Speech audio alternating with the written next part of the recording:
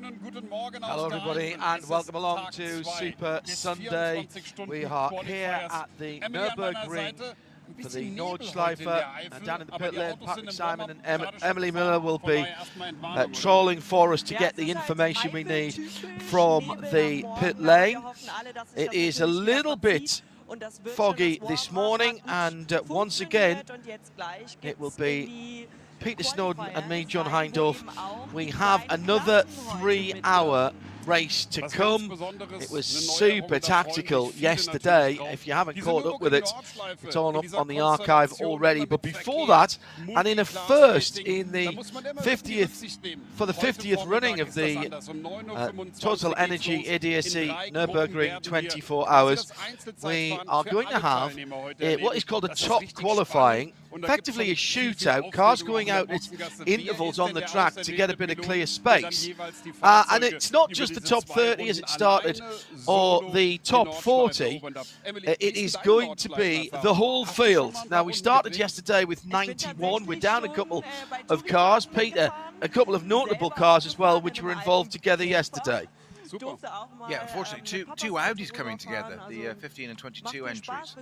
15 being the Phoenix car, and 22, of course, being the team car collection. They actually came together on the track, and neither fared well, should we say. The 15 is out completely for the weekend now. I think the 22 may make a reappearance. It did get itself back to the pits. 15 certainly didn't, so great shame to see two such front-running cars going out at all, let alone together. I'm sure there'll be some more issues as well for one or two of the teams. We'll find out about those as we go on through the morning. The format you will have seen before, with the cars lining up on, well, actually, you see, I say that, and maybe they can't. Because if they have that many cars, they'll have to start them from the pit lane.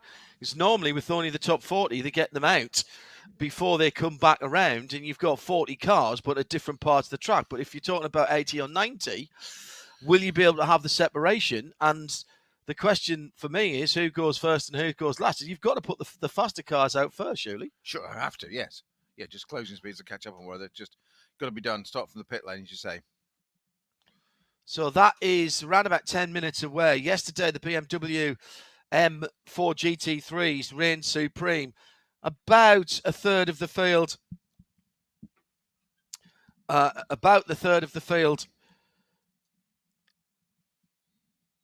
Went out this morning in warm-up. It will surprise none of you to know that the BMWs of Schubert and Rover Racing.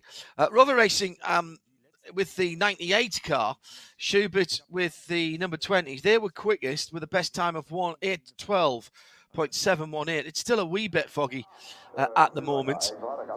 The third position was the number 6 Team Bilstein Mercedes. That's the minty fresh car that we were calling it yesterday, the kelp green and white, to quote the Monterey Bay football team colours, because it is very much like that.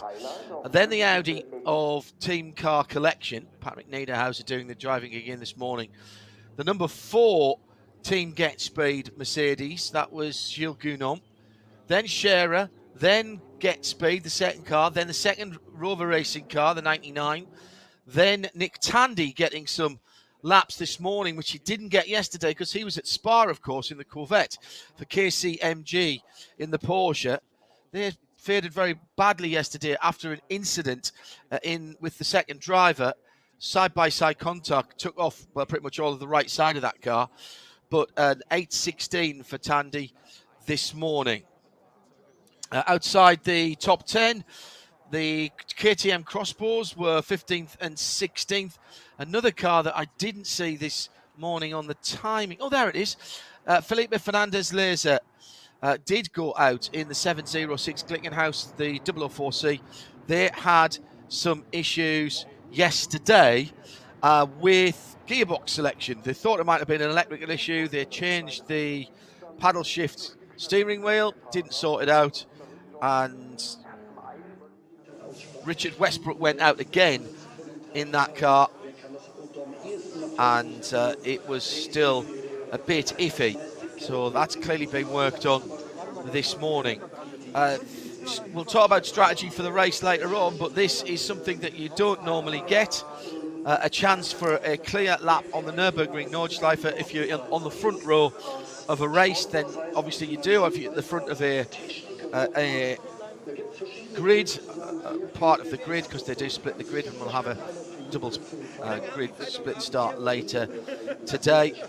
But there'll be some drivers here who have not done this before, particularly the guys down in the lower part of the grid. Pit lane barely populated this morning. A couple of the Caymans out, just parked up. The Nexon tyre 396 towards the end of pit lane. That is the it's one of the privately entered teams. The 396. Sorry, no, it's not. It's the Alsner Automotive Adrenaline car. That's the purple and white Nexon tyre car 258. Willkommen, liebe Zuschauer, zu dem Motorsport-Spektakel schlechthin. Zuschauermagnet, guckt euch die Atmosphäre an. Sensationelle Stimmung in der Eifel. Die Fans sehen wir hier, das Fahrerlager ist voll. Also wenn du hier nicht aufgeregt bist, dann hast du irgendwas versäumt.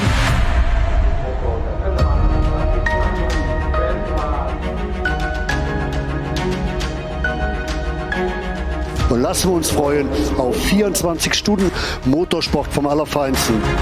Das beste, das tollste Rennen hier in der Eifel mit den besten Fans der Welt. Startgruppe 1, die Veranstaltung läuft!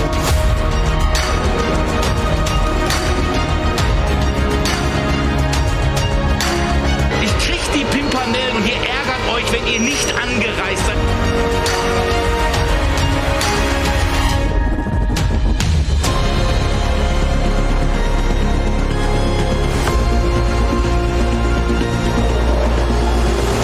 Schau dir diese Bilder an, Jörg. Die hell erleuchtete Grand Prix-Strecke, das Fahrerlager.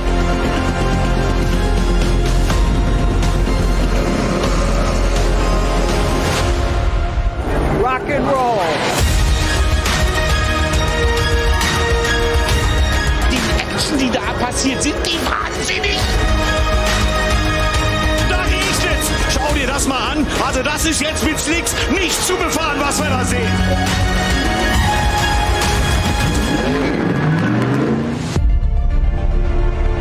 Es überschlagen sich wieder einmal die Ereignisse.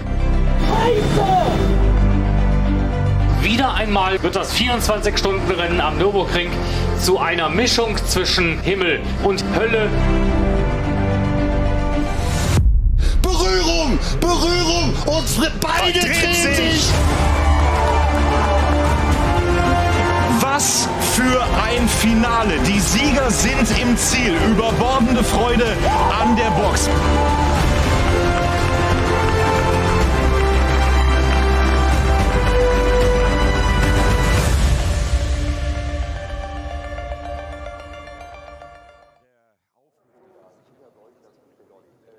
So a little bit of fog still here at the Nürburgring as the KTM crossbows are out on the circuit as well. Peter Snowden is alongside us.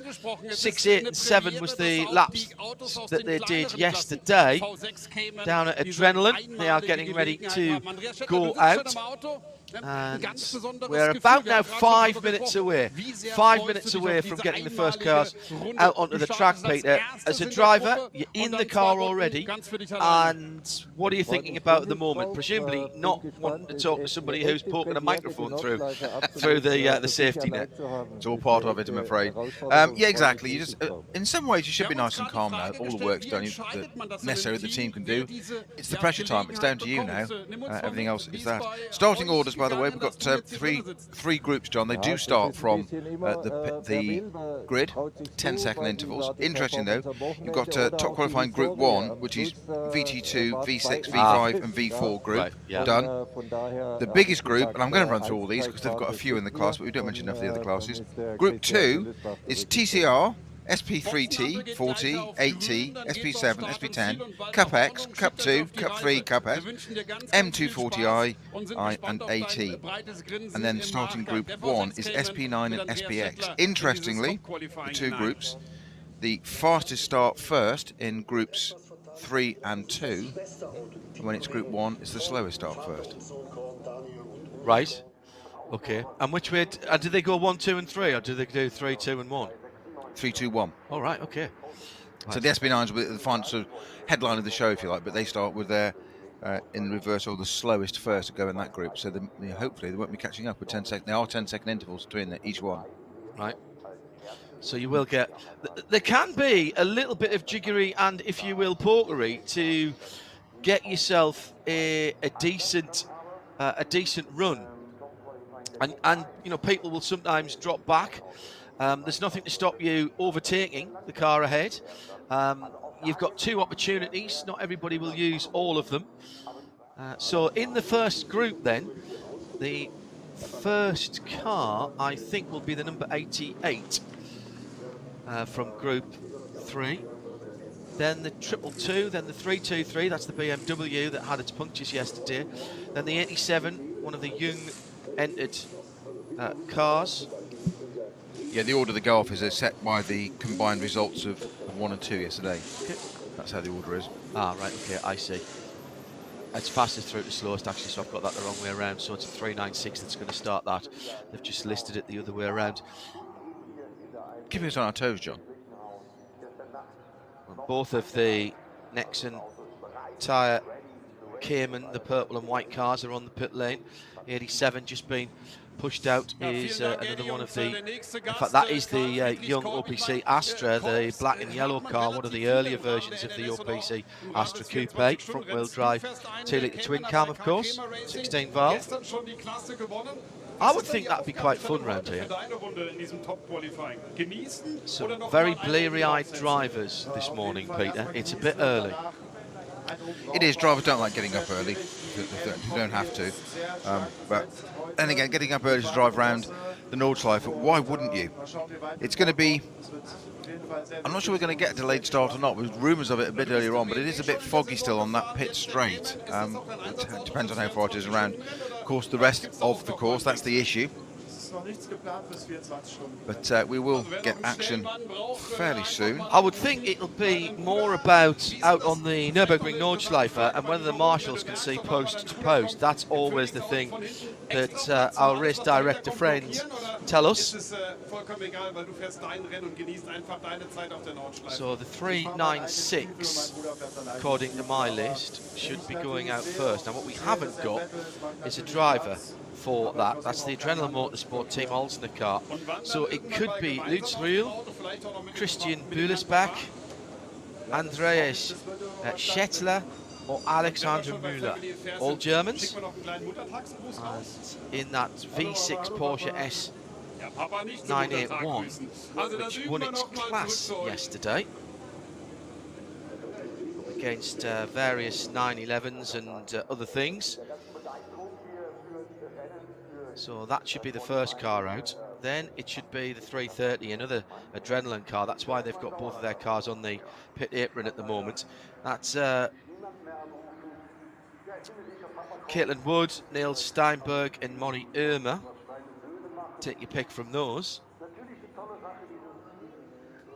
Oh, actually, that's not the car, sorry. That would be the 331. That's Daniel Zils, Oscar Sandberg, Sindre Setsas, another name that will be well known to fans of virtual racing, and Philip Leisen, the 330, and 397, Sebastian Rings, Lucas Picard, Jakesh Perdiz, and Alan Pierre from Luxembourg, in a privately entered Porsche 911, again in the V6 category. So that's your top three that we'll see going out in a couple of moments' time. There are only a dozen or so in the third group, And I presume they'll have to open the gaps up as we get further through. Yeah, Group 2's got many more cars.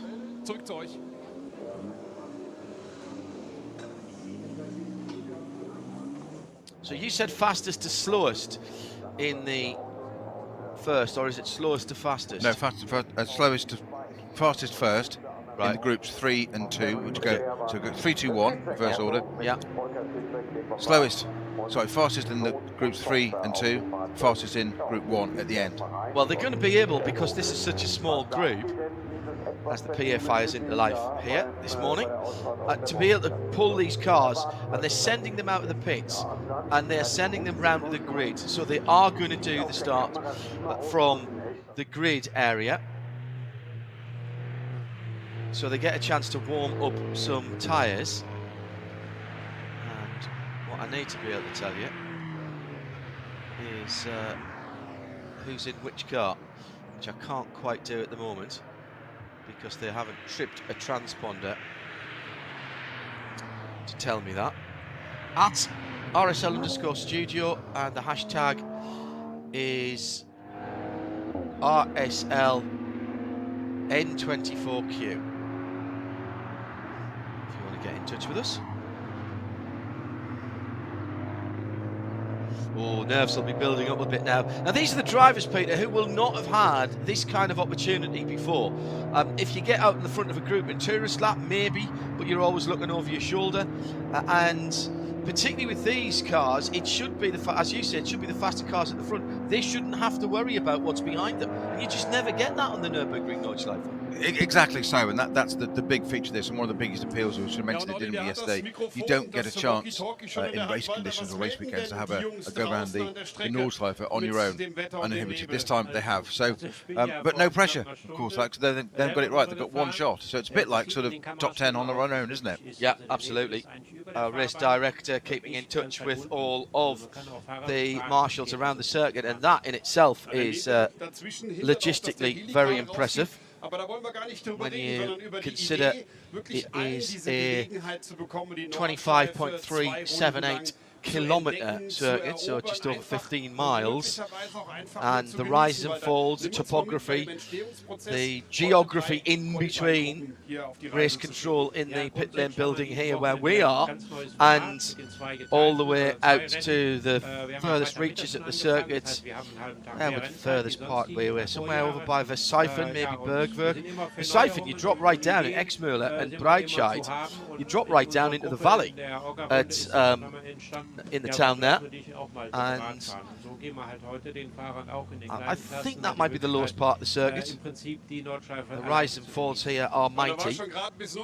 Getting radio signals over there, always been challenging. The big teams for the 24 will put out repeaters around the circuit and feed them, but essential equipment now is carrying a mobile phone, and it never ceases to amaze me that in the NLS, the Nürburgring Langstrecke Series, which we cover here on RSL, thanks to our partnership with the Nürburgring TV team, that we managed to get great on-board pictures from effectively mobile phone links all the way around the circuit on board from cars. That's how technology has advanced, hasn't it? It's just, we think we first had mobile phones and had a text message, and that was it. Phone call and text message, that's all it did. Now it's sending us, use link to send us pictures, video, live. Pictures, exactly, yes. and moving pictures from the other side of the world. You made me sound really old there, John, thanks. Moving pictures. Never catch on. Walter Hornung is our race director, saying to Patrick on the grid that there's not too much problem around the circuit. It's more like low cloud than fog, and as such, at ground level, the visibility is actually really quite good. From some of our higher cameras, it looks pretty bad, but that's because they're looking down through the fog. But we've got full visibility down the whole of the front straight. Now, we are a wee bit late here, I think, getting underway as the cars are getting into line, ready to go. I think it's because there was slightly delayed earlier, and there was also a car they needed to recover. I think it was the 252 need to be brought back to the paddock. So I think that's all it is. Hardy spectators in the grandstands, both of them, this morning, and out early. 252, by the way, if it is one of your favourites, was the K. Kramer Racing, the Andreas Gabler and Henning Kramer car. Andreas Gabler is from Atlanta in the US, comes over to compete in that Cayman 718 GT4 Club Sport. And that car then will keep, let's just remind ourselves of that, jot that one down. And 252. One or two little scratches and crinkles in the cars. The 224 is one of the BMWs that's in this group, ready to go out. And that is the Zorg Rennsport, unusual for them in a fairly sensible set of colours, a bland set of colours, just plain white with a red stripe on it. Hans-Joachim Thies, Leon Köhler and Martin Rump. And that's Leon in the car at the moment. That 330i. That is a rear drive VT2 car. Different classes for rear and front drives in VT2. And, that 224 will go out fourth. That's a paddle shift car, so still has the street car gear selector. I just noticed that on the dashboard, absolutely, as you say, out of street car. That's exactly what it is. Street stock. And this, I mean, this is the joy, isn't it, of the Nürburgring, even up to their biggest race here with the Total Energies ADAC 24-hour race. We're still missing a few cars. This is a small group, but they are a tiny little bit late. The track has been declared clear. A wheel being brought out to one of the cars on the grid. Yeah, absolutely. So this is the car 22. Need the other number. 227. It's one of the Caymans to me. They're going out fifth. Changing the right rear. I wonder if it's not seated properly. Or that's another one of the Zorg Rennsport cars, Peter. Or maybe just a puncture. Maybe it's got a slow punch something on it. Not new tyres, are they? No. Just pressuring them up on that Cayman S. That was up against the Adrenaline Cayman S yesterday in V6. So a little bit of opportunity for these teams who we don't normally get to see and talk about that much, Peter, because it's only normally I think it started at the top 30, it's now the top 40 in qualifying. They're just talking that up on the rear end. Again, a very stock looking interior. The addition of what looked to be either a brake bias or a gear selector display. Also some additional lights in the front grille of that S. That's a 987 Cayman S sitting in behind its teammate. Still waiting for cars. I haven't seen the 396 yet, which should be right at the front of the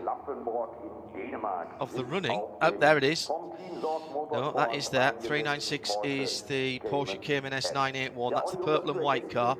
Behind that should be the 330. That is... There is it? Can't see. They were both on the team apron, but that doesn't look like another Cayman sitting in behind the purple and white car. The BMW is definitely sitting there.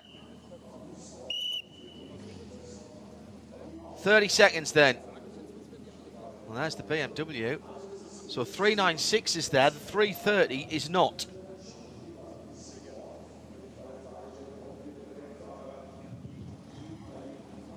Oh, hang on a minute. That is the 330. That is the BMW 330. Of course it is. It's the G20. I was looking for another Cayman there because they brought two out onto the pit lane. So that is another team Adrenaline car. So Oscar Sandberg off in the BMW, the black and orange car. He will get the wave off, and there he goes. The bright tangerine wheels. Leon Kohler is next for BMW number 224. The Zorg Rennsport car, off he goes. Next will be 227. Rasmus, was that Rasmus Helmich? I think Heinrich it was who went out. Yes, it was. 444 is Daniel Korn. That's another one of the Caymans. These are all adrenaline cars, aren't they? Going out now. That's the Schnitzelarm Racing 244. Xavier Lamadrid, very fetching 228 is next up. Flat 6 engine bursting into life for another Zorg Rennsport car. The GT tyres sponsored 223 Golf Mark 7. Tobias Young is next up in the Opel Astra number 87. Was running right at the front of their class, even though that's quite an old car now. Ben Lyons in the 323, looking absolutely immaculate after its right front puncture yesterday when that car dropped way down. Another F30 328i, the 222. That one for another GT tyre motorsport by WS Racing. Fabian Pironi behind the wheel of that one. And finally, oh, hang on a minute, what's happened here? Another Opel Astra, Tim Roberts is on the grid. Now, what's the car that's out of position? 221. Well, I don't think that's in this group. It's been flagged away, but that car was not in this group. So it's a GT tyre Cayman. Another one of the GT type by WS cars. Very interesting. I don't think that car was meant to be in this group. However, adrenaline then, and the Porsche Cayman 981 off and running, and right at the back, the V6 machine, V6 class machine, and the driver from, two drivers there from New Zealand actually.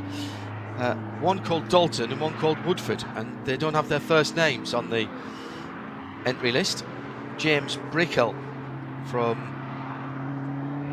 the UK, Rick Harwood in the UK, is the other driver. 3-letter identifier DAL for that GT racing car. Not in the black and gold, but in the red, white and blue GT tyres. So just about to go through the Schumacher S's, the number 88. It's one of the front wheel drive VT2 cars. And getting the opportunity to sample the Nürburgring in a few moments with nobody around you. Number 88 being driven by Tim Roberts from Bonn. Looks fairly murky on the Grand Prix track, but as Walter Hornung, our race director, was saying, it's actually a lot better at ground level. I'm surprised that they haven't got more lighting on these cars, although I suppose then if you do hit fog, it tends to bounce back on you. That can be a curse rather than a blessing. Yeah, yeah. And they've got no other cars in sight, so this is a walk in the park, John. It's easy. You saw what I did there. I'm not sure, to be honest, because sometimes it's better to have somebody to aim at. And sort of 10-15 seconds up the road might not be able to get a bead on them. But it's lovely conditions on the Nürburgring Nordschleife. Still a little bit of low cloud. I'll be interested to see what it's like when we get up to the higher parts of the circuit going further round. At RSL_studio, if you want to get in touch with us, we'd love to hear from you. It's a very interesting thought, that, actually, John, because if you've raised a very good point I hadn't even thought about there. If you're used to doing this series, no matter how many events you've done, but let's say you've done a handful of them, you are absolutely used to being out on track at all times with other people around you. You don't know any different. Yeah. So you're right. You get into a group, you get into a line of cars, 1, 2, 3, or you follow somebody. You have pointers, you have references. Then all of a sudden you've got to do it on your own. It's probably a little bit out of your comfort zone. Let's have a listen to Antti Birdie with it's going to be good fun. You know, Patrick. Free track, so yeah, I'm going to enjoy it. You're going to enjoy. I mean, if you see the Hyundai lineup here for this 24-hour race coming up in 3 weeks' time, there are two different kind of cars, two different models. Just talk us a bit through why two different cars competing in the same class from Hyundai. Well, the other one, Elantra, is the newer model, but i30, the previous model, is still racing actively in Europe, so we want to have them both on the grid. Any expectations about the qualifying today? What is the target? I mean, to go for 2 quick laps against your teammate, against the second car? To be honest, the plan is to stay out of trouble. Yeah, that helps a lot, staying out of trouble. I mean, yesterday it was quite tricky. We had some slightly rain in the beginning, and then in the end there was Wehrseifen and Bergwerk a bit tricky. But on a front-wheel driven car, it's not that critical compared to a GT3 car with a rear-wheel driven engine? Well, when you lose the grip, it's critical always, but it was a good preparation for the 24 hours. We had all conditions and dark, so yesterday was good. And today, maybe even better. Have fun for those 2 laps, and we will see later what's coming out of this. Thank you. Zurück zu euch.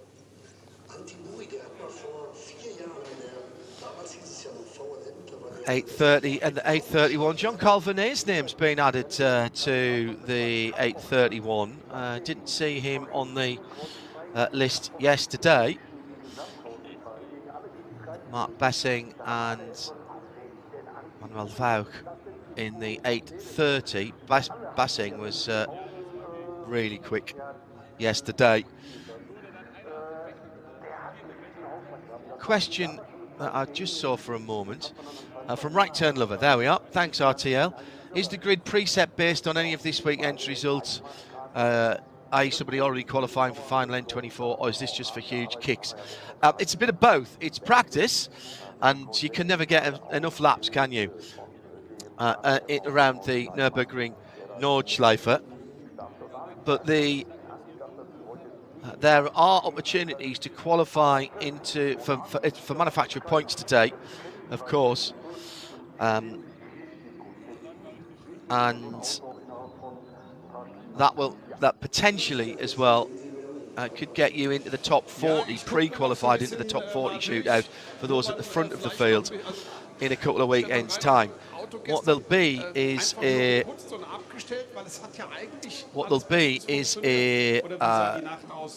list produced by ADAC when we're back here for race week, and that will give us the idea of who has still yet to get into that top 40 shootout for the main race, which we'll have for you. Extended coverage during race week, including the practice sessions, plus the qualifying and the top 40 shootout, then of course the whole race live for you in sound and vision with the World Feed TV and the streaming video as well, all carrying our audio this year, all brought back together. And with a bit of luck and a fair wind, we'll do a special midweek motorsport from the Nürburgring Nordschleife on that week, on the Wednesday, to start our coverage. Getting the top cars coming back around. You can see some times coming through. So the Adrenaline Motorsport of Andreas Scheckler, the Cayman S, heading down the Dottinger Höhe, and he was started off as the quickest, and the only sector that he hasn't aced yet was sector 6. There are 9 sectors for timing around here. He's in the 9th one now, which is the short run to the line. Now, this was from a standing start, of course, as he comes in. So, effectively, this is a warm-up lap, Peter, as he comes across the line here. They get this and then 2 laps, don't they? Yeah. So it's a fair old crack, and not just one runner. It's obviously a warm-up lap to acclimatise. So even with 10-second intervals, I wouldn't be surprised if we do see some cars. They must catch each other at some point. I think they'll stretch those intervals for the faster cars. Yeah. When we get into Group 1, which will be the third group we see. So these are the cars all seeded on their qualifying sessions. So effectively that was the warm-up, and now they head out onto the circuit. Ian McCarthy says his brain fog is clearing. Have a lovely Sunday. Hello, Marcel Duch, who was taking some cracking photographs up at Spa over the week. Family day today. Says, I hope the coffee machine doesn't get a red flag. We'll be fine. Hello to Tubbs and the rest of the Sacred Coffee team. Once again, keeping us topped up with fuel in that respect. Matt Hunter, hello Matt. Even in sim racing, I do prefer to have someone to aim at. Solo qualifying, always a bit as a psychological gamble. If I'm chasing somebody down, at least it feels as though I'm faster. Experienced drivers would rather have a clear track, but if you've got someone to aim at, Peter, then you've got a visual representation of whether you're catching them or not. Because what you don't know is how good or bad they are, and you can actually copy their mistakes if you're not careful. I was going to say that's the danger of falling into the trap of it's all well and good if they're doing the right thing, but if you're confident enough, you should be doing your own thing. And it's I get the logic, but you end up following the car in front, not doing your own thing. And there is a difference between driving in qualifying and racing. I do like to have somebody to aim at when I'm racing, and given my pace, it's very seldom that I'm at the front of anything. So that is quite fun. I never seem to get enough time nobody gets enough time in a car, but jumping in and out of different cars at different tracks, it's often a bit better. But qualifying, getting that balance right between risk and reward, bad enough on a short circuit, but going round here, 2:28 pushing on. That is the Team Sorg Rennsport BMW. And just past the Golf, didn't it? Through Tiergarten. I think he's passed 2 cars on his warm-up lap, if I'm not mistaken. That's the Xavi Lamadrid, Monegasque licensed driver, at least. Karel Fitch from Switzerland, and Fabrice Reicher will be in that car.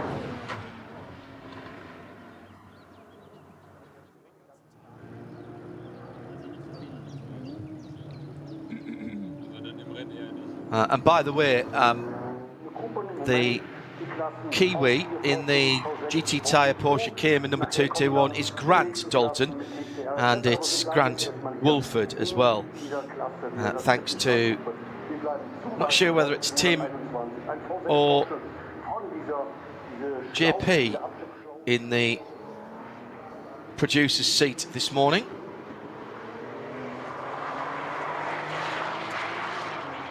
Live in sound and vision.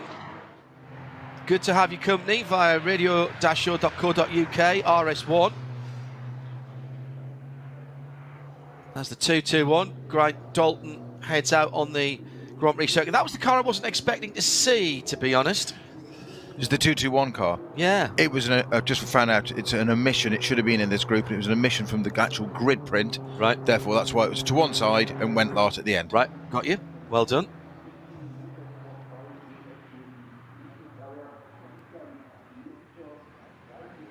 So now we'll start to see some new splits. The number 396, that Adrenaline Motorsport car. An interesting little addition as well, just for notes of, we said about one flying lap and then, one warm-up lap and then 2 flying laps.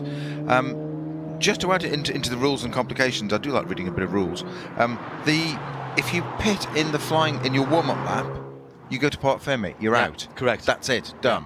if you pit on your 2 laps, you can then go out again. Yeah. Obviously not the last one, but you can rejoin. So, yeah, you've got to get it absolutely right. Andreas Schattler in the Adrenaline Motorsport Cayman S, once again lighting up our timing screens. He was the first car away. He had the 330 VT2 rear drive Adrenaline car in behind him. That was the Oscar Sandberg driven car. The Young Racing Astra OPC, the number 87 car, out on track at the moment. And these are cars where its teammates had problems yet they didn't at the Correct. The 88 and 89, but as you pointed out when it went off the grid there, it's one of the oldest cars here, and funnily enough, it's one of the most reliable. Kept out of troubles, keep going round. There it is. Don't curse at Snowden. Shut up. Tobias Young listed in 2 of the 3 of those cars, the 88 and the 89, which we saw yesterday. The 89 with CEO of Alfa Romeo, Jean-Philippe Imperato, and Francois Valles in that car. And they're slightly, well, the 88 car is in VT2, but the SP3T is the Opel Astra Cup of the number 89. That's the turbocharged car in a different category. Duncan Ray asking about the regulations for drivers that want to race. Are there a series of licenses from simulator learning before you can enter? There are now, Duncan. Yeah, thanks for that on our RSL_studio, hashtag RSLN24Q. You have to get your permit, and to get your permit, you've got to go and do some rookie orientation, some lead and follows, and you have to take part in you have to do a certain amount of laps in a race. Well, the only races around here, other than the 24, which you can't get into straight away, are the NLS, the Nürburgring Langstrecke Series, which is why there's always 2 or 3 before the Nürburgring, so that new drivers do have the opportunity. Now, there are different grades of licenses depending on what cars you want to drive. You can get your basic license, shall we say, fairly easily without having to do too much driving. You've got to do, if you want to drive one of the GT3, the SP9 cars, I think you've got to do 18 laps in race conditions, which you can just about do. I mean, yesterday we did, in 3 hours, we did 6, 8, that's 14. We did 21 laps.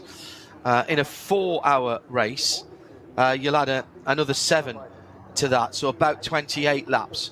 Well, that means if you're splitting that between 2 drivers, you've probably got to do 2 races, 2 4-hour races. And that's for the quicker cars as well, of course. For the smaller cars, it's restricted by engine horsepower. And for quite a long time, the Aston Martin, know you like this, the Aston Martin Performance Centre on Gottlieb Daimlerstrasse, which is just to driver's left of the Dottinger Hurt, they had an early V8 Vantage that was tuned down, and it was the old green car, Kermit, so it was Kermit the Permit, because that was what you had to use to go out there to get your permit verified. We had a lower powered one of those very early on as well. Was it missing a cylinder? It was actually called an N24 when it first came out. Yeah, that's Remember right. That? Named after this because of that car. Well, and those are the 4.3 versions. Then they moved it to a GT4 with a 4.7 in it. But the very early cars were called N24s. Well, Graham Humphreys, I remember, doyen of Group C, was working with Aston then and consulting, and that first car, Kermit, which finished 24th overall the first time it raced here, was literally built on the line. Yeah. It was on the line, and instead of having, oh yes, we're going to have the Bordeaux red leather inside, it's roll cage seat, and it was a build sheet on that car. Absolutely, a bit of Alcantara. It was very much Graham Humphrey's baby at the time. Then, genius. Of course, and that was the start of GT4. Well, it was what we know. Of course, then exactly. I don't think it was ever meant to be quite that. It was just let's put the safety equipment required for a race car into our road car on the production line, as you say, and let's see what it will do. And it was like, oh, and I think if anything, the result called them out a bit. Did? In terms of nobody expected to go out with failure in mind. Obviously, you don't do that, but it did so well. Did not win its class. Won its class at 24th overall. Yeah. As I say. Now that's going back a bit. That's going back, as I say. That was 2005. Was it 5? Was it that Yeah. early? Wow. And Dr. Ulrich Betz, of course, was top man then at Aston Martin, CEO, and along with David King, head of engineering and subsequently head of Aston Martin Racing when it was brought back in-house 3 or 4 years ago, and all of the Q projects and the 171 and all of that kind of thing. David, big fan of the Nürburgring and the N24. Tells me he'll be there this year. Didn't tell me in what capacity. He's not with Aston Martin anymore. He's moved on to pastures new. But he'll be there in some capacity, and I wouldn't rule out him being back there with some kind of racing project in the not too distant future. I owe him and Uli's successor,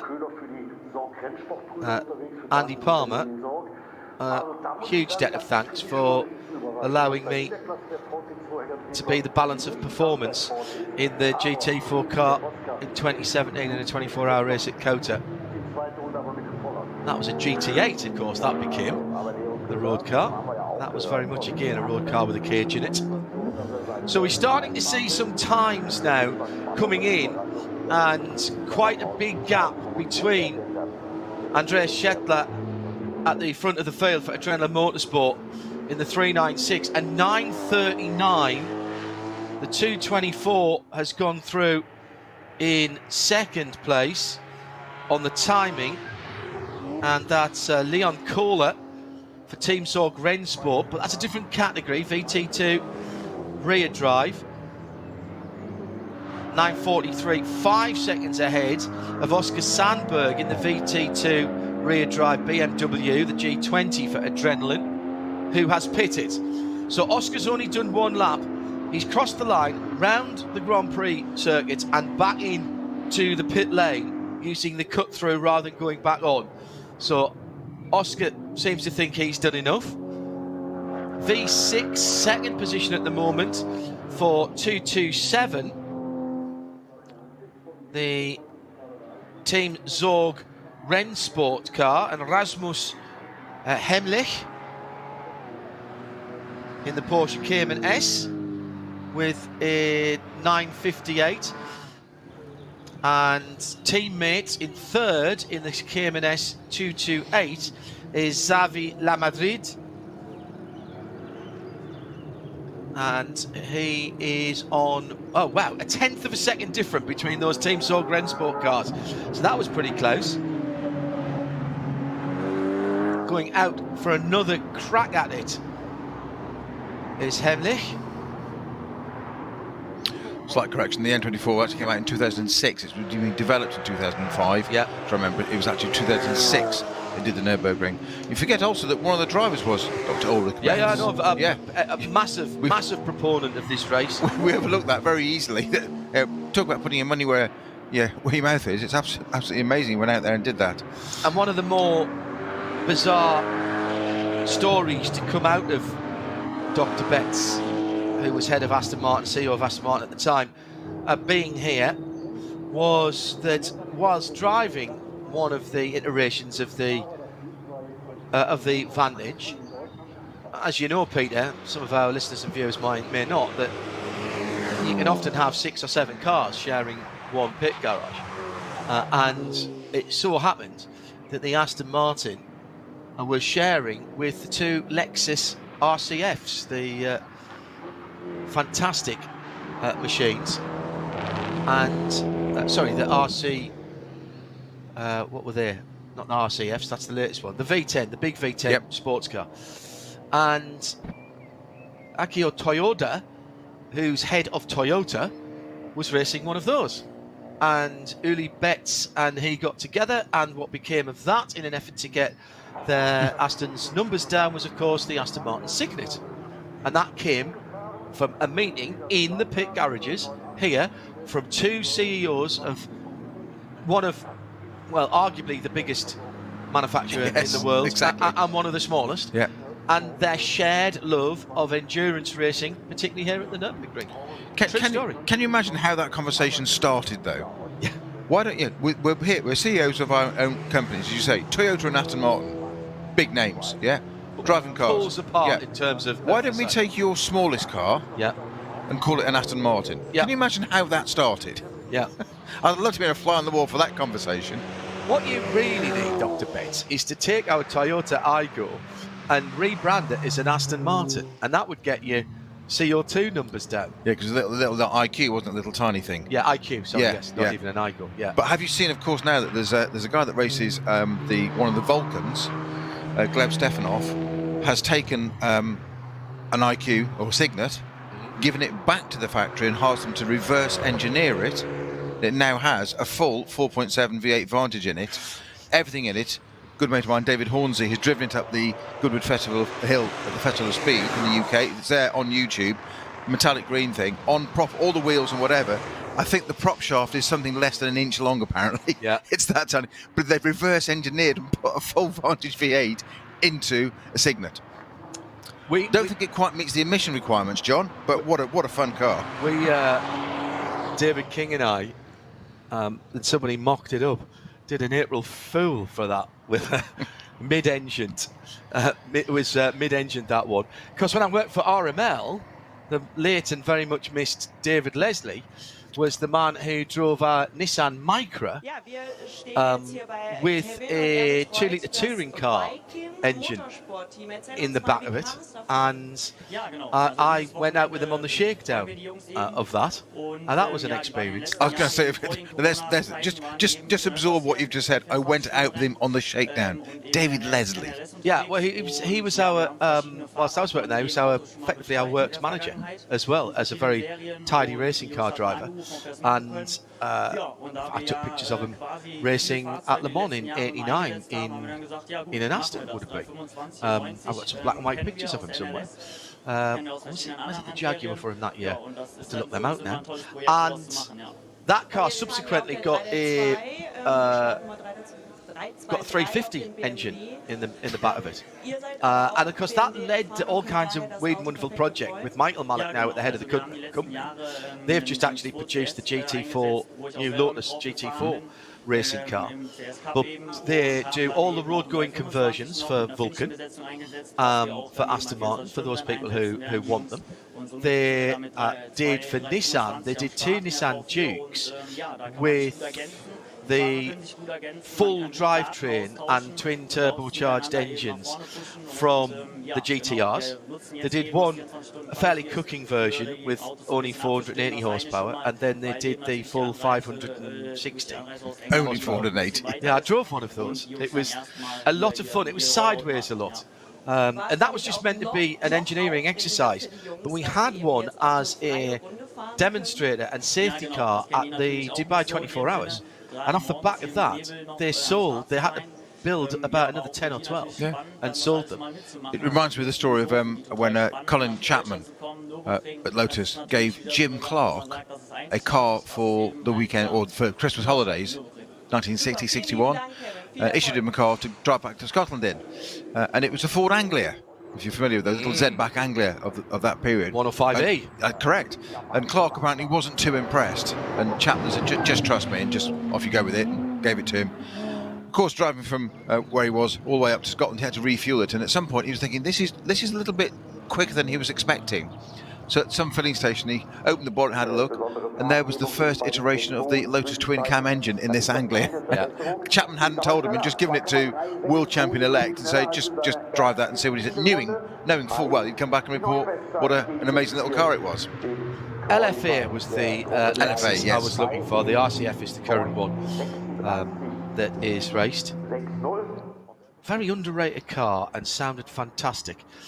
Another quick lap then from the number 396, and the best time that we've seen so far has come down to a 9:36.760 for the Team Zorgs Rennsport.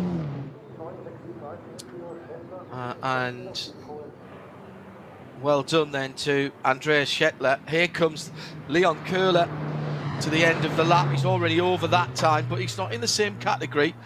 Oscar Sandberg has already pitted. He's ahead of him. So is he going to improve? Xavi La Madrid has got a purple sector in the middle of the track in the Cayman S number 228.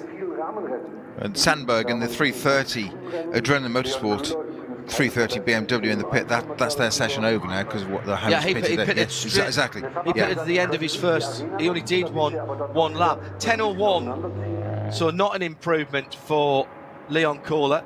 But we have got, of these cars out there, we've got 5 of them under 10 minutes, which on a combined lap, think about how much time you are on the Grand Prix circuit. So a combined lap of under 10 minutes.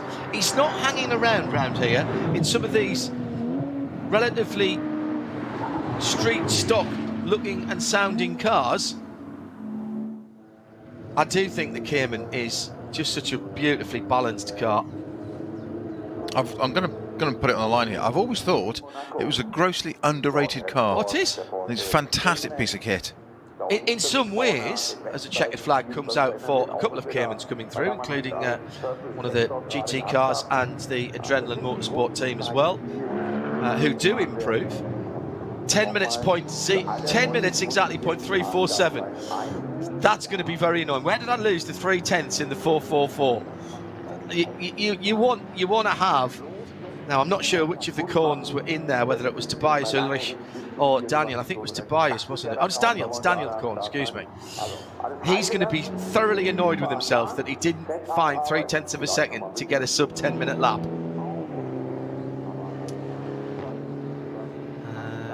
In fact, his last lap has been given as a 9:57, so that was a little bit slow. So he has got that 10 minutes 0.3, and he's taken 0.3 nearly away from that to be the quickest of the V5 cars we've seen so far, and he becomes the 6th car to go under 10 minutes.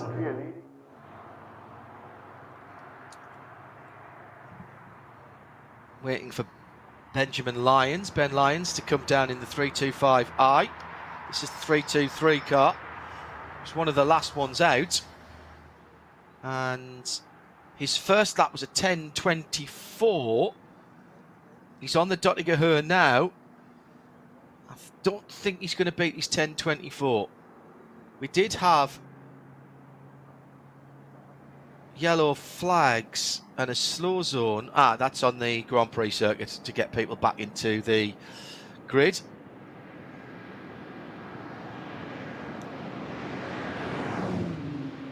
Through he comes.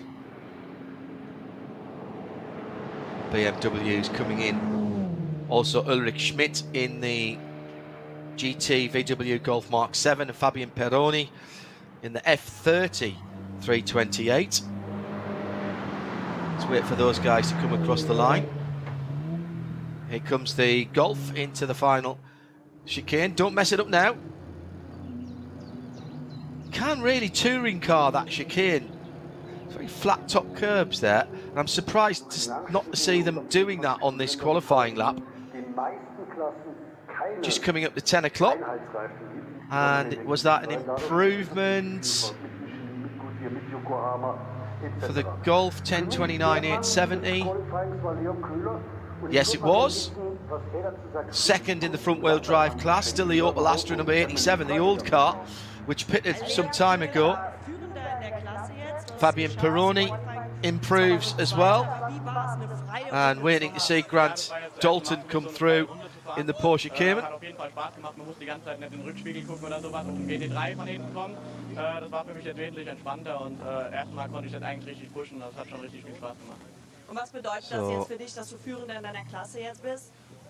Waiting for the next groups to come out. Everybody except the Zorg Rennsport 224 of the driver you can hear in the background having the German interview at the moment, improved on their second lap. That is the Porsche Super Cup driver. of Leon Kohler. So he didn't improve. He did a 9.43 on his first lap and a 10.01, so maybe a slight problem there. One of Walter Lechner's driver in the Porsche Super Cup. But everybody else doing their fast lap on the first round around. Well, I say that, of course, but we did have some people pull in to the pit lane. Andreas Schettler enjoyed himself and was the fastest of that category. 9.36, 9.5 minutes for the combined track leader. I'm going to say that he's beaming there, isn't he? Clearly very happy driver interview going on, Andreas Schettler there. And unsurprisingly, so you say, he's the top of the timesheet, so why wouldn't he be? He's done a great job so far. Take a picture of, you talked about using your phone earlier on, take a picture of that one, Andreas. Yeah. That one goes in the frame in the office. Top time. Car's being put into Parc Fermé for the time being. They'll be given back to the teams later. So let's confirm then, Andreas Schettler the quickest with a 9.36 in the best of the V6 classes. VT2, Leon Kohler didn't improve on his second lap in the 2.24 Team Sorg Rennsport BMW, but his best of the rear drive cars. In V4, that was the Lions car, wasn't it, that was the best of that, and the VT2 front was the old Opel Astra front wheel drive car, the number 87. So now you've got the idea of this. We've got two more groups, and the groups get quite a lot larger from this point onwards. See if I can find the right piece of, I was going to say the right piece of paper now, but this is the biggest grid to go out, I think, and the biggest group almost. So this is Group 2. Yep. And you reckon this is fastest through to slowest, don't you? Still the same as the previous group, yeah. It's the next one that changes order to the final, so SP9s. So if this is right, then the first car we see should be the 127, which is the K. Kramer Racing Uge and Co. KG. Karsten Kramer, Christopher Bruck and Maury Krantz. I'm guessing Maury Krantz will do the qualifying here, but I may be wrong. It's the 127 car. The 126, which is sitting in the pit lane at the moment, is the Krohn Aviation car, which has got the one of the longest pairings and most raced pairings ever, I would have thought. Tracy Krohn and Nicholas Jonsson. Nicholas now making his home in just outside Atlanta, Georgia, in Buford. Tracy Krohn, of course, is from Houston, Texas, oilman. Saw him in, race up all the way up to World Championship level and at Le Mans, as he has done down through the years. Now, are they in this category then? 126, I think they might be.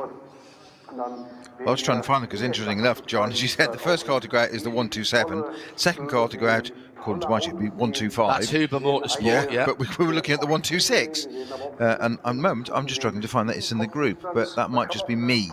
So the 126 Huber car's got Thomas Kaliner, Hans Wehrmann, Stefan Aust and Christian Bollrath. I think it might be Christian who does the, maybe Stefan in that, we'll see. If you're following along on timing, we will add these cars into the 13 that we've seen so far.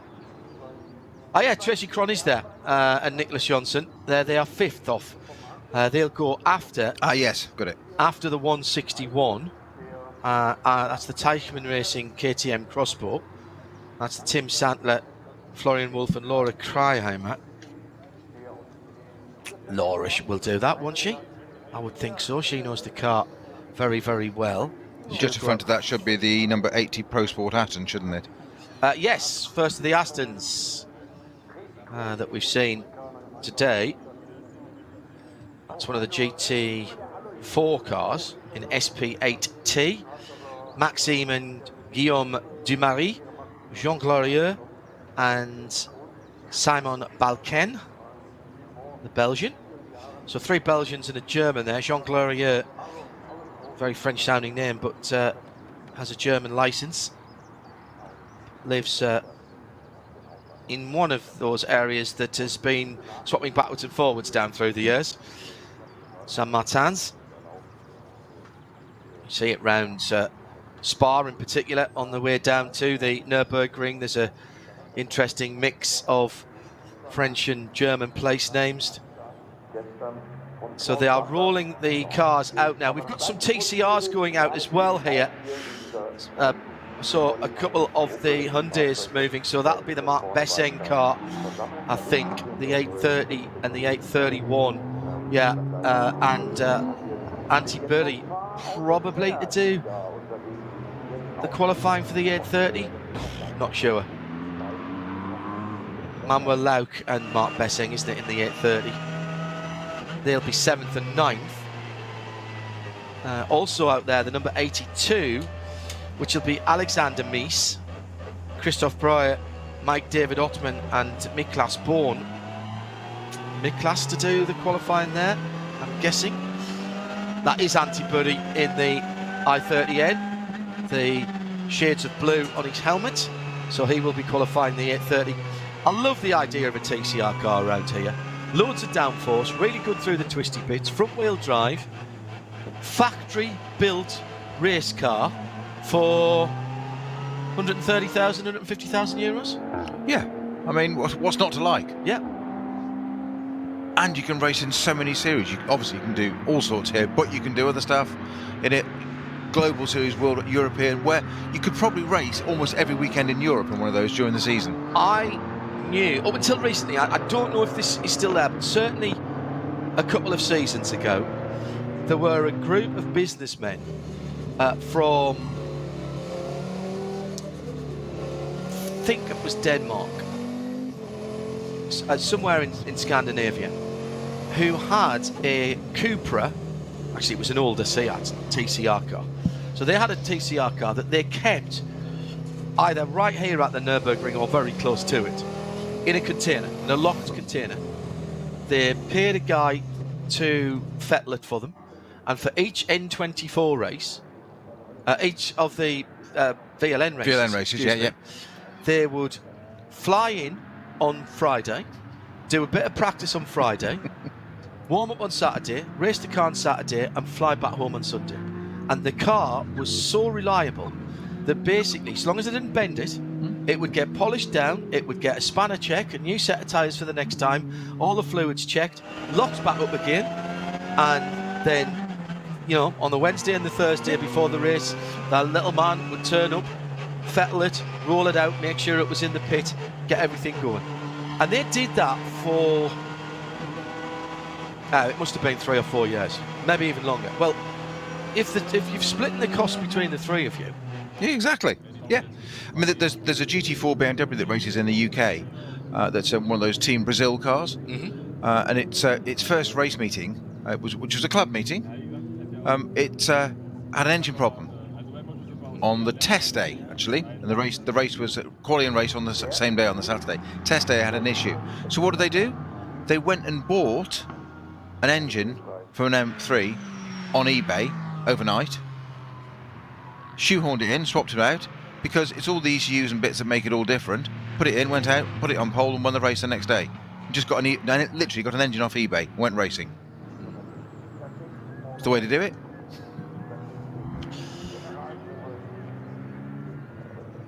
So second group, the middle group, if you will, going out at RSL_studio, hashtag RSLN24Q. Aston coming round. This is that number 80, the Pro Sport Racing.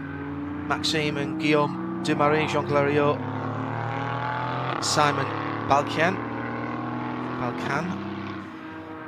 Can't see who that is.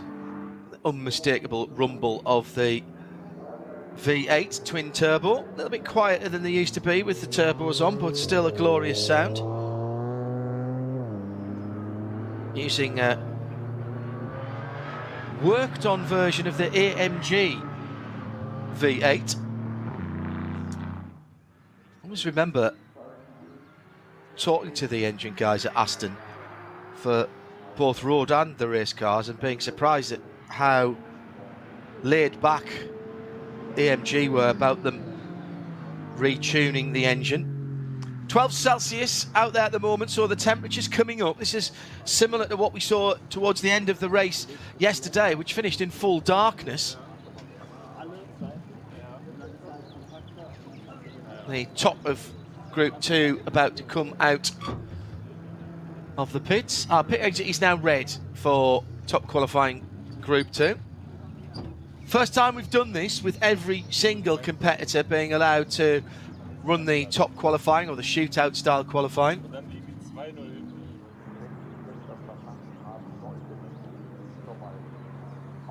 Lining up on driver's left. And with a bit of luck, Patrick will run down some of these drivers and we'll get to see them before they go out. Good morning to Brittany Tandy over in Bedfordshire and family Tandy. Been a busy weekend for Nick. WEC yesterday and out early in qualifying for KCMG today. I wonder if Nick might even qualify today just to get him a couple of extra laps in the car, given that he did the warm-up this morning. We'll see that in a little while. Wie sehr freust du dich auf das 24-Stunden-Rennen diesmal mit Besuchern? Ja, mega. Ich bin jetzt im 15. Jahr dann auch dabei dieses Jahr. Die letzten Jahre war es leider immer vom Wetter her wirklich viel Pech gehabt. Ich hoffe für alle, dass wir schöne Tage haben und dass wir flick through, see who else is in here. Viel Spaß jetzt hier auf deiner freien Runde. Yes, it is. So we have got 36 cars. The last car to go out here will be the young motorsport car, the 89, I think.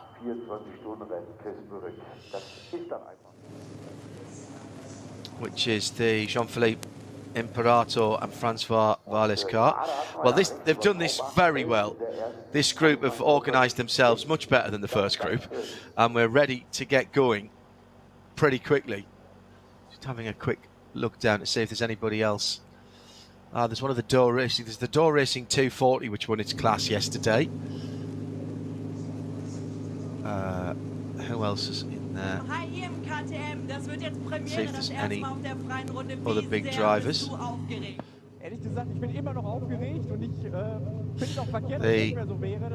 KTM Crossbow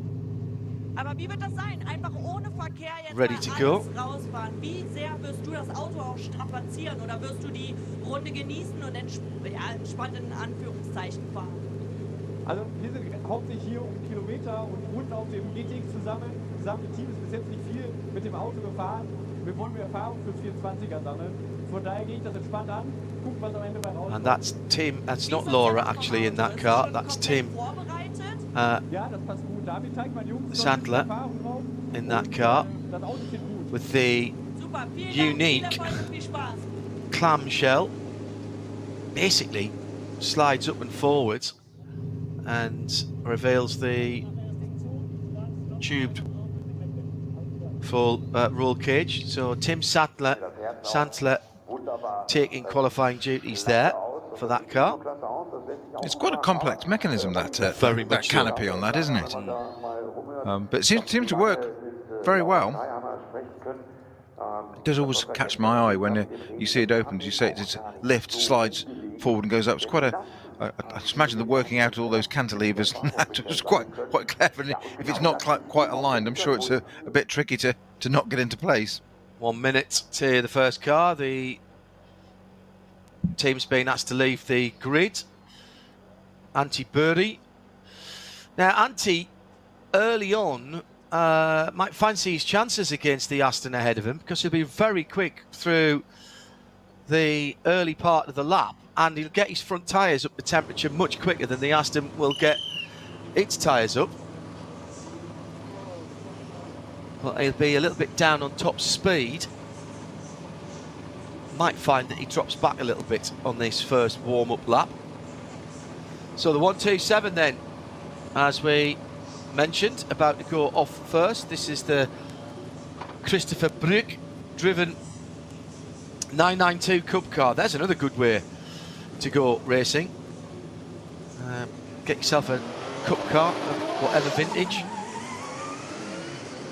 And off goes the K. Kramer racing machine.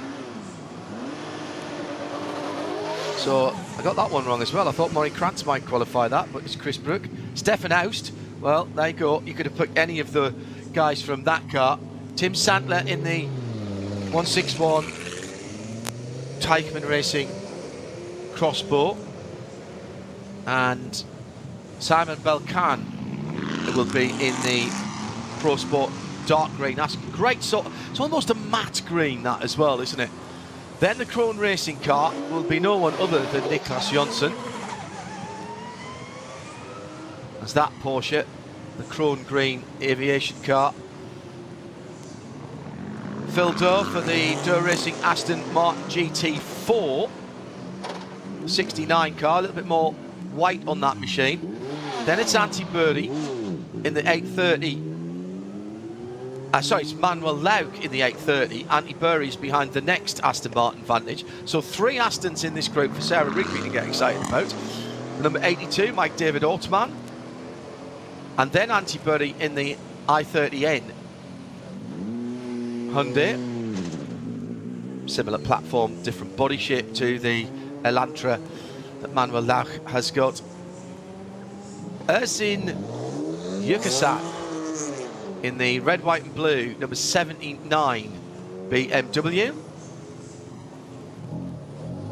Then it will be, that's the JJ Motorsport car. Then Celia Martin in the 220 BMW for GT Tyre. Carl Frederick Kolb in the 255, the red, white and black Porsche of K. Kramer Racing. That's one of the GT4 Club Sports, the newer ones. 254 out next. And that was, I think, Leonard Irma that was going out there in the 911, the very light blue car.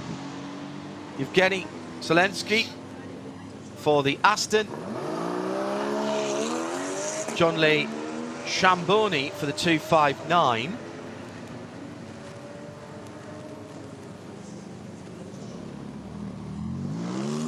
And still they come. Martin Meenan, another 718 Cayman. Peter Elkman for a Golf TCR. That's an early Golf TCR before they got the bigger arches. Jean-Francois Bruno for 252. So plenty of Cup 3 cars out there. That's another K. Kramer racing car. Fabio Grossa for the 353 G-Tech competition. BMW M2 871, last car on the starting lift, Adrenaline Motorsport. Jürgen Voringer for the 250. That's another Cup 3 class car for W&S Motorsport. 244, interesting colour for the BMW from Schnitzelarm Racing. Marcus Sund, 251, W&S Motorsport. The Ford Mustang, which we mentioned yesterday with the zebra colours and the slight blurring around the edge. It's Ralph Cabra who'll take the 109 out. Now that car in the past has raced in alternative fuels. Yes, it's still racing in alternative fuel class AT. 256 Jordan Love going out in the all-white Cayman. That looks brand new, that car. For the car he started with Tony Ristis for Tim Mathol. That, I think, is the car that Peter Kate will be driving later on. Arjun Baini on the 261. It's another name that you'll know from motorsport. Franz Disvok for Team Mathol. Oh, is that the car? Finn Albig, 240. That's the BMW, of course. In the 240 BMW Cup cars that were designed for this. Another Adrenaline Motorsport car. Thomas Ardelt in another 240 Racing Cup car, the 241. Sven Urban and Manuel Dormagen, his teammates. We've got a couple to go. Jan Boris Schmeing for the 258 team. That's another Cayman for K. Kramer Racing. And last but by no means least here is the number 163 KTM Crossbow. So we haven't got the Door racing car. So the 163 Teichmann car goes out. And we were supposed to have had... the 89 had the crash yesterday, didn't it? The Jean-Philippe Imperato and Francois Valles car, the Young Motorsport, sorry, not the Door Motorsport car. So that car didn't make qualifying. Doesn't mean it can't go out in the race. They might still be working on it, Peter. They are. I'm just trying. I knew the colour for that BMW. I think it's called Dakar Yellow. Dakar Yellow. Yeah. Don't know why it's important to mention that, but I just thought I'd do something in the background. The very light yellow colour that they launched the M4s and the X4M competitions in is called Sao Paulo. Yeah. I know that because we've had one a couple of times when we were in the States. And the new GV60 that Genesis just launched out at Frankfurt Airport, actually, where there's a hotel where you can park your car outside your room. So all the journalists got into their rooms, and overnight their drive cars for the next day were loaded onto their balconies effectively. So they woke up with a full charged GV60, and that was exactly the same colour. There you go. But from a different manufacturer. So they do like the Larry colours for launch. So 31 cars in this group. Right. That should keep us busy, John. We did say it was the biggest group with the most categories in here. So everything from Cup 2s, Cup X, SP8Ts, TCRs, SP10s, Cup 3, Cup 5. I think we should have had 36 cars in this, but as you rightly say, there's a few missing. Only 31 have started a lap. So we've lost a few from the start list that was published overnight, and even from the 32 that you were expecting, Peter, we've lost that number 89 Young Astra. That was the car, if I remember rightly, that went into the wall at Galgenkopf. Yeah, correct. In the last third or so of the race. As I say, there's every opportunity for them to be still working on that car. Tim Sandler in the KTM, running with the Audi engine amidships. That's a GT2 car, isn't it, the 161? Yeah, and we lost I'm not sure you mentioned this, John, in case you didn't, the 832 Cupra TCR. Riebel and Schmidt had that accident yesterday during the race, so that's why that didn't take part. Yeah. That's one of our missing cars, shall we say. Right, that's it. A GTX KTM crossbow. A variety of engine opportunities for KTMs. All Audi based. 4 and 5 cylinder. I think they do the 1800 and the 2.5 litre 5 cylinder for the GT2 car, which produces a ridiculous amount of horsepower. Carbon fibre monocoque, carbon fibre clamshell. As Peter was saying, nice piece of engineering. Widened body on the GT2 version of that car. And quite an extraordinary thing. I mean, KTM, motocross bikes really is what they're famous for. 2 wheels as opposed to 4 wheels, and they came out with that crossbow some years ago. Yeah. Which we all thought was kind of wacky and out there and a bit left field. And I was very lucky to do a little bit of testing with that with Phil Keane in the UK, and we both said at the time, this company, this ethos, this philosophy, it's going to go somewhere. You could tell that it was going to. Didn't Phil try and break a lap record around here? He did. KTM? Yes, he did in that crossbow. Right. Yeah. In the original open top crossbow. Correct. Yeah. Yeah. There's still a series for those, for the open top cars. We had them as a support and a Creventic event a little while ago, and I loved the idea of it. There's various versions of that. Sequential shift box on that, if I remember as well. Yes. Here comes the Tim Sandler 161. Dark green colour really suits that car. That's a much wider body on the GTX. Very light, of course, the construction. And described as the ultimate track weapon by KTM.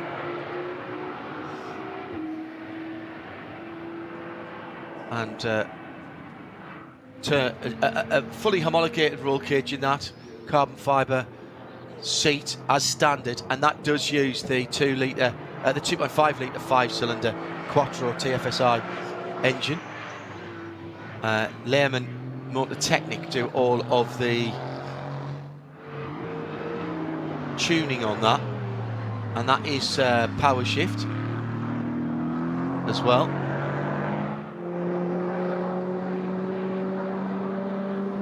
Six-piston brakes, yeah. 1,048 kilos, that's what I was looking for.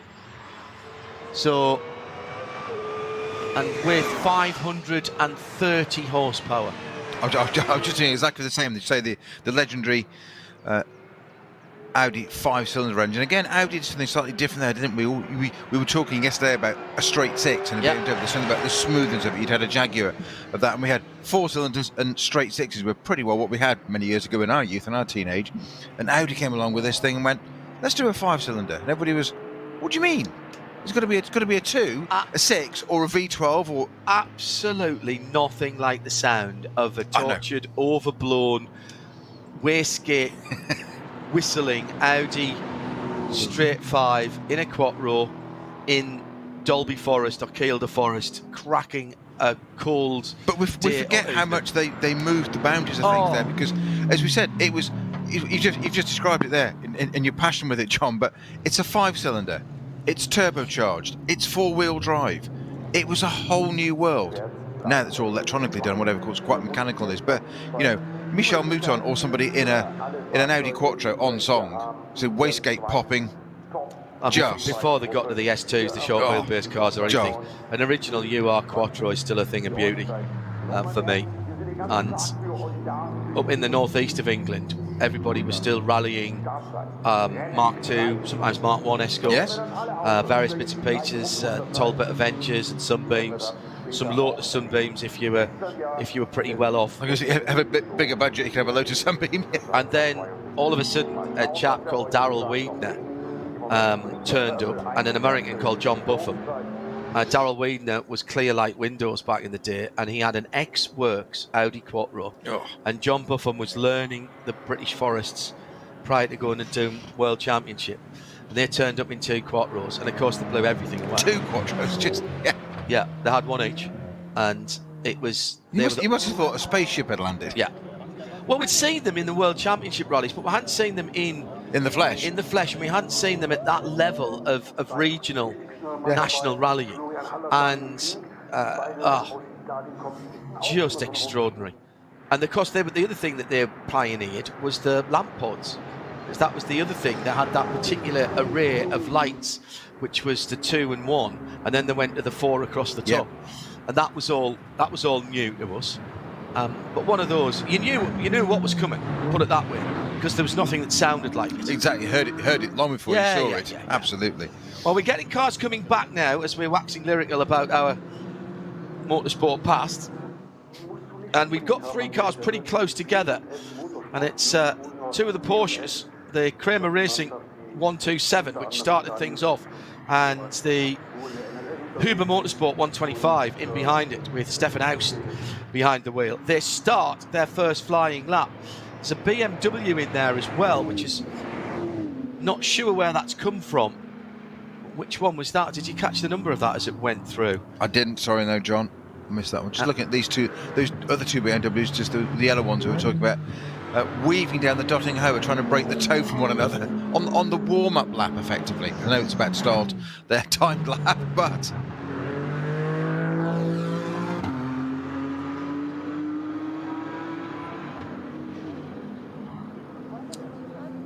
just a reminder, we are in the second of the top qualifying, as it's called, which is cars set off at 10 to 15 second intervals, and warm-up lap and 2 flying laps around the Nordschleife.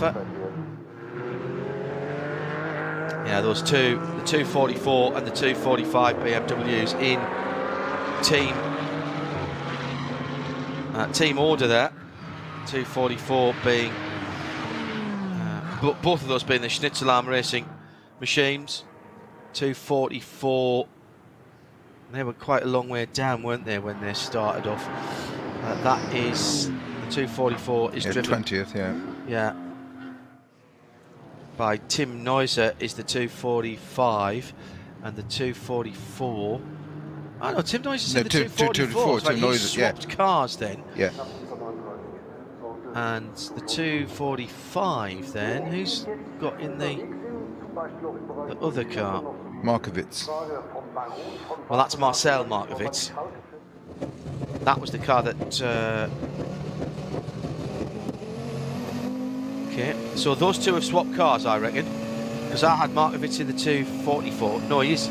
Is he in the 244? No, they have the swapped cars. Yeah. So Markovits, Marcel Markovits and Tim Neuser have swapped cars for whatever reason from the entry list that I had.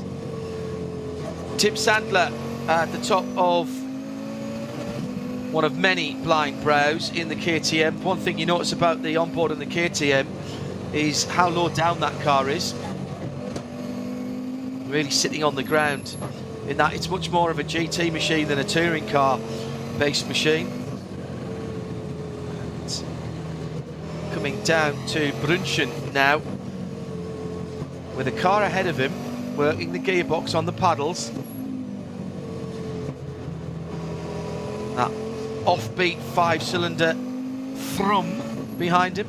I've got a 3-cylinder triple cylinder motorcycle, which is a bit like that.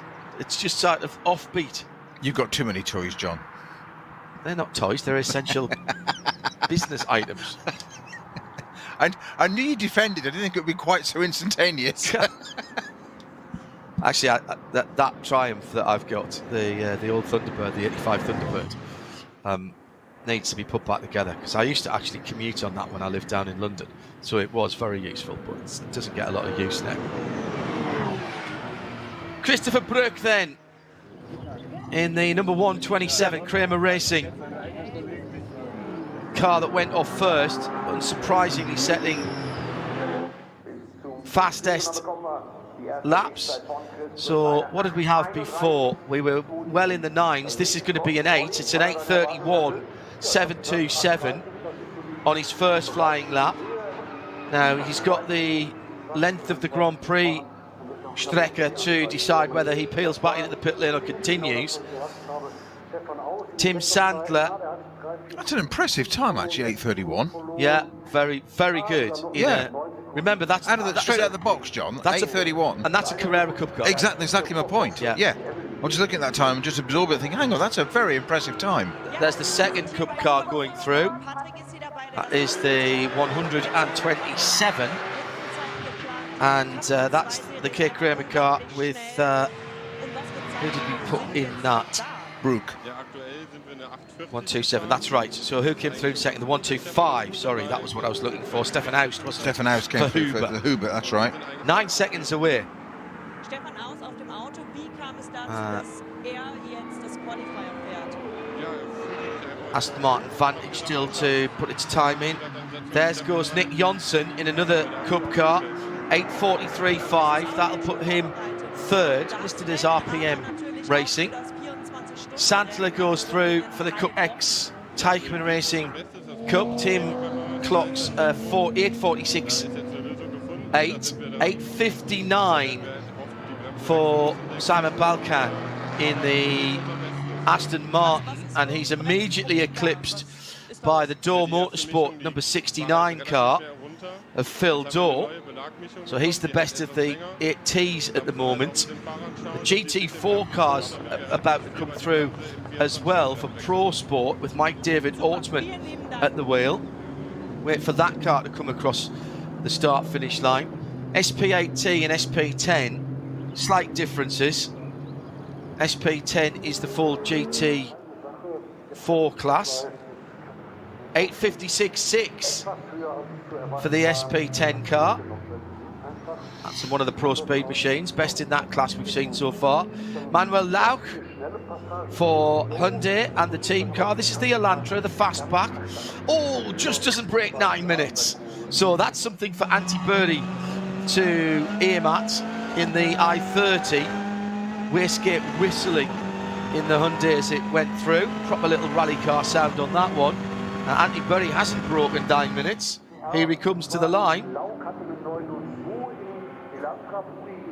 9:09, so slower than his teammate by a full 7.5 seconds. Yasin Yukasan for BMW number 79 will be the next car across. Remember, they all get one more lap if they want, and that's the JJ Motorsport car, sharing with two Belgians, Recep Sadi and Hakan Sadi. There he goes, 9:14.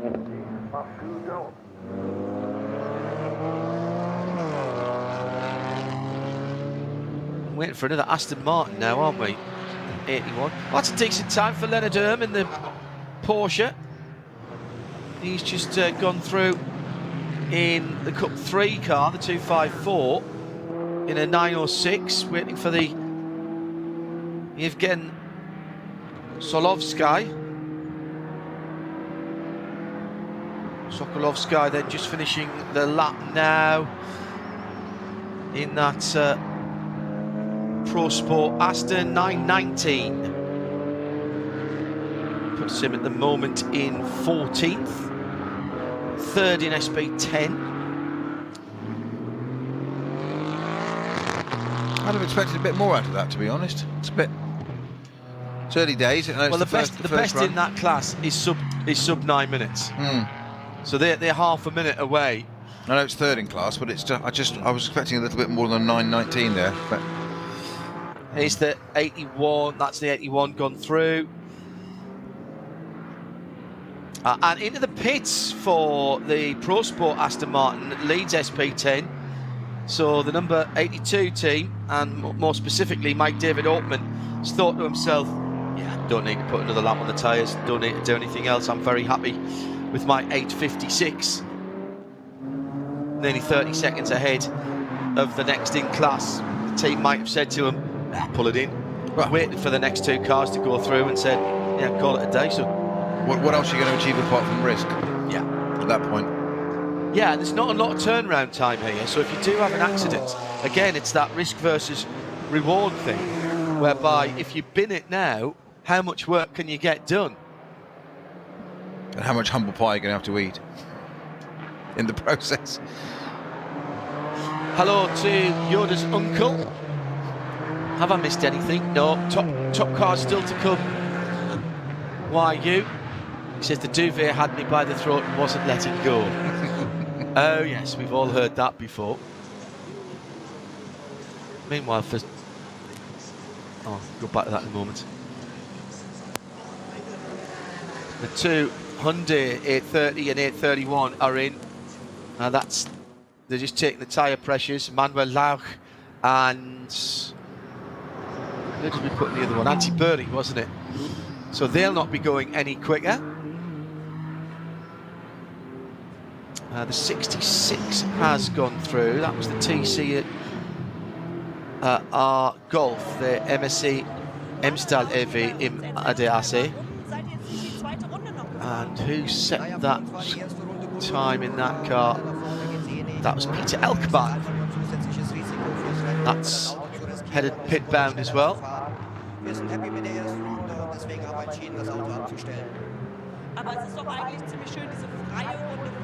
All of the 31 are on, have set sector times. We're still waiting for about the last half a dozen. Mustang has gone through. That's the first. That's the first of the alternate fuel cars we've seen so far. That's the 109 car. 9:34.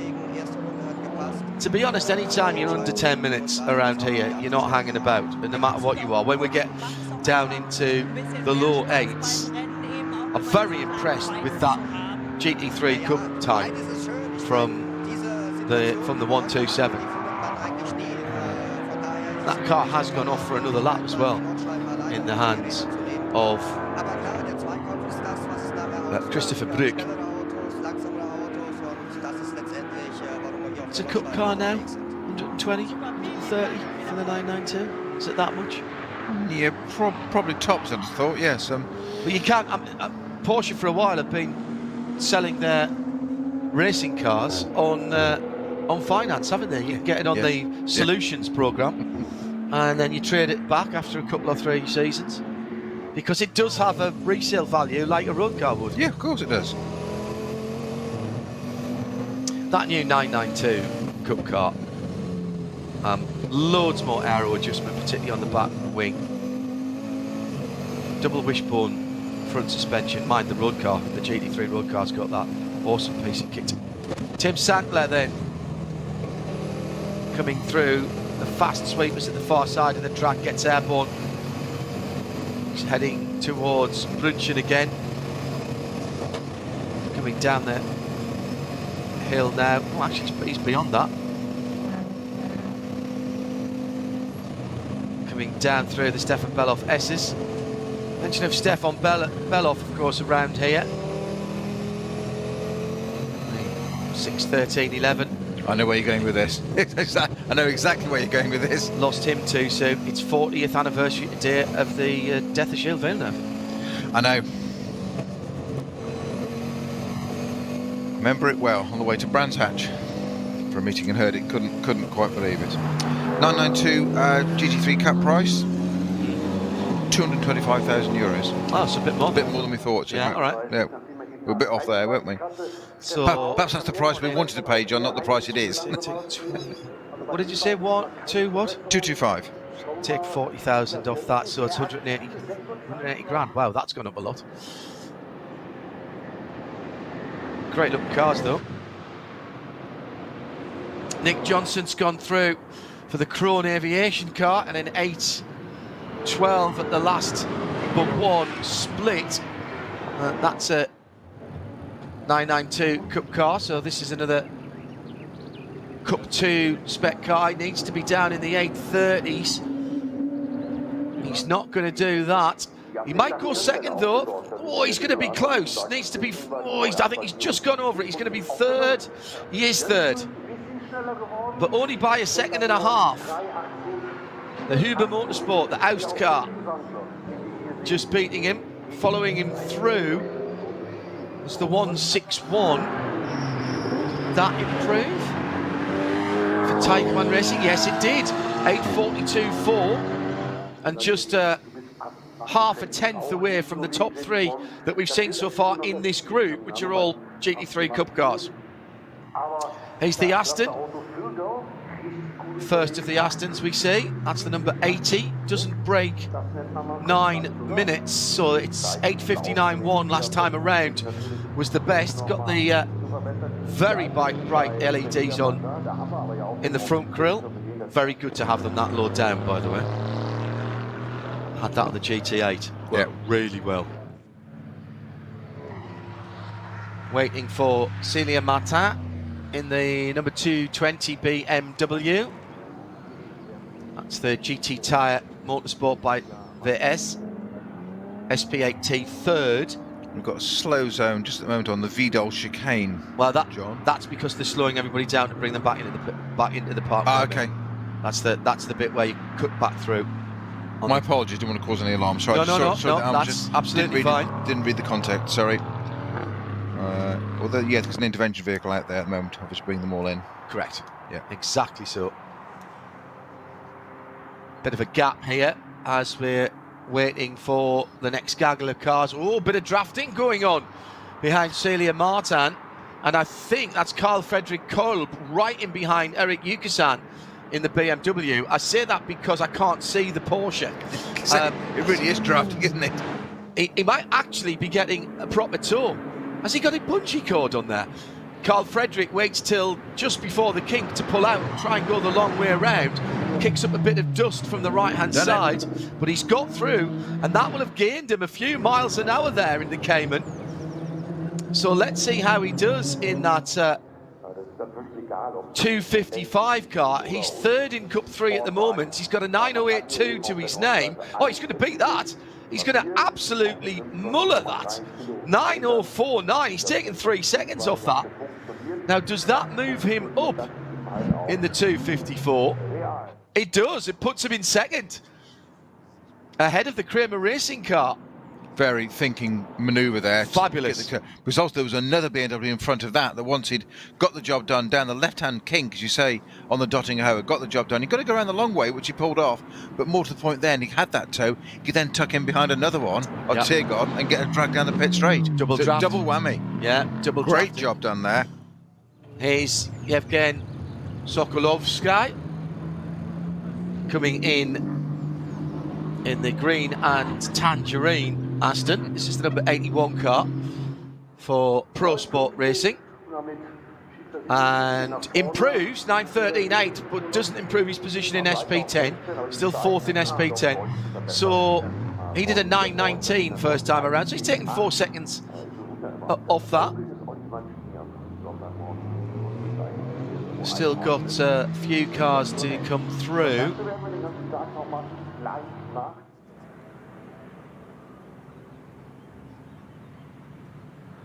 Best of the Astons is still the Door Motorsport number 69. That's an 8T car.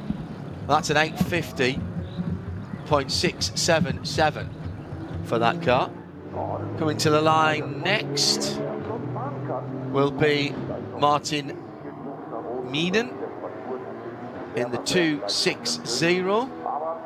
Black Falcon improves to a 25, 9:25 that is, 3:05, 6th in Cup 3, which is for those Cayman GT4 cars. Peter Elkman in the Golf should be next. It's the number 66 MSC, and he moves to a 9:14.6, but stays third in TCR behind the two Works Hyundais, which I think I saw just coming back out the pits there. They scored us running again. Not sure how that works, whether they'll be able to go out and do an extra lap. Jürgen Wöhringer, just gone over 9 minutes in the 250. He's into the last part of the run now for the V&S Motorsport. He's had a decent run. 9:26 last time around, 7th in Cup 3, comes to the line and goes to 5th in Cup 3, the 9:24. 2 place and several seconds improvement there. Now, Guido Heinrich, BMW 871 next. That is the Adrenaline Motorsport M2 Club Sport in Cup 5. That again is the class for them. And he leads his class. I don't think we've seen any others yet. 9:39 there. Mustang comes through. 23rd of this group, 9:34 is how they stand at the moment. He'll be through in a moment. Fabio Grossa for the 253. Another one of the Porsches. Lots of Caymans out the Cup 3 cars. And across the line, Fabio. Under it, it's going to be 11 minutes. This is not a great time. 10:59 for that car. Arjun Maini, 9:46 for the Aston. That's 6th. Sorry, for the Mathol Cayman, that's 6th in Cup 3.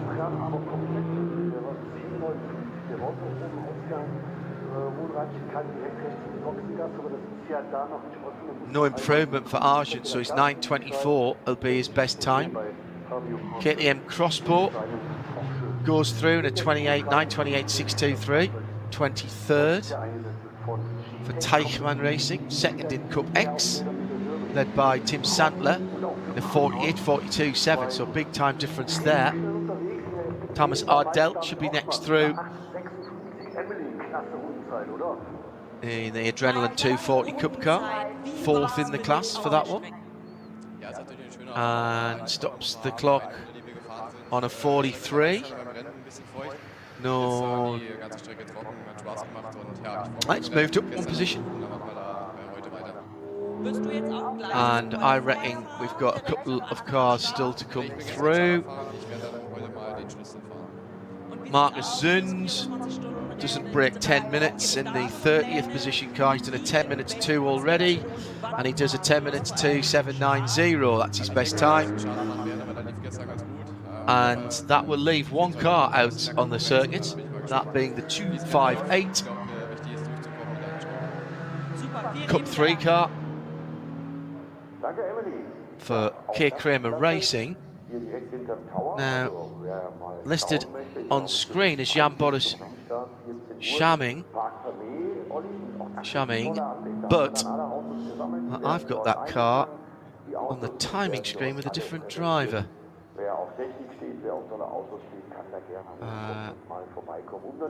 But we'll go with our TV colleagues. 10:04 is his best time, but he doesn't move him from 31st position.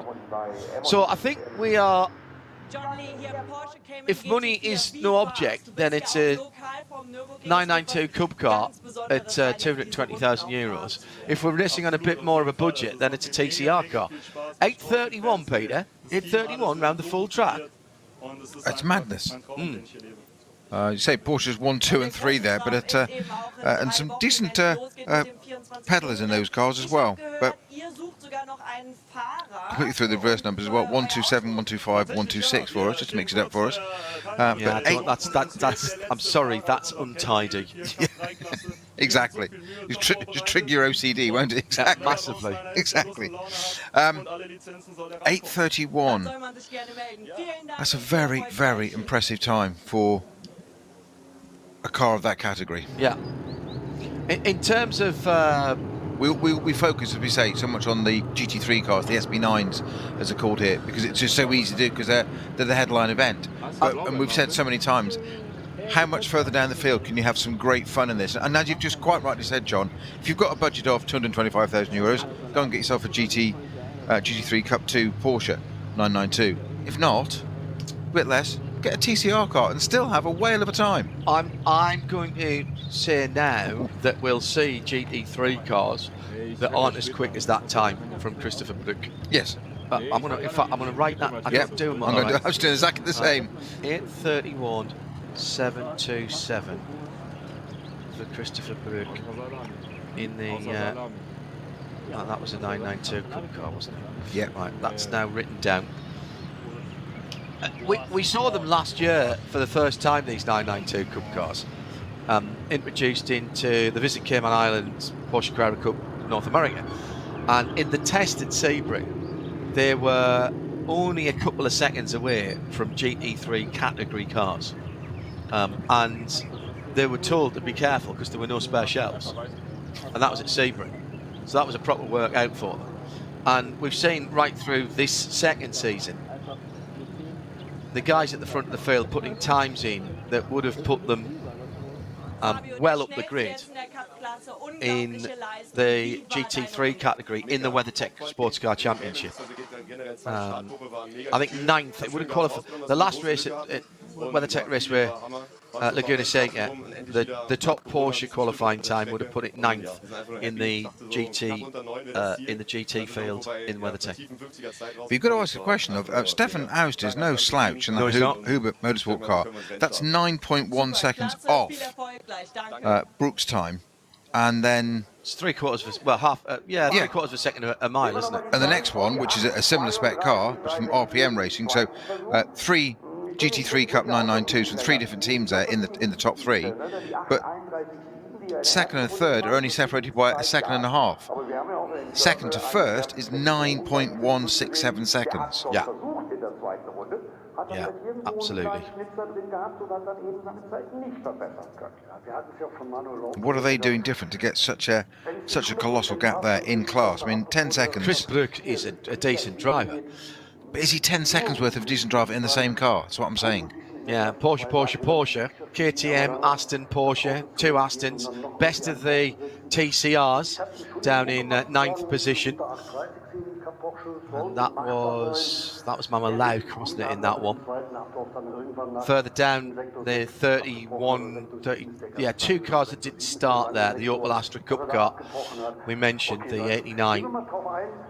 And the 252 K Kramer Racing car. Didn't the 252 go in the previous run?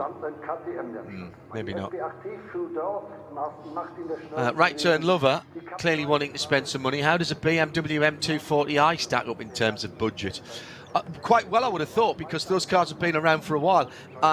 They extended the homologation. They were originally 235s, weren't they? And with a bit of clever reprogramming of the engine ECU, they moved them up to a 240, not by stroking the engine, but gave them a bit more power.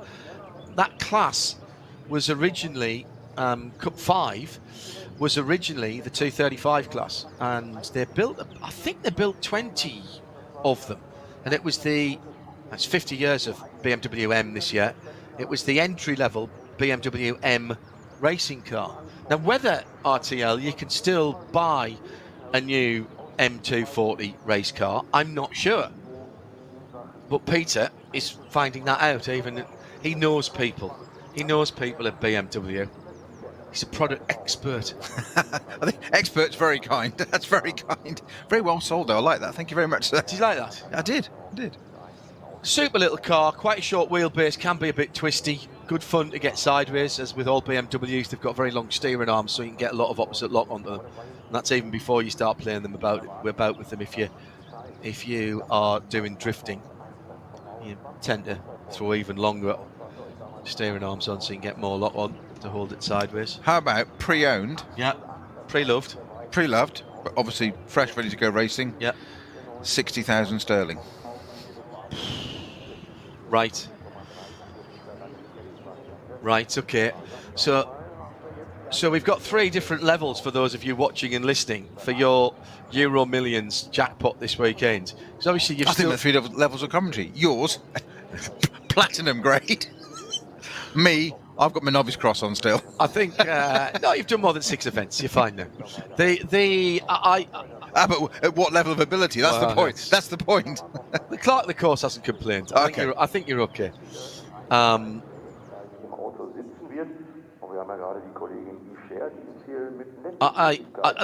That is a lot of performance for 60,000 euros. So what, 73,000 euros, 60,000 pounds. And that again, that's a factory built. That's an M built race car, specifically originally for this category. Was that a 235 or a 240? That was a 240i. All right, so that's had all of the upgrades done. It's resplendent in so there were 100,000 euros when they came out for the 2019 season, when it became the 240i from BMW. Right. The official price was 100,000 euros. So 89,000 at the time then. Yeah.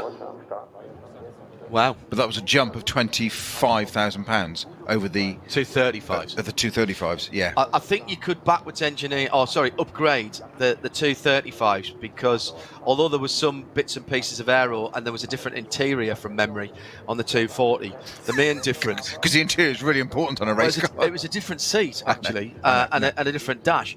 But I think the ECU upgrade it was an electronic retune rather than spanners and grinding valves and stroking things retune for that, and it extended the homologation of those cars for a wee while. So buy one for 60. No, you're absolutely right. The upgrade included optimised software, engine, end plates on the rear wings, different interior cabin. See, never argue with the knowledge. You see, I'm not even trying to catch him out here. I'm just trying to reinforce just how good it is, and it's you can't catch him out. It's only because I remember when they came out and we were talking about, whether you could upgrade them or not. Ian McCarthy with a good point. Hashtag RSL N24Q. A lot of teams getting more TV time this morning than they get for the rest of the year combined. Good to see.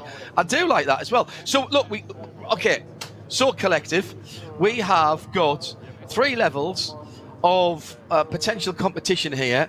Your 60 grand car, your 120 grand car, and your nearly 200 grand car. And BMW, rear wheel drive, front engine, straight 6 turbo, very nice.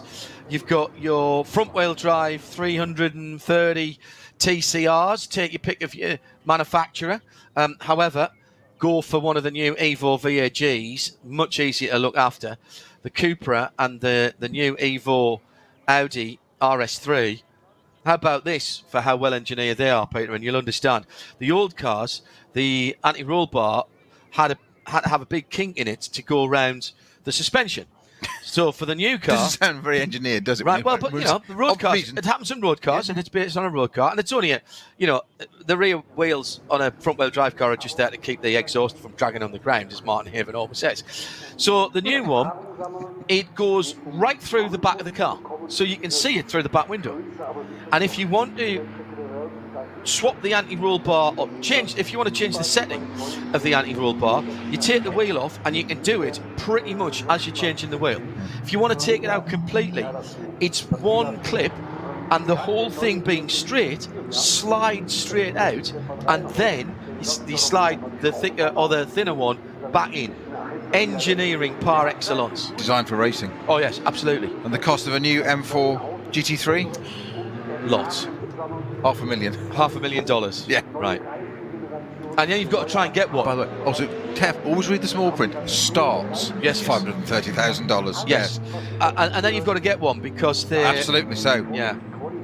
The M240i was replaced by the M2 Club Sport. So that's the current one now. So you get more brake horsepower per dollar, though. It gets 590 brakes, so it's a dollar of a brake horsepower. It's not bad, is it? That's one way of looking at it. Johannes, thank you for that. I'm still thinking 60 grand for a M240. I wonder if I could take me permit in a 240, or it might be too powerful. Right, let's get to the big lads at the front of the fields. The cars coming out of pit lane now are for Group 1, which is our third and final group of top qualifying. So this much more like what we've seen in the past. If I could only find there we are. I was going to say the right piece of paper, but it's the right piece of electronics. I try not to print stuff out nowadays, but have many screens. So this one is the opposite way around. So this will go from back to front, correct? Yes. So first out, 31st in this group. So first out will be the Ayachan Guven number 25 car. That's one of the 3 Porsches from memory. The number 25. Let's check that. Chan driving with...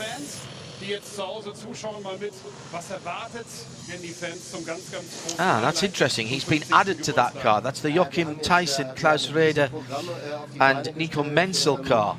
That's not the car that we saw him in yesterday. Then it's the Nicky Katzberg 98 BMW. That's the car that he shares for Motorsport Competence Group AG. It's an M4 GT3. That's $500,000 worth. Nicky Katzberg, John Edwards, Sheldon von der Linde and Marco Wittmann. Then it is the number 72. We'll go off third. And that is the BMW Junior team that won yesterday. It's the Dan Hartmann, Max Hesse and Neil Verhagen car. Then it's the Conor de Filippi 99 BMW, Philippe Eng, Augusto Favres and Nick Yellerly. We didn't see Conor yesterday, so I wonder if he'll run today. Then the Klaus Bachler, Lars Kern, Alessio Picariello and Martin Ragginger Porsche, the 44 Falcon car. Then the Sami Matti Trogen 101 Audi. That is... Oh, Peter throwing his tablet around. It's not my toys. Sorry, not the Audi, that's the Valkenhorst car with Christian Krohns and Andy Soucek, taking time off playing for West Ham. Different Soucek. Then you actually got me for a minute there. I was like, hang on. No, okay, see what he's done there. Then the number very good. It's early Sunday. I did once sit down to do a full football team with names of racing drivers. Because you've got Alonso, who plays for Chelsea, used to play for us. You've got Soucek. There's plenty of Bells and Schumachers and all of that, and trying to fit them into a team. Something to while away those long winter nights. So we've got these cars out. Let's see how they do line up then. But that's the way we think the top half dozen will go. It's exactly the same in terms of the format. The cars get released at intervals. But of course the cars will be a lot quicker. The time to beat is 8:31.7, set by the Porsche Cup car of K. Kramer Racing and Christopher Brook. As these Group 1 cars are coming round. Now we have 31 cars again listed in this group. And Peter assures me that it'll be the fastest cars going first. Fastest cars going last. Correct. Yes, you keep catching me out this morning. Oh no, I see what they've done. All right, okay, I see what they've done. Right, so I take that back. So they've listed them in the opposite way as well. Yeah. So right, so first out is going to be the 100 Valkenhorst car. I wondered why yesterday's winner was going to be going out last, but right, that makes much more sense now. So Valkenhorst goes first, and that is the BMW M4 GT3 of Jörn Schmidstad, Jörg Breuer and Henry Valkenhorst. Then it will be the number 11. And we've got a couple of cars that we won't see, by the way, which Peter will remind us of in a moment. The number 11 is the Twin Busch by Equipe Vitesse. That's the Alea Earhart, Michael Heinrich, Pierre Kaffer and Arno Klassen car. Got to put Pierre in that, haven't you? That's one of the Pro-Am SP9s. So Valkenhorst at the front. And which driver is that in the car? Should have looked up earlier.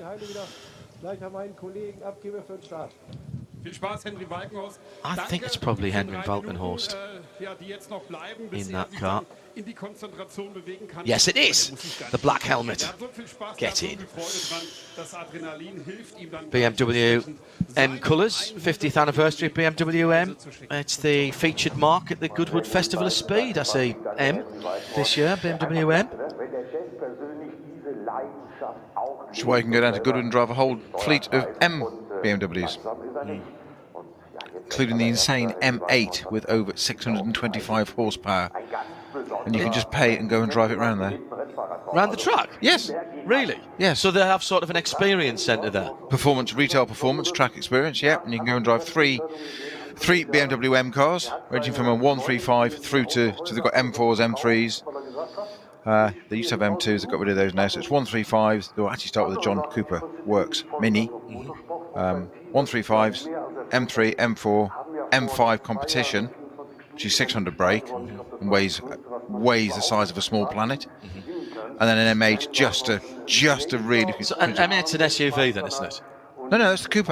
Oh, it's the coupe, of course it is. The big coupe. No. Oh yes, Bradley likes the look of a 850 BMW. But he can't go taxiing in that like he can in his E-Class. S-Class. No, it's a... actually, it's an S-Class, that one it's got. Current one. No, it's a coupe. It's one of the CLSs. CLS. Yes, CLS. So it's on the E-Class platform. Very nice car, that. Always handy for doing weddings and funerals as well, earn them a bit of money. 4-door coupe that Mercedes pioneered. Just looking at the BMW 750 or 740i that was raced in South Africa, reading an article about that the other day, which I believe was only raced in South Africa. So it is Henry Valkenhorst, so Valkenhorst BMW, the number 100 that will get off first for our final 31 cars. Race director standing by with the green flag. One warm-up lap around the full Nordschleife. If you come in before that, you've got trouble. You won't be allowed to go on. You had to put Pierre Caffer in the Audi number 11, the twin Busch bike equipe. Simon Reicher in the 23. That's another one of the Audis for Lion Speed by Car Collection. That's a very nice car with the lion's head on the side.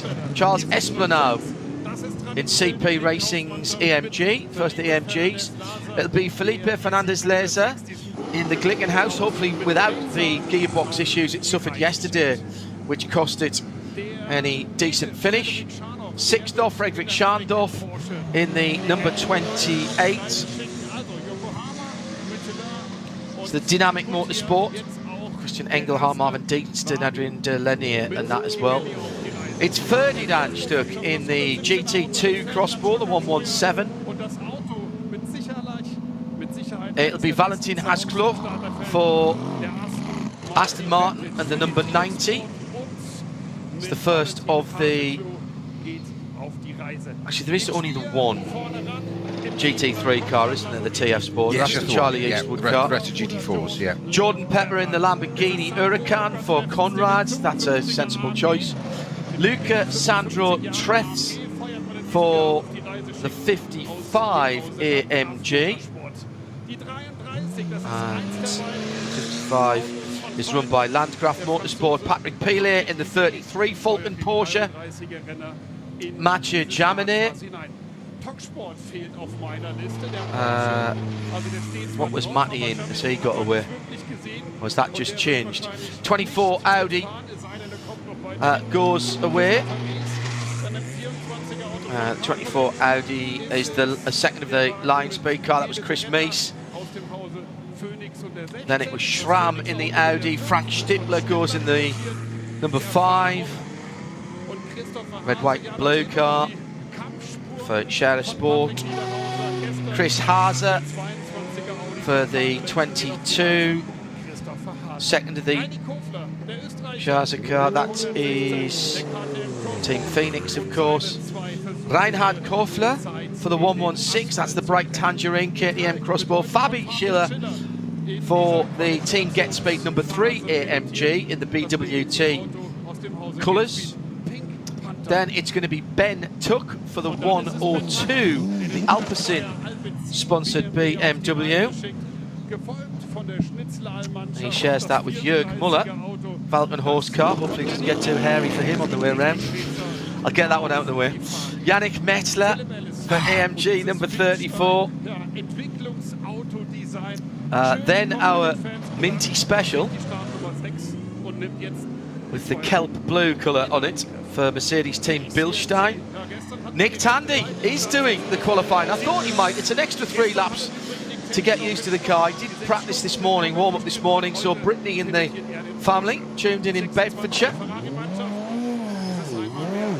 Then Luca Ludwig for the Ferrari number 26 octane car. Jesse Krohn, no relation to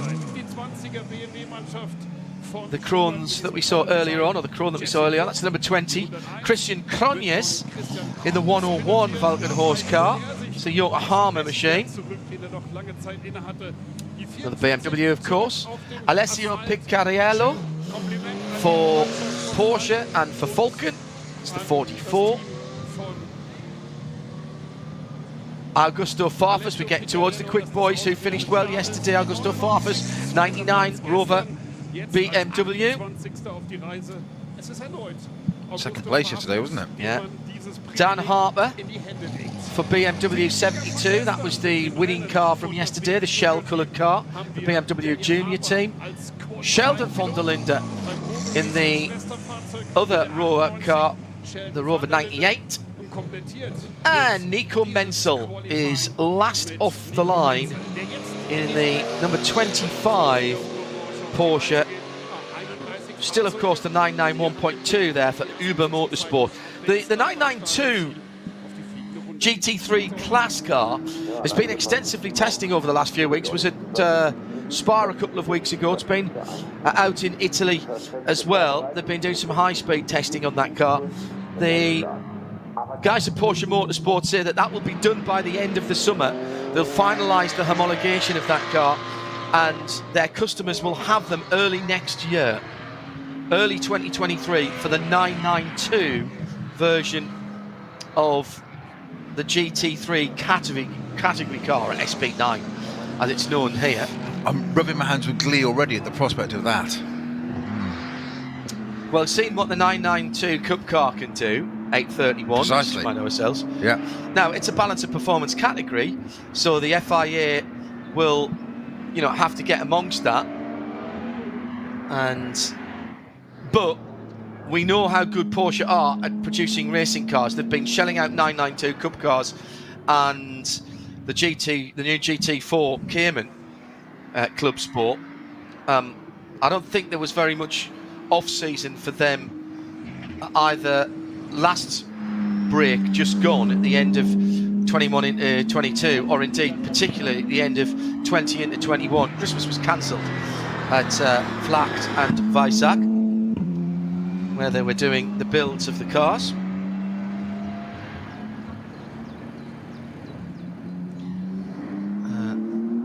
And they managed to produce enough cars over the winter of 20 to 21 for 5 series around the world in Carrera Cup.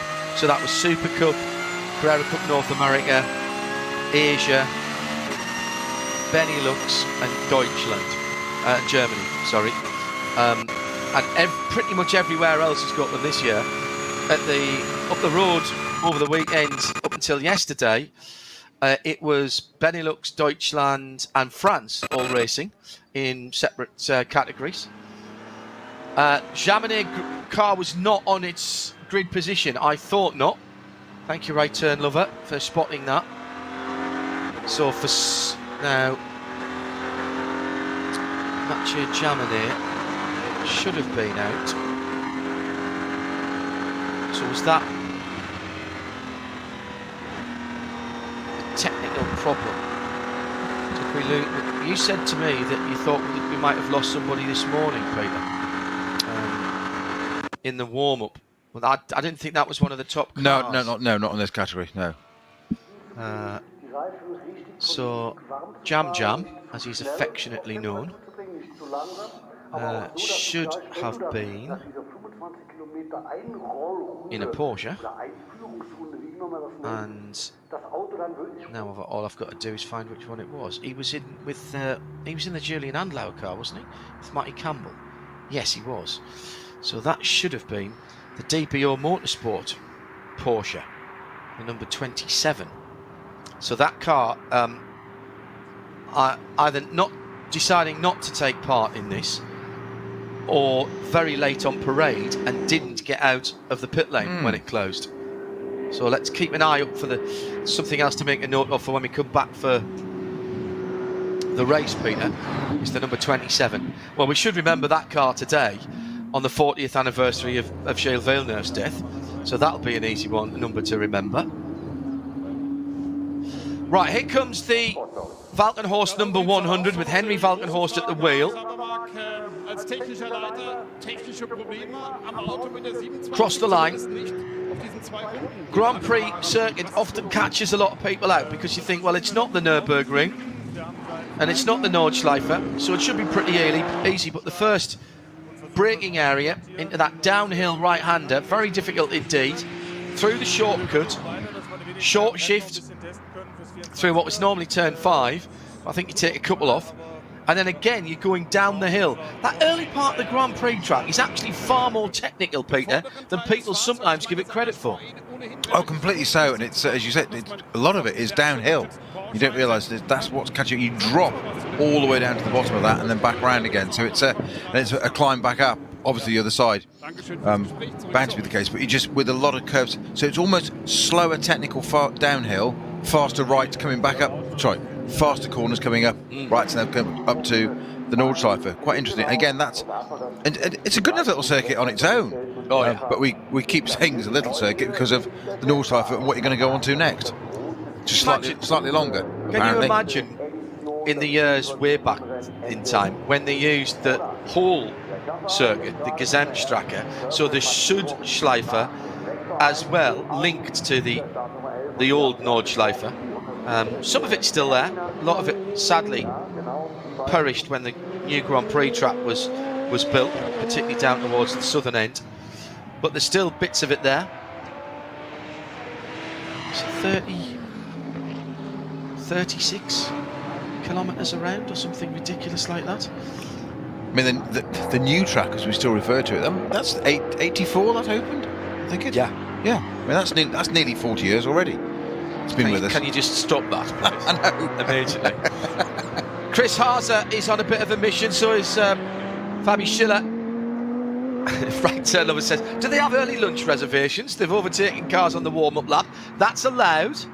Absolutely allowed. So they'll be starting their lap shortly. See the times coming in. Henry Valkenhorst then, 40.8 seconds around the first part of the Grand Prix track. But the times are getting quicker.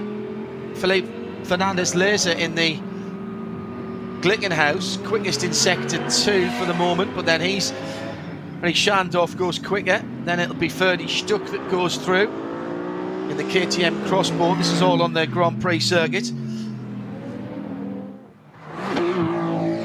Where's the TF Sport Aston? Not bad. Jordan Pepper is the first driver to go under 40 seconds for the first sector in the Conrad Lamborghini. Pierre Caffer must be very, very close indeed to Henry Valkenhorst out on the Nordschleife, because their sector times are coming in almost instantaneously. Then there's about 5 or 6 seconds before the Lion Speed Car Collection Audi goes through. Charles Putman has just put the fastest sector 3. That is on the Nürburgring, on the Nordschleife, excuse me.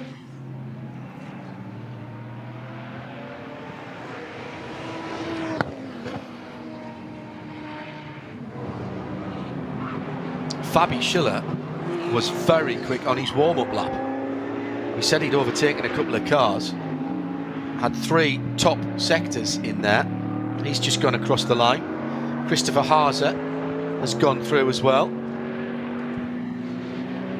15th across the line, Haase, so he has made up some positions, as we thought. True Racing KTM just heading out through the Michael Schumacher S. Who should be next through? It should be the Valkenhorst number 1 or 2 coming to the line next. Then the Team Bilstein, then Nick Tandy in the Porsche. Well, that was interesting, because the Schnitzelam car came through in front of the Team Bilstein 6, the minty fresh car. Yellow flag at Foxhole. Fuchsrue. Nick Tandy's gone through to start his lap. Here comes the Rover Racing BMW towards the end of the lap to start their flyer. That yellow flag is still out at the Fuchsrue, so that's not good. Particularly not good for everybody who's following through now, who hasn't reached it. Rover BMW, Rover Racing BMW going down. That's the 99 car to turn 1. What do you reckon then, Peter? Where's your money? It's very, very hard not to put money on BMW. You've got to for this. No disrespect to anybody else, but if there's not a BMW in the top 3, I'll be amazed, and I'll be equally surprised if it's not on the top step. There you go, said it now. By the way, it's your money, not mine. That's why I'm so confident. I'm sorry, this is like playing cricket in our backfield back in the days. You pay for your own China, mate. I'm sorry. 28 Porsche in problems at Fuchsrud, the dynamic car. That's where the yellow flag is at the moment. So that was Freddie Schandorf in that car. Just picking that up from the tracker. They had started their flying lap. Which car was that? 28? 28. Yeah. The should be dynamic motorsport. Correct. Yeah. SP9. It is moving slowly though, so it's on the way back. It's up at Exmüller now. I think it's on its way back, but yeah, track showing is clear now at Fuchsrud. But it does appear to be travelling slowly.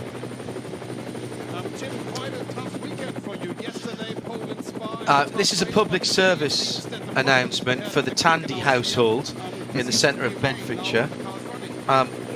It's all very well being in your pyjamas at this stage when your dad's out qualifying, but you do need to get dressed before the race starts, if you don't mind. Felix, Eva, this is the voice of the man on the radio and the telly telling you to get out of your gym jams and into your day clothes, please, before the race starts. Otherwise it'll be bad luck for Daddy, and he'll not be happy if he knows that you're still in your gym jams when he's going racing. Public service announcement or trauma centre. Two-way family favourites. Exactly. This is the man from the television, the radio. This is the voice in your head. I can see you, Felix, with your green top on there. Right, I think you need to stop this one now, John. Yeah. People think you can't see back through the television. It's not true. Don't. So, fast laps happening now. One of a potential two. Where is Nick Tandy? Answer, he's crossed the line 21st in line, and he's on the Nordschleife now. It's Luke Ludwig who's doing the times at the moment in the Ferrari. Is the prancing horse in that dark colour. Is it a dark horse for pole position here? 39.771 and 42 on the Grand Prix Strecker. There goes Henry Valkenhorst. 8.25.445. So merely 6 seconds quicker than that Cup car. Yeah. For an extra 300 grand. Well. There you go. There you go. Coming through second is Simon Reicher. And he falls into second place. No, he doesn't. He goes to... he is second. Kaffer's gone through. So that's more like it. Pierre Kaffer turning up the wick in the twin bush by Equipe Vitesse Audi. That's the number 11 car. How about an 8.18? Will we get down? Is it warm enough out there to get some heat in the tyres on the second lap and get down into lap record pace? Felipe Fernandez Larza goes through in a 15.0. That's decent. It's more like it. Good looking car, that Glickenhaus, and seemingly they've got rid of the issues from the gearbox yesterday.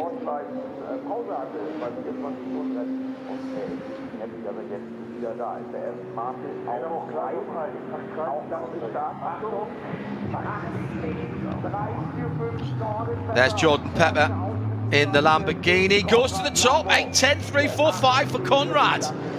We thought that car had a quiet day yesterday. Snowy. He's a good peddler, is Jordan. Another underrated racing driver. Patrick Peely about to come through. He goes through in second. Jordan Pepper, though, top of the shop at the moment. Extraordinary time, 8:10 there. As we said yesterday, didn't we? Not only we had a quiet day, but that car was on pole at NLS 1, I think, this year. But finishing in 10th, if I remember correctly, but just didn't quite deliver in the race. But it's got the pace, just not always the race pace.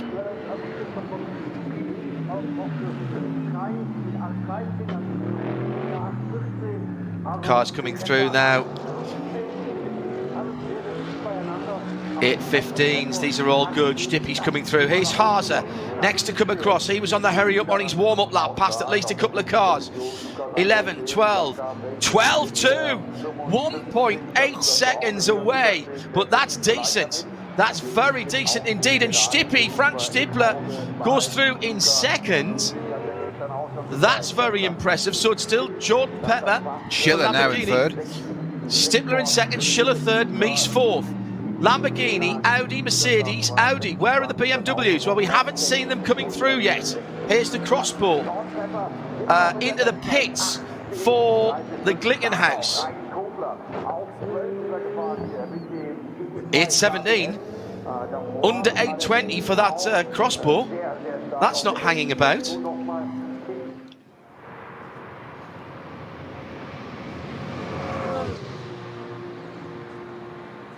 I'm just trying to find the qualifying lap record, which was, I'm pretty certain, was set in first round of the series, the show, isn't it? 750. Not on this configuration. No, correct. No, NLS. So you've got to find the one from the 24-hour race.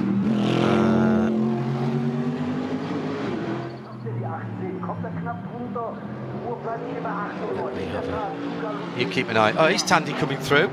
Ferrari to the top of the times. 8:09, 4:42. Now we're pushing. From Luca Ludwig there. What a time. He had a lot of early pace in that car. And we keep saying it's a German series. Well, it's the Italians at the top now. Ferrari and Lamborghini. Yeah. Octane 126, Conrad Motorsport. 8:09. And 8:10. That's a full second. They've gone on to another lap. Nick Tandy, where's he gone through? In 14th with an 8:15 6:02.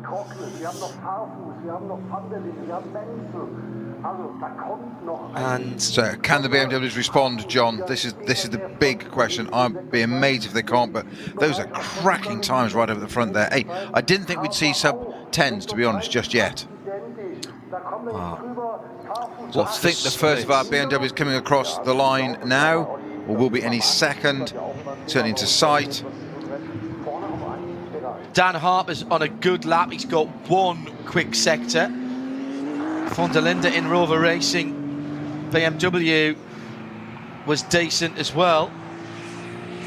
Sheldon von der Linde has gone through. Is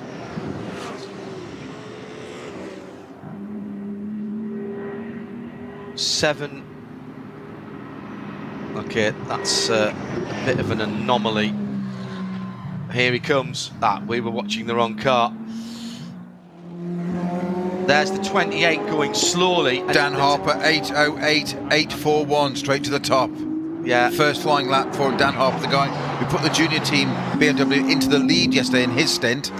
Dynamic coming back after its incident at the Vauxhall, but staying well out of the way. And Dan Harper then down to an 8:08. And Van der Linde has gone through in a 9. So 8:08, 8:41, 8:09, 4:42, 8:09, 4:94. So 0.6 of a second between first and second, half a tenth between second and third, and in fact, no, scratch that. 0.001 of a second between second and third, because Nico Menzel for Huber in the Porsche number 98, Porsche number 25, it started last, has just gone through in an 8:09.457, and there's damage to the dynamic car.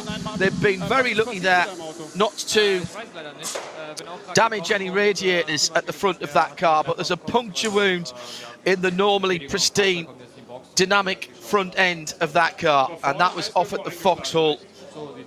We think, yeah, it was the Vauxhall on that car, and no time given for that. So maybe that was on the warm-up lap, actually. I thought he'd actually done a time. So now reset, go again. Who's got the performance in their tyres? Open tyre formula 808.841. Remember.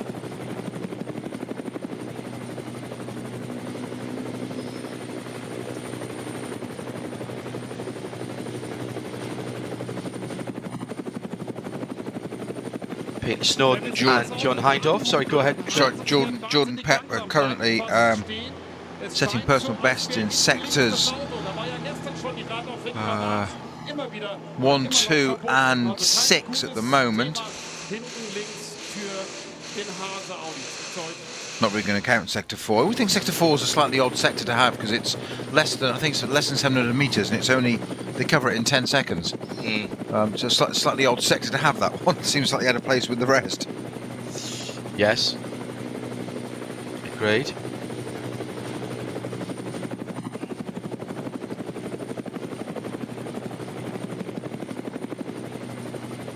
Very impressed with Pierre Caffer. He's dragged that car up, but then again he knows his way around here. But also you've got to say, Luca Ludwig in that Ferrari, Christian Menzel, von der Linde. The Conrad car ends up with Jordan Pepper down in 6th position. He's barely a second and a half over, you know, the mileage we're talking about here, 15 miles. Quite ridiculous, really, when you think about it.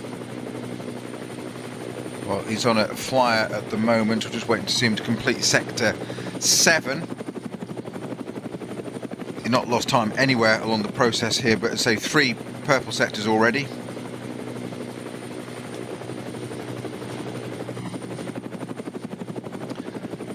That Lamborghini in the livery that we've come to know and love down through the years. Almost Leighton House blue, isn't it, that Conrad colour? Well, we've said this before, Bruce and I on NLS, that you call it Leighton House. I see it as a Vitaphone McLaren. Maserati. Yeah, MC12. MC12s, yes. Of course, we mentioned lap records being set earlier. Of course, they are not actually set, which is using that as a reference for a target time. You can't set a record until it's actual race, but it's still a matter of pride as well. Yeah. So the Conrad Lamborghini about to come and cross the line. Slight improvement up to 8:10 now. 8:10.1. But just didn't quite ace it in the last 3 sectors of 7, 8 and 9, John. I think I can't Moves up to 6 though. I can't find anything quicker than Lawrence Vanto in the 991 GT3 at an 809.1. That was qualifying. So I reckon if that stands, that 808, I reckon that's a new qualifying record on this version of the track for Dan Harper. I've gone back through. He won't mind that, will he? Various bits of notes there. And to put that into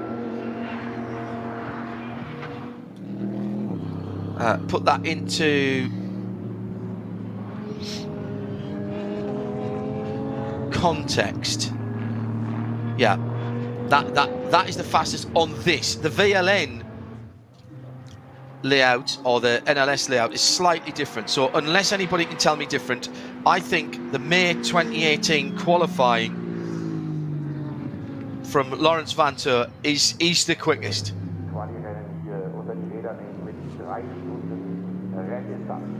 Hello to Jess Westbrook, who's also tuned in. Now apparently it's spelling an SAT revision in the Westbrook household at the moment. Yeah, it's sat this week for those who've got year 6 children. Yeah. Hello Jess, I hope you're well this Sunday morning, as it is with you in the UK. Just coming up to 20 minutes before 11. Community radio for the endurance sport. Just so happens our community is not geographical, it's by the sport. Our transmission area is global, but good to know that the families are tuned in. Richard Westbrook in the Glickenhaus. Had problems yesterday with the shifter on that car, gearbox. Felipe Fernandez in 19th at the moment, but of course leading SPX. They're saving themselves for their 3 hours. And full coverage, of course, of the 50th running of the ADAC Total Energy 24-hour of the Nürburgring. In a couple of weekends' time, we'll have the full crew on site. Sound and vision for you, all free, no blocks, no breaks. And if you are either today or in a couple of weeks' time slightly bandwidth challenged, or you're moving around, maybe in the car, we don't want you distracted with the pictures, you can take the audio via RS1 from player.radiolemans.co. Actually, just tack that onto your home screen of your smart device, tablet, phone, computer. You can find you can dump it on your home screen, and then you can just click through to it. It'll open up in a separate window. RS1 this weekend, or today rather.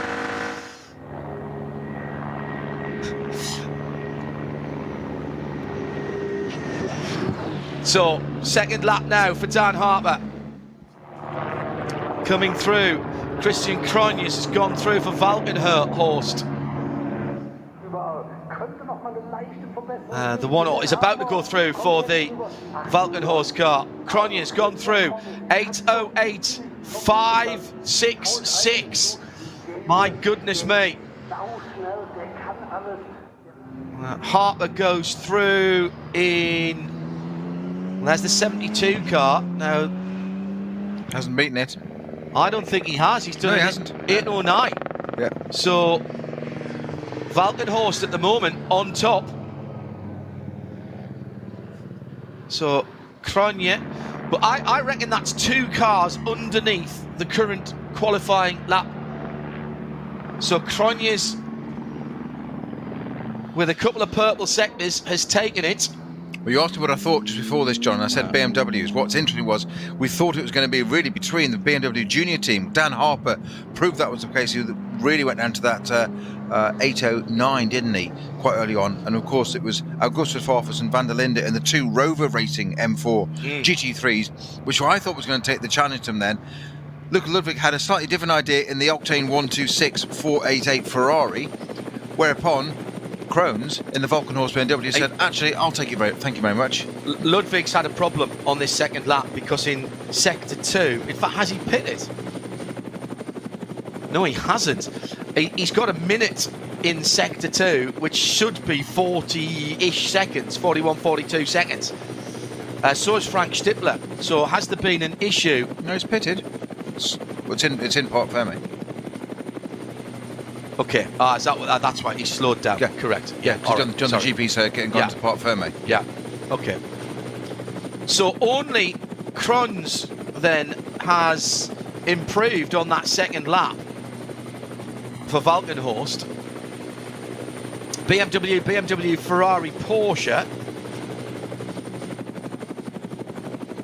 Nick Tandy, 8:16 to back up his 8:15. That'll drop him down to 20th in class, 21st overall.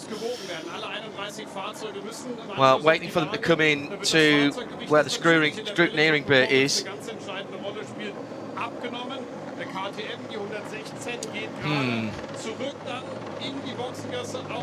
So that is the grid set then for later on today. We'll be back with full coverage and a bit of build-up as well. Patrick Simon just waiting for the pole sitter to come in. It's a heck of a run, you know, by the 101.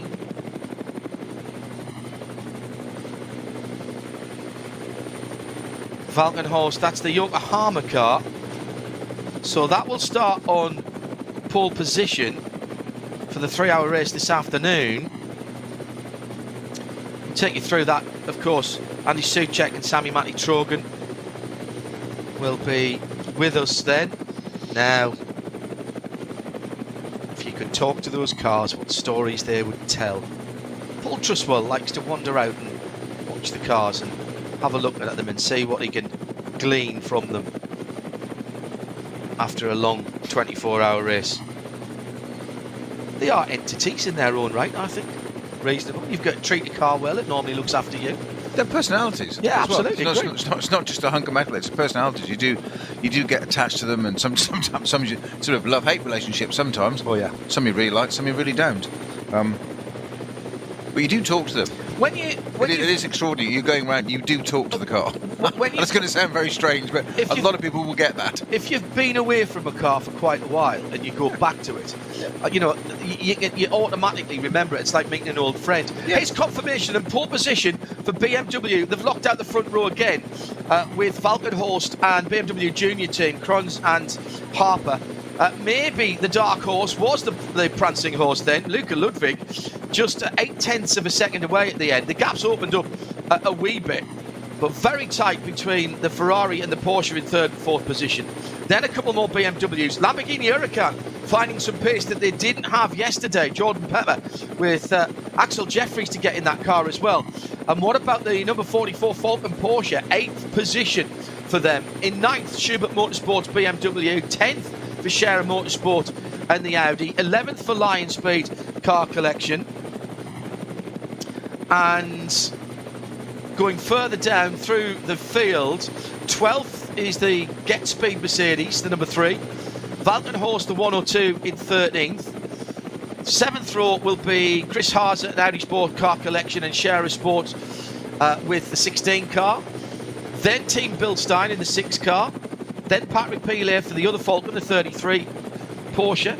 The Landgraf Mercedes is in 18th. 10th row of the grid, Glickenhaus and TF Sport. That's the Aston Martin GT3. Nick Tandy on row 11 with True Racing. Then KTM, then Schnitzelam AMG. Then Twin Bush Audi, Lion Speed Audi, CP AMG, Valkenhorst BMW.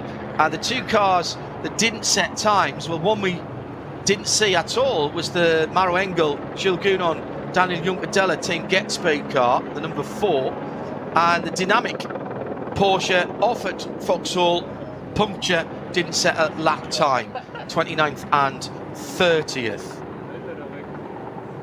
So Peter, you were right, BMW's at the front, but the surprise is, I think, probably the 2 mid-engined Italian cars well inside the top 10, 7th, and a super lap from Luca Ludwig in 3rd. But we've seen this Ferrari be quick in flashes before. Can it do it over the course of the 3 hours?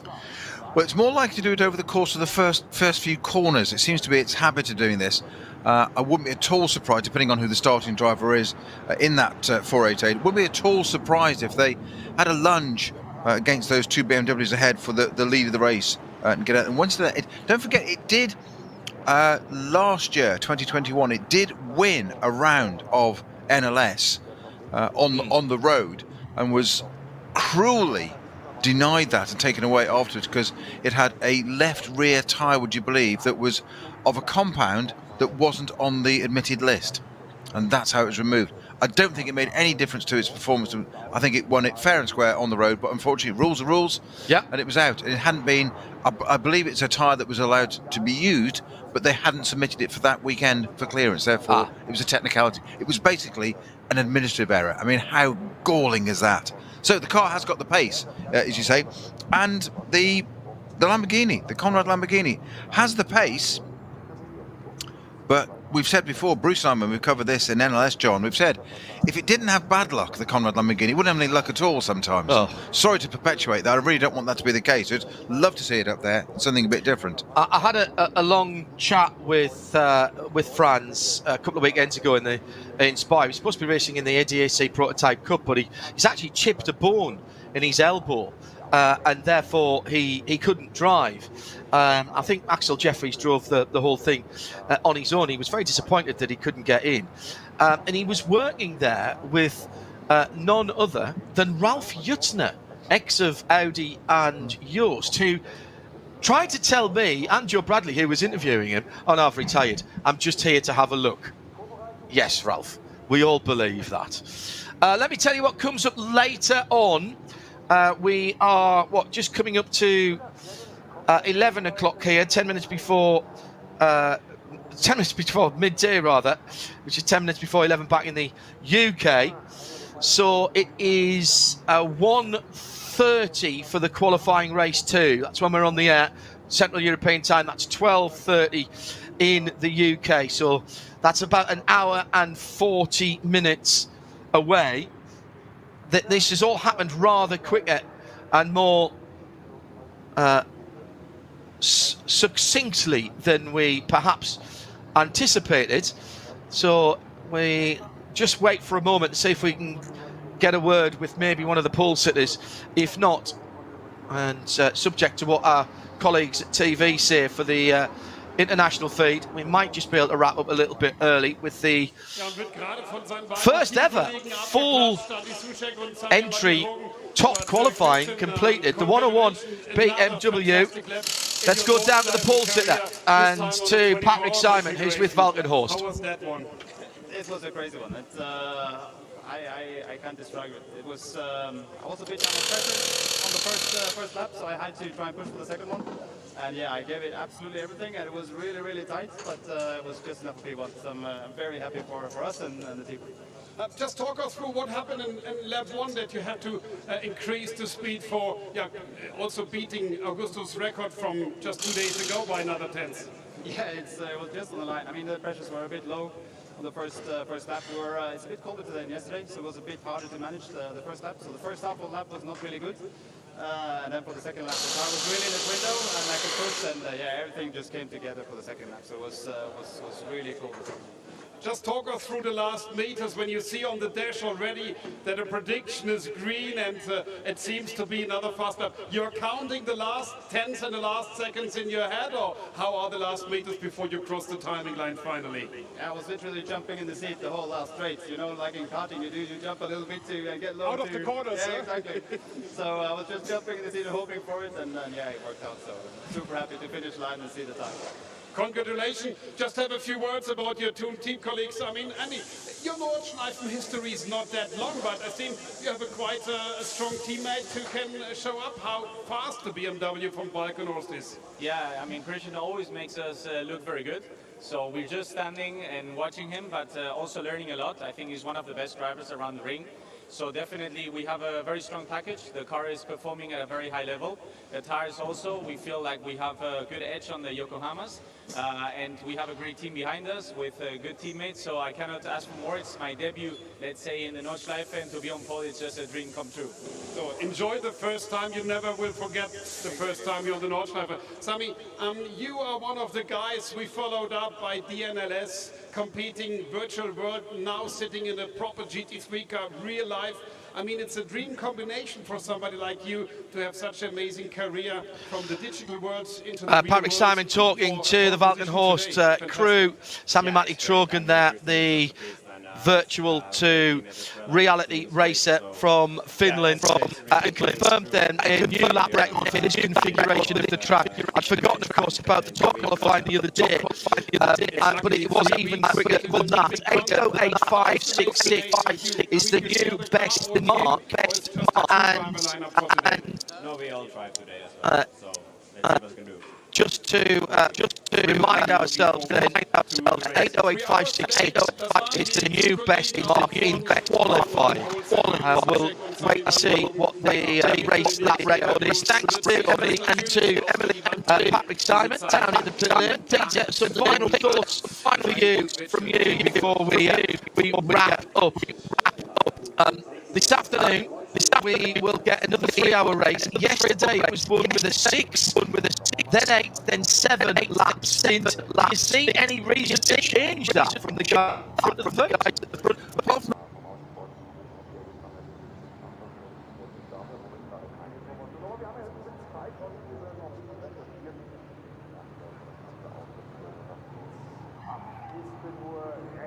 Engine cars, as you said, John, with the Ferrari right up into P3 and the Lamborghini up there as well in P7.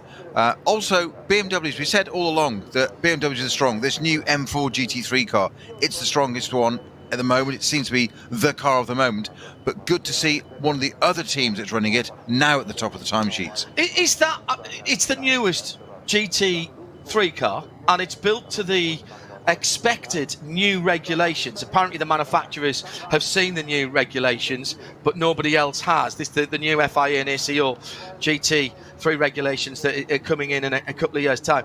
The BMW is built either to that or close to that. Does it have an inherent advantage by being the new car? Because A, all of the knowledge has gone into it, and B, there's not as much BOP information about it. I think that's exactly the point. Yes, I mean the M6 outgoing was. I mean, Bruce and I commented on this last year when the M6 was still winning NLS races, and we knew this car was out there. It wasn't running for points. It was running in a sort of prototype experimental category with us, and it was still right up there in front. To say, well, where's the point in developing a whole new car? Well, BOP. It's a world program, isn't it? It's not just about there. It's great to see them on the Nordschleife, but it's a world program for BMW and Porsche, Mercedes, et al. Just the same thing. Well, we'll see how they get on this afternoon and whether they can back up yesterday's. It was an old BMW front row yesterday, and the BMW Junior team came through to win with a super middle stint. Willkommen, liebe Zuschauer, zu dem Motorsportspektakel schlechthin. Zuschauermagnet, guckt euch die Atmosphäre an. Sensationelle Stimmung in der Eifel. Die Fans sehen wir hier, das Fahrerlager ist voll. Also wenn du hier nicht aufgeregt bist, dann hast du irgendwas versäumt.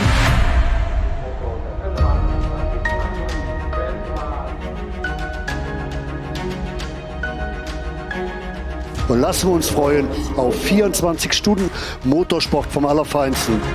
Das beste, das tollste Rennen hier in der Eifel mit den besten Fans der Welt. Startgruppe 1, die Veranstaltung läuft!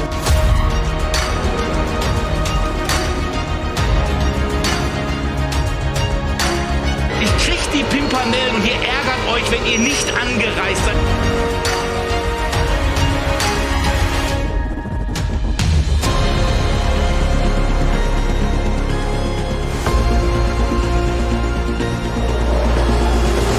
Schau dir diese Bilder an, Jörg. Die hell erleuchtete Grand Prix-Strecke, das Fahrerlager.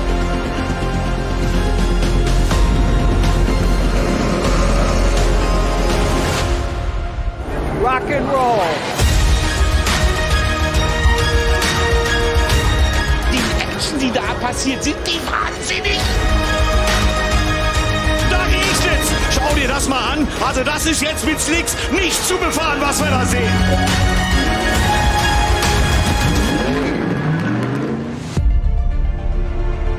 Es überschlagen sich wieder einmal die Ereignisse. Wieder einmal wird das 24-Stunden-Rennen am Nürburgring zu einer Mischung zwischen Himmel und Hölle. Berührung! Berührung! Und beide drehen sich! Was für ein Finale. Die Sieger sind im Ziel. Überbordende Freude an der Box.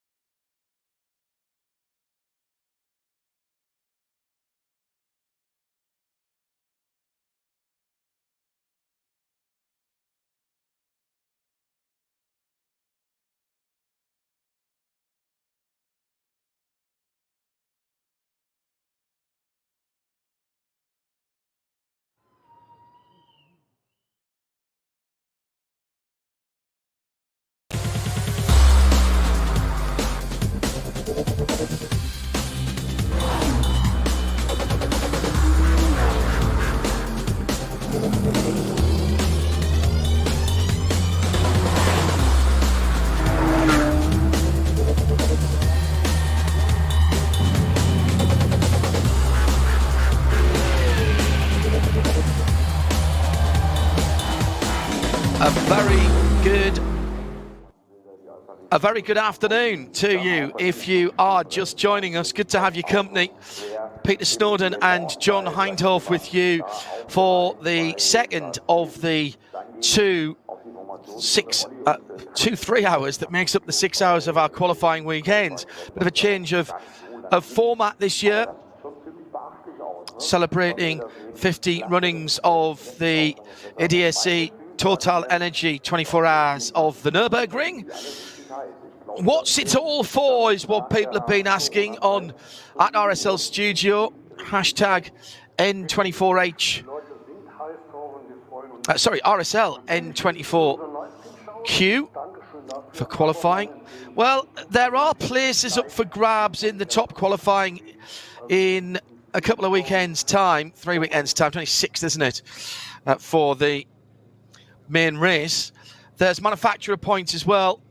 And there's the opportunity to get some running on the track configuration that is only used at the 24 hours. So it's this weekend and the 24 hours. That's the only time that we use the configuration of the Grand Prix circuit as it is for the 24. The only other time is this weekend.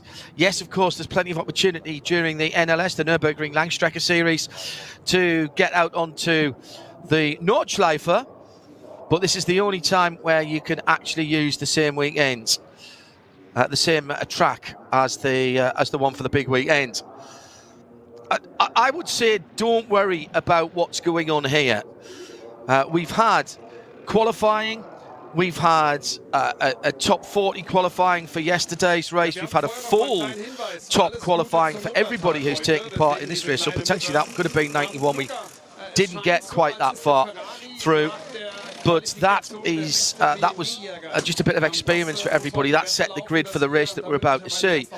When we get to the main race, we'll have all the lists and we'll be able to tell you who is, and more importantly, who isn't pre-qualified into top qualifying for the big race itself, and therefore who we've got to watch in qualifying when we get into the main race week.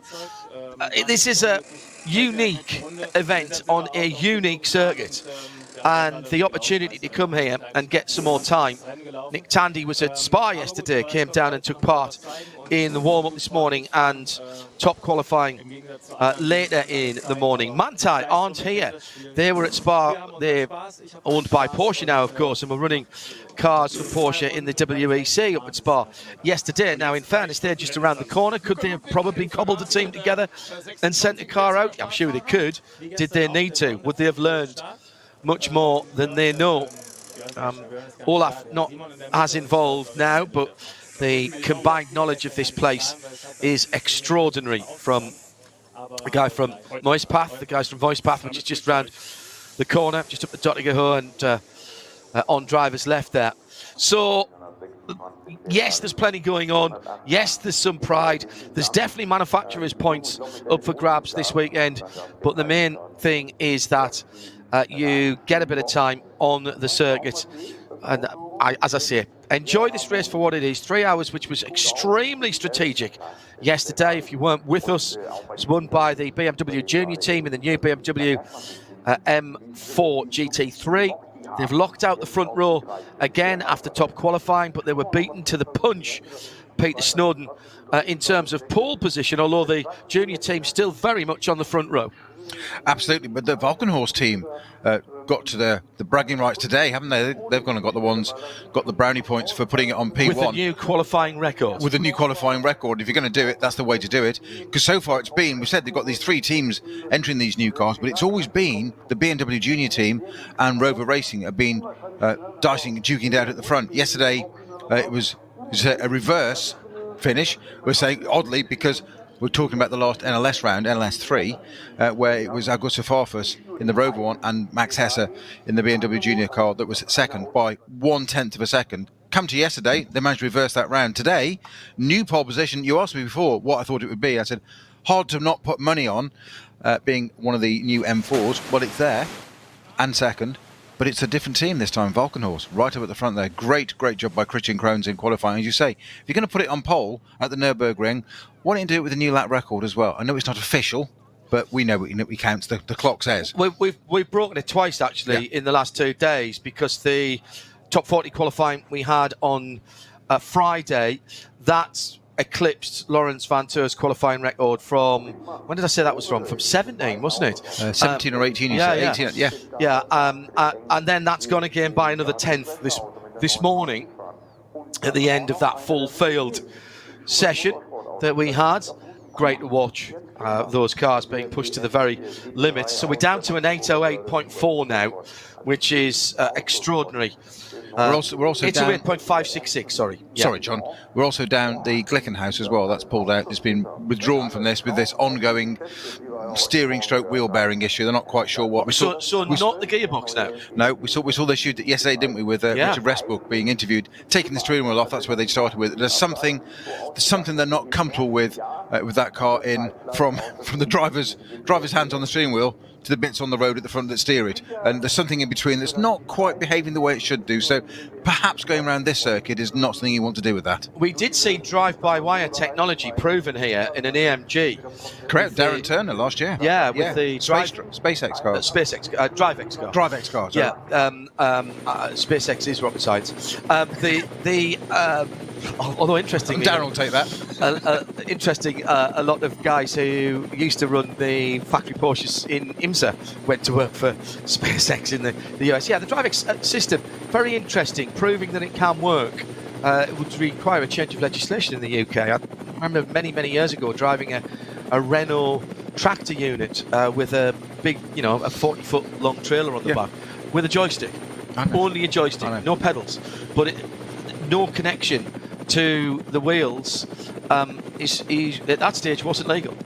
So I talked to Darren about that last year. I said, how do you feel, psychologically, practically, logistically, and psychologically about driving? We've had fly-by-wire throttle for years. Yes, of course. A steer-by-wire, brake-by-wire. You have in race cars now. And he's typical race driver. He just said, if I had any doubts about it, I wouldn't be doing it. He said, so it's fine. He said the only bit of finessing left is, he said it's so close. And bear in mind, this has been developed probably for mobility, disability vehicles on the road.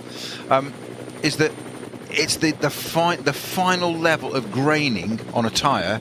It hasn't quite got the feedback to read that. Really? It's that close. Wow. I was like, wow. As you said, wow, that's so impressive. Many cars now have electrically assisted steering. I mean, even going back to our little run around Seat Ibiza that used to be my dad's, the little 1.2, that's got electrically assisted steering, and you hear that. So it hasn't got hydraulically assisted steering, and that's why you can have things like self-park cars, because it's all done through that. So it's not a million miles away from what we've already got. Very interesting technology being proven here on the Nürburgring Nordschleife. If you'd like to get in touch with us at RSL_studio, hashtag RSL 24 RSL N24Q. German national anthem playing at the moment on the front straight.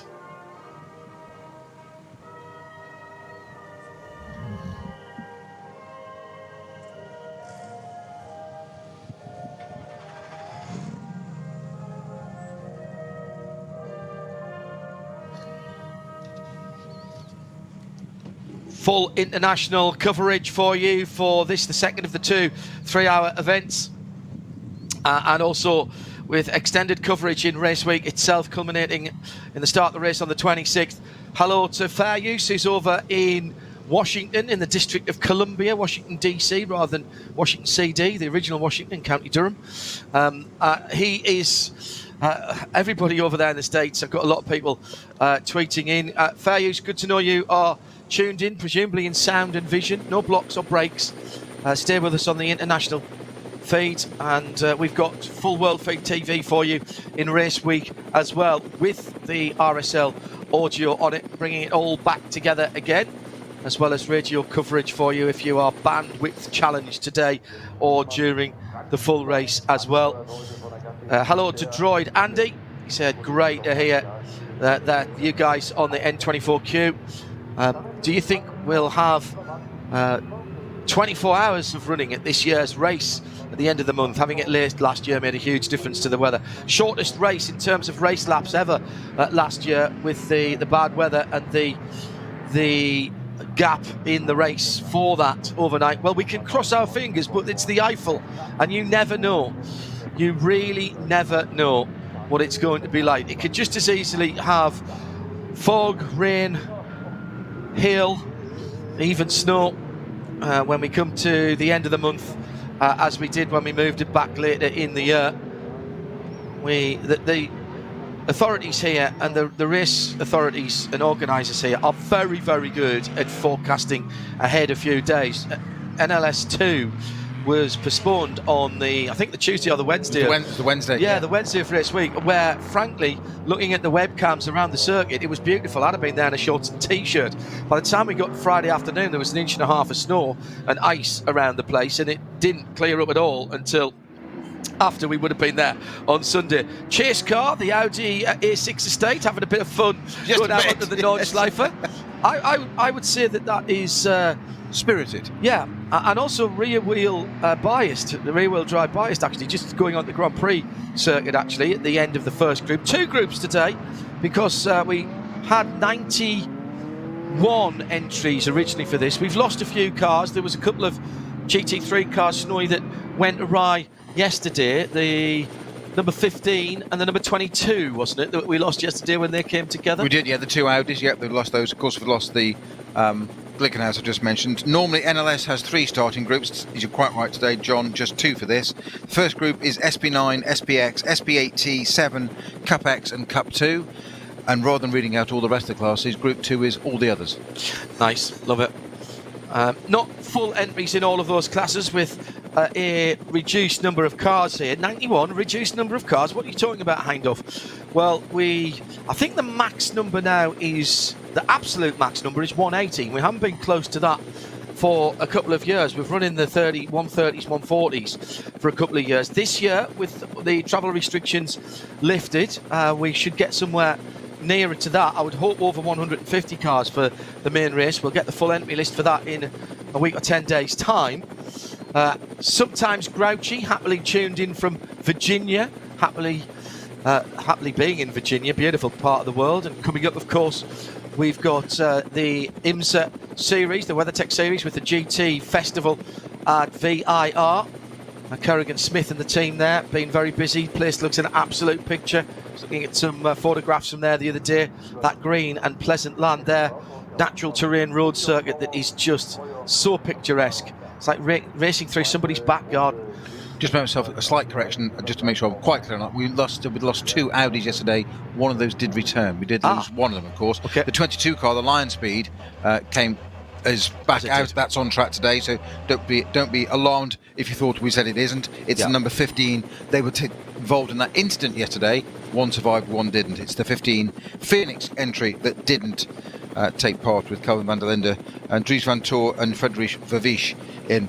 Starting drivers front row, as a matter of interest, it's the pole man that's in the BMW, the Valkenhorst. It's Christian Krohns that's going to take the start of this race, but alongside him, the junior team, the 72, they're keeping to their standard format. Of course, they're going to change this now, but the first driver out is Neil Verhagen.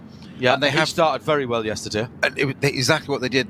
They did it yesterday, and they've done this all throughout this season so far. They've got this set order that seems to work for them. Neil Verhagen starts, Daniel Harper goes in second, and then Max Hess goes in at the end. Now, of course, they're going to change that round now, but the first driver is correct on that one. Now they won yesterday, and they won with a strategy that had us for a little while at the end of the first hour scratching our heads. They only did 6 laps. 6.87.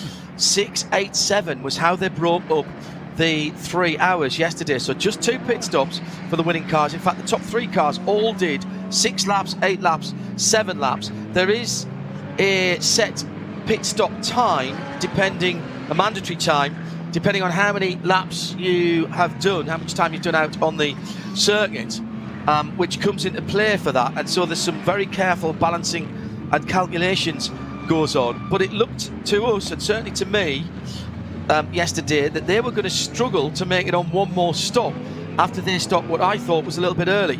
But Dan Harper in that middle stint did 8 laps. 8 laps was the most we saw of anybody doing stints yesterday. There was a number of cars in SP9, the GT3 class, that did it. Dan Harper did a brilliant middle stint and actually took the lead in the middle stint due to the fact owing to the fact that he'd done those 8 laps and because of the pace. So he wasn't soft pedaling at all. And then it was a 7-lap stint for Max Hesse at the end, who brought the car home to a 10-second victory as it was yesterday. I don't see much need to change that unless things are exceptionally different in terms of code 60s or yellow flags. We will not see, if you are unfamiliar with this, we don't see safety cars. The cars leading the 2 groups around now will get parked up. If they go out, it will be to inspect things, but they tend to use other vehicles than the Audi R8s that are leading them round. We cover the track with slow zones, double waved yellows, code 120s and code 60s. Those are kilometres an hour, by the way. And it's very rare to see a neutralisation of the full track.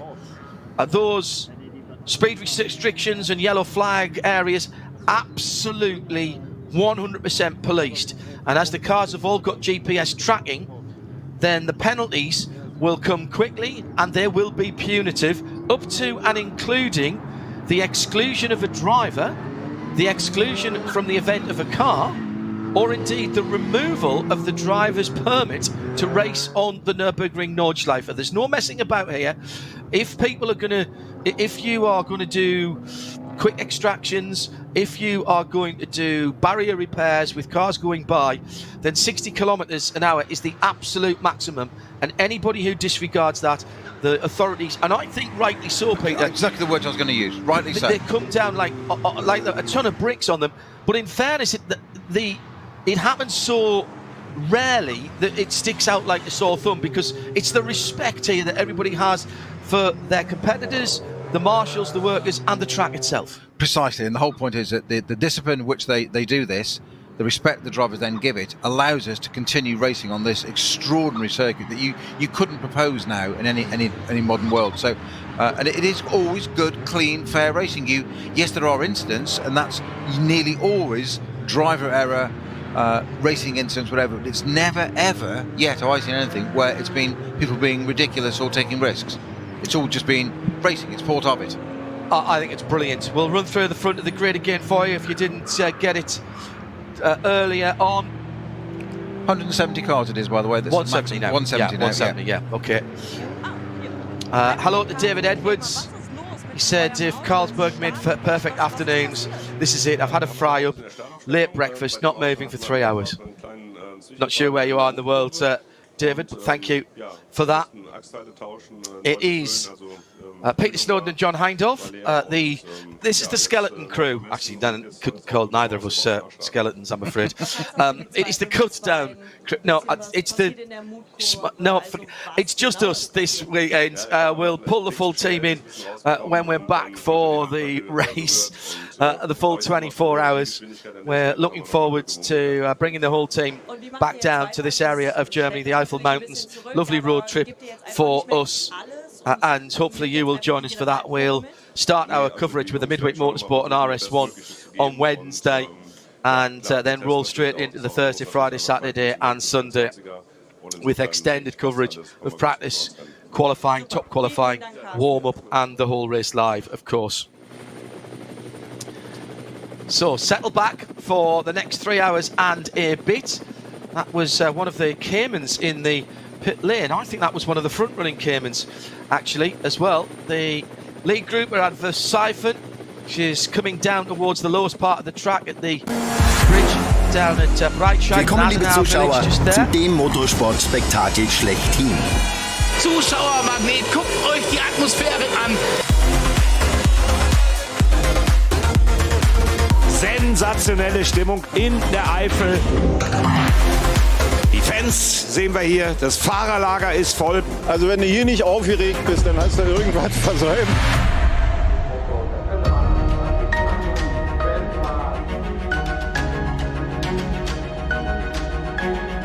Und lassen wir uns freuen auf 24 Stunden Motorsport vom Allerfeinsten. Das beste, das tollste Rennen hier in der Eifel mit den besten Fans der Welt. Startgruppe 1, die Veranstaltung läuft!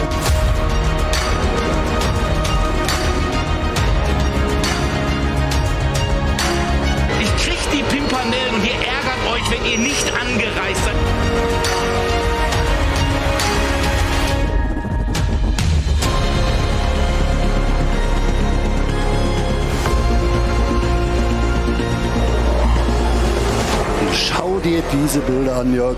Die hell erleuchtete Grand Prix-Strecke, das Fahrerlager.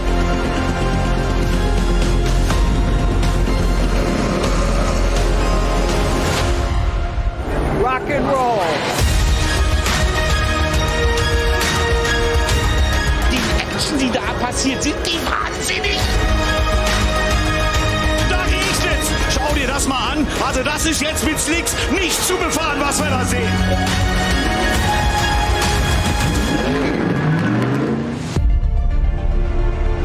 Es überschlagen sich wieder einmal die Ereignisse. Wieder einmal wird das 24-Stunden-Rennen am Nürburgring zu einer Mischung zwischen Himmel und Hölle.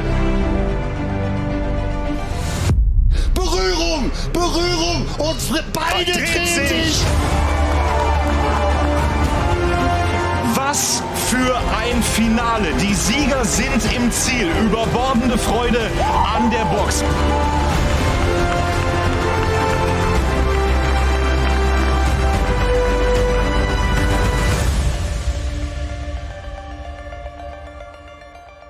Dario, das sind Bilder, die wollen wir so früh nicht sehen. Gestern standet ihr schon, heute seid ihr gar nicht in die Startaufstellung gegangen. Was ist los mit der 607? Ja, wir haben heute auf das zweite Rennen a wee bit busy and no Glickenhaus either. Problems with a wheel bearing and that car will not take to the track today. Mantai were up at Spa yesterday for the WEC. They run the Works GT Porsches, now owned by Porsche. Still from Moist Path, just round the corner to the race. Sad to see the Glickenhaus not here, and Jim Glickenhaus, who I'm sure came down from a very good run for them in the WEC, got the pole position in the Spa 6 hours and a decent run during the race as well. I'm sure Jim's here. He loves this event, and this was the first time we really started finding out about Glickenhaus was at this race with that beautiful P45 that he brought down here. Extraordinary, extraordinary setup, the whole thing. I mean, extraordinary man in the first place. There's no wonder that he's built cars quite the way he has. Just going back to the races over the years, John, you just had a few firsts in there. The first winner was Hans Stuck in 1970. Yep. He didn't win it again for another 28 years. In the diesel. In the diesel. Yeah, so correct. If you're going to come back and do it 28 years later, do it in a diesel. And what a thing to come back. What a way to do it. I missed the first win, of course, in that as I was skipping through for... you weren't born in 1970, John, so and you wouldn't have known about it. For in 1996, for Sabine Rech, as she was there. We know her much better as Sabine Schmitz. The first victory for a female race driver. She's won it again. She won it again since then. And, of course, last year, to honour her and remind us all every time we come here that Sabine was the queen of this place. The first proper corner on the Nordschleife going downhill before you head down on the Hatzenbach, the left-hander that curves away down with that high curve on the left-hand side was renamed Sabine Schmitz Curve. I had the good fortune to work a couple of times with Sabine on various Top Gear Live shows where we worked directly together, and she was as much fun when we were working together as she was afterwards.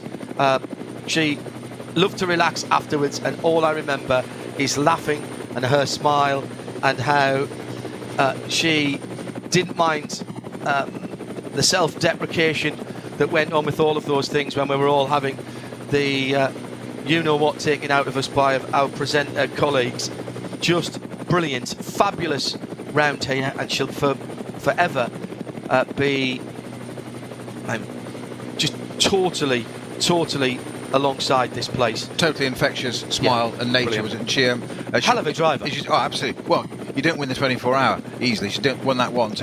She also won the VLN title twice in the 2 years preceding it. So she's I think she's quite useful. Safe pair of hands, understatement. Yeah, we honour her memory, and her memory is a blessing. Much missed in paddocks and motorsport all around the world. Clocked up 20 million laps or something round here, 3 times to the sun and back. Probably could have driven it blindfolded with one hand tied behind our back, driving in reverse. The story she used to tell about her and her sister, who also was a very, very tidy driver in the family BMW, lived just round the corner, and how that car got gradually modified, shall we say, to become much more of a a ring weapon with race tyres, a cage, etc., etc. And the absolute horror of Sabina when she told me one day she got a phone call from her mother who was at the hairdressers. She said, "Oh, listen, I'm down at the hairdressers, I've taken the BMW, there's something wrong with it. Didn't drive very well. It was pouring of rain and it was on pretty much slick tyres and full race setup." And Sabina said, "Don't drive it back. I'll come and get you, Mum. I'll come and get you." Brilliant. That's Sabina all over. Much missed. Just summarises it, doesn't it? Lived and breathed for this place, and it's only right that she's commemorated here. There's also a very lovely tradition here of planting trees just outside the paddock, and one or two nameplates on the trees around there of journalists and people that we've worked with in the past, and I do think that's a very lovely, living, lasting tradition. 27 Porsche starting a little bit late. Now, that car, we lost that car this morning. I don't think it took part, did it? In the... it's the DBO entry, isn't it? Yeah, correct. Julian Andler, Matt Campbell. So that car was missing on parade. Mathieu Jaminet, yeah. Yeah, that was... Mathieu Jaminet was listed to go out in top qualifying, and it did not.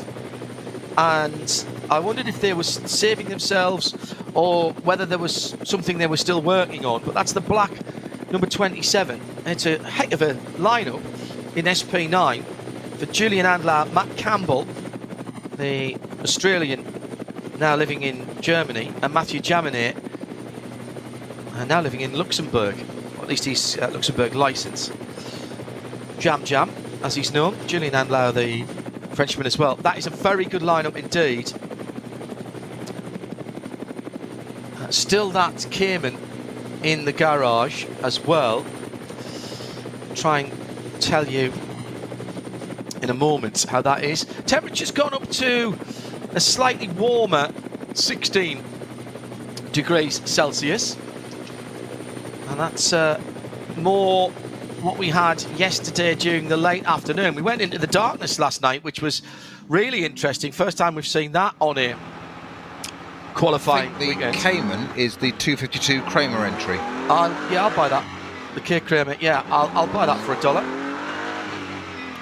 As the saying goes. Sold to the man with the microphone. And let's go to that one. So 3 hours to come, 2 groups to start, and what we will have is the leaders forming up 2 by 2 now behind the leading Audi safety car. As I say, very unlikely we'll see that one again, and if we do, something's gone very much awry, because it's not the normal thing here for that to happen.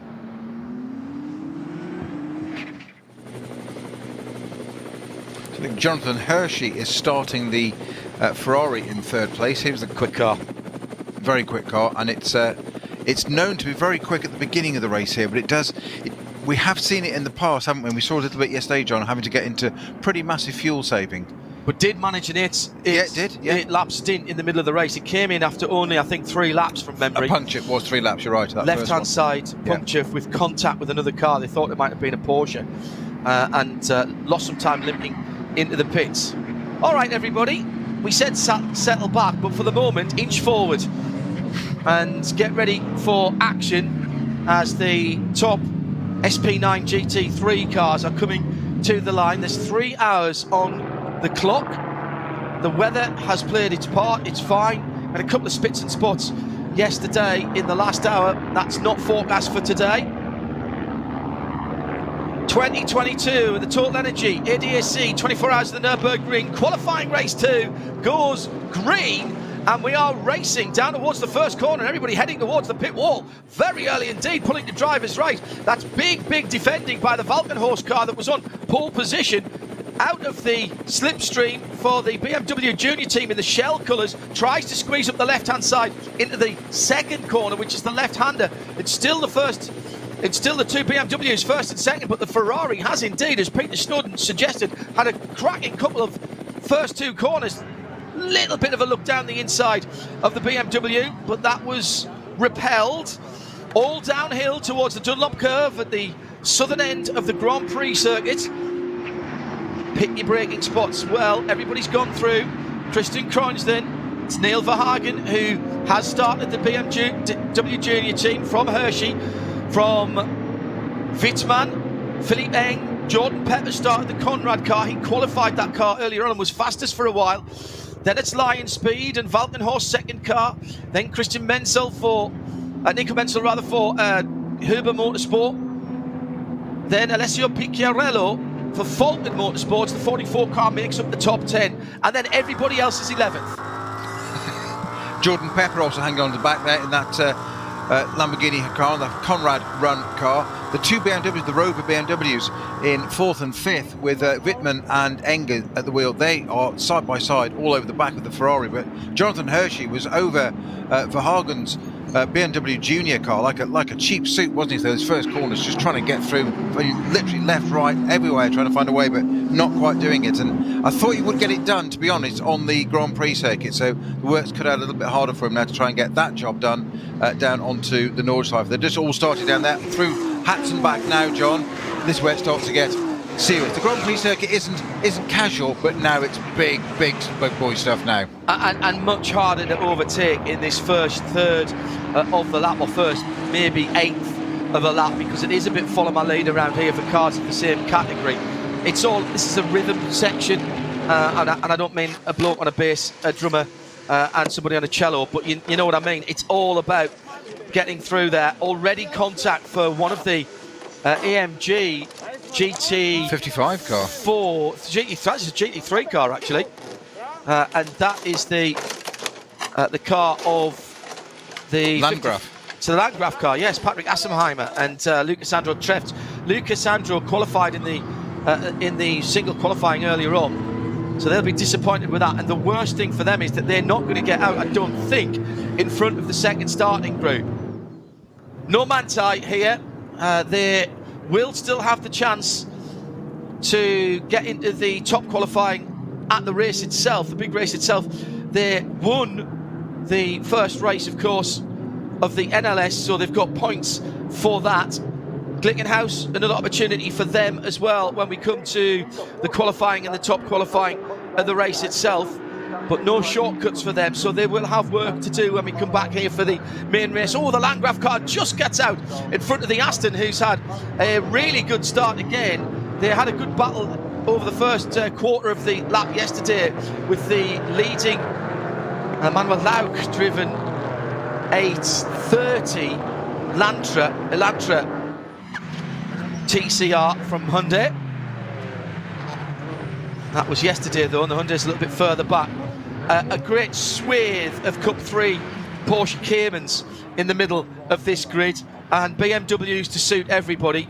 Peter and I in the top qualifying this morning were going through our options for going back to racing, and we decided that a £60,000 BMW M240 ready to go was pretty good. Move up from that to maybe 120,000 for a TCR, and then a 992 Carrera Cup car at about 180,000. Those were our. I think we, even if we drop the big millions, I'm not sure the $500,000 BMW M4 GT3 was going to make our list, Peter. I don't think so, no. At the moment, I'm enjoying watching a green Aston at the front of the field. It's been a while since I've seen that. Leading its own group. Absolutely. What a sight to see. I'm sure Sarah Rigby would be loving that. Yeah, now that then is going to be... Was that the 90... Yeah, that's not the GT3 car, is it? No. This is the second group, the GT4. Yeah, so that's one of the... that's a Pro Sport car, isn't it? So that'll be the SP10 leader, and that is the number 82, sorry, can't read my own writing. And that then is the... who started that? The 82. I think that was Miklas Born who started that for Pro Sport Racing. He's with Christoph Breuer, Alex Mies and Mike David Ortman, who did the qualifying, the top qualifying in that car. Yeah, Miklas Born started it, yeah. Now, did that Landgraf AMG come out of pit lane whilst there was a red light at the end of pit lane? That is a question that we can't answer from here, but it must have been close because they were on the front straight. Meantime, let's get into the action on the Nordschleife itself with Antti Burri in the 831 Hyundai i30 NTCR, 2 litres, 300 and plenty horsepower, driving the front wheel. 1, 2, did we get 5 across the track at one stage? I think we did. Both the KTMs getting checked up right at the back. You can't miss the orange crossbars there. That was the start of the main group. And where did the Mercedes get the bash? That's what we're looking at, the Landgraf car there. And what they've done there is, instead of going on to the Nordschleife with damage to the front end, they've shortcutted through the Vidal chicane and back into the pit lane. Now, they don't get a penalty for that, but obviously they don't get credited that lap, so they'll restart that lap again when they go back out the pit. They've got some very clever timing loops around the Grand Prix circuit in the pit lane. But it's the perfect solution, isn't it? Oh yeah. Nobody's trying to get an advantage. No. You don't get that taken away from you. You don't get it either. So you just back to start again, reset. Perfectly common sense. Typically efficient of the organisers here at Nürburgring ADAC. That everything involved in this. The 2 leading BMWs have pulled away quite a bit now, haven't they? They are super quick in a straight line. We saw that yesterday, but they do move a lot of air. Good 10 car lengths to third place Jonathan Hershey in the Ferrari. I reckon we have started 81 cars in this event. I was hoping to see which cars had gone missing, but they haven't listed the cars that didn't start on the timing screen. So I reckon 81 cars have gone through the first sector at least, and gone through. We'll get the proper gaps as they come through, but it has been a bit of a bid for freedom that has been put out there by the 2 BMWs. Valkenhorst is the white, black and red car, then the Shell livery car. Next up is the junior team. 2 Rover Racing cars working together there, and now they'll get a huge draft on the Ferrari. It will be like they have turbo power, extra turbo boost. And look at the Lamborghini coming up as well, also using the draft. Jordan Pepper getting into the draft. He knows what it's like. He's seen what's happened yesterday. And those BMW M4s move a huge amount of air. And if you can get in there, we saw the Porsches, the KCMG Porsche come from 10 or 12 cars lengths back, tracking 2 BMWs. Jonathan Hershey under increasing pressure now in that Ferrari. Although I thought they got a bit more done down there. Jordan Pepper snicking at the heels of the second of those 2. That's Whitman in the Rover Racing BMW, the second of the 2 there ahead of him. Enger right in front of him. Hershey, a little bit of a gap there. They looked like they did pull up down the Dotting Hill. He said they just got that straight line speed. Those M4 GT4 cars, the new ones for 2022, just missile quick in a straight line. And a 488 Ferrari is not exactly slow in a straight line, but the BMW might punch a big hole through the air, but it punches it through it very, very quickly. Took his teammate with him, and Jordan Pepper said, thank you very much, I'll have a bit of that as well, and put the Lamborghini in there as well. Porsche on Porsche action as the second of the Falcon cars, which is the 22 car, is the 33 car rather, is having a wee bit of a battle. And that is Marcus Seefried, and he's got Nick Tandy right up his tailpipes. And that's, just saying that is enough to strike fear into the heart of most drivers. Hello to the Tandy family, to the Westbrook family, although maybe you've been stood down now as the Glickenhaus will not be racing, so we'll not see Richard this afternoon. If we can catch an earlier flight back home in time for the Grand Prix, if they knew that earlier on. Beautiful afternoon. Sun shining, temperature around about 17 Celsius, and back out onto the Nürburgring Nordschleife for the second time of asking. Valkenhorst Motorsport from BMW Junior Team, the 2 BMWs now with nearly 5 seconds on Jonathan Hershey in the Octane 126 Ferrari, the dark coloured car, the red stripe on it, that's the 26. Philippe Eng sniffing around the back end of that car, then Rover Racing's second car, so they are 99 from 98. Then Jordan Pepper in the Lamborghini. Valkenhorst number 102 is next up. That's another BMW.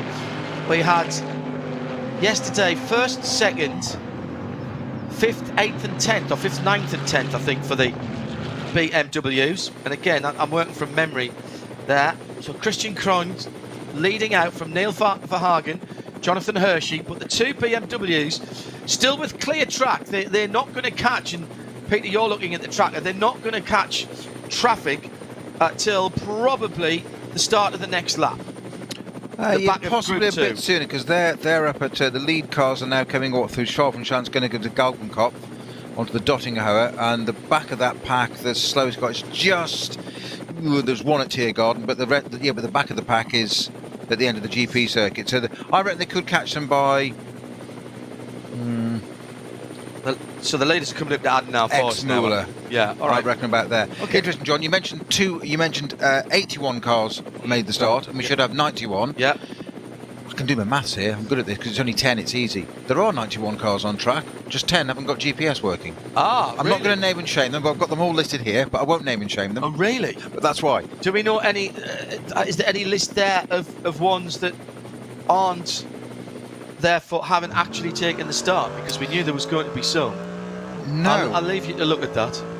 Thank you.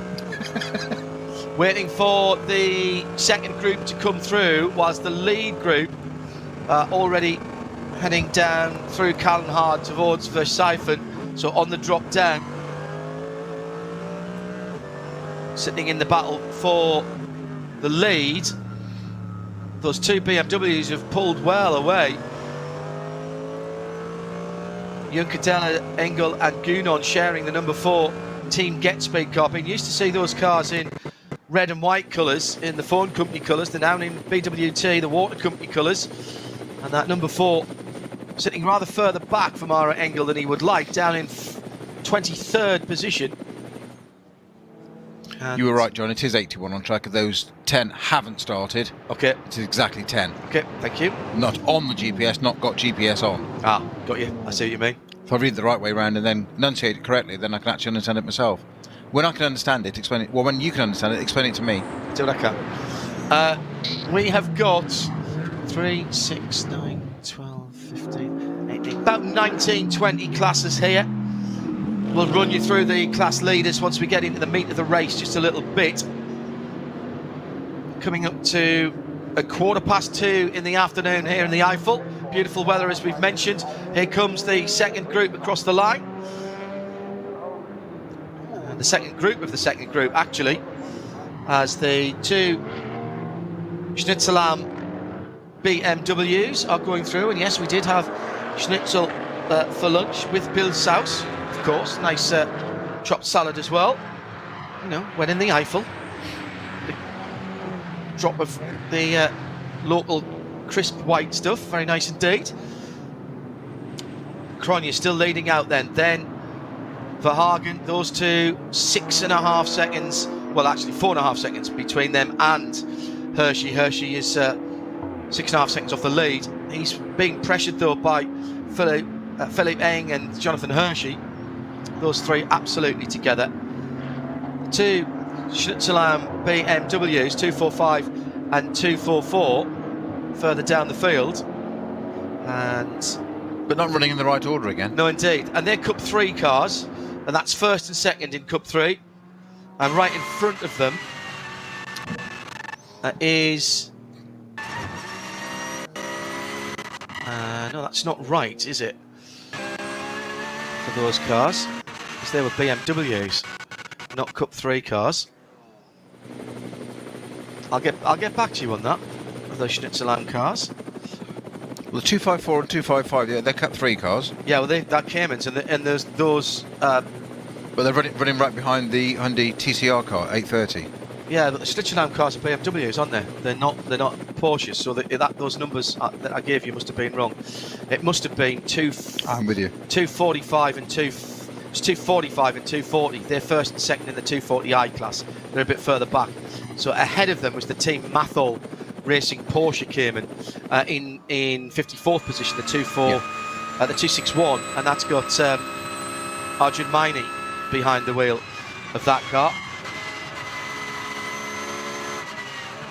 Driver that you'll know from your exploits with Aston Martin. Peter Kate will be driving again for Team Mathol, and extraordinary finishing and winning record Peter has got in whatever class he took part in down through the years. Has won for Mathol, I think 2 years in a row now, so he might be going for a triple.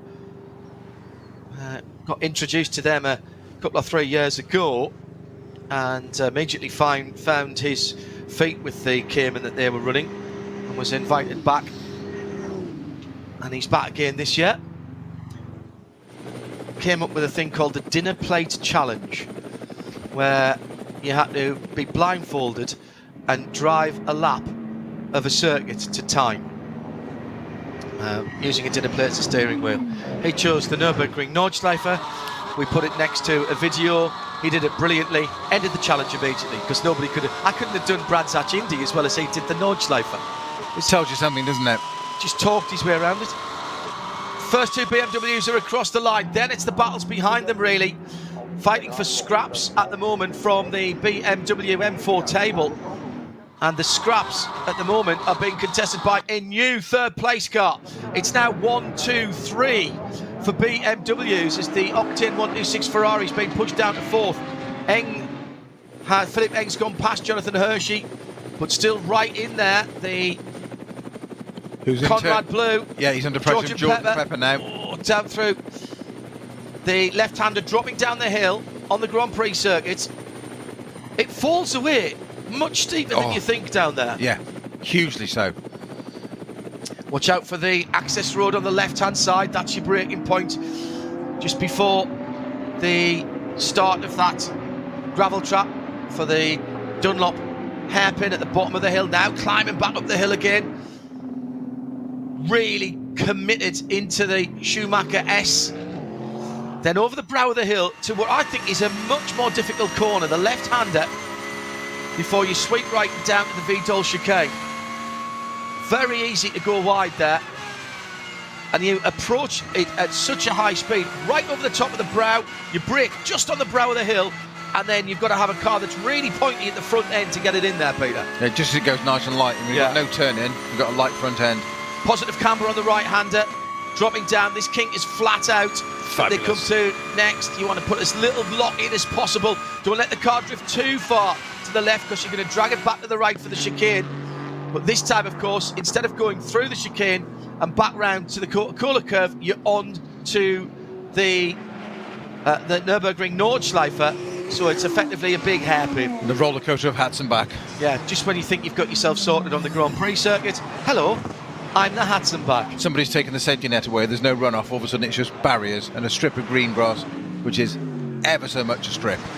Problem for, an early problem for the number 5, which has dropped down the order, and that is the Phoenix Audi. The Phoenix Audi, yeah. That's the Frank Stippler, Vincent Kolb car. Technical defect. However, that car has continued. That is the Breitscheid area, post 119.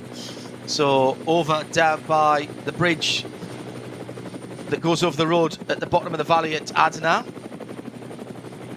Now, here comes Jordan Pepper on the 4th place Ferrari, moving around. Oh, that's a bit naughty from Jonathan Hershey. He'd probably get away with that because there was a left-hander coming, so he could see he was taking the racing line. That was going through at the top of the hill at Schwedenkreuz, and now down through Arenberg and into the Foxhole. The Foxhole, even in a street car, even in a road car, is absolutely petrifying. You cannot hit any of the curbs down there at all. It just totally unsettles the car.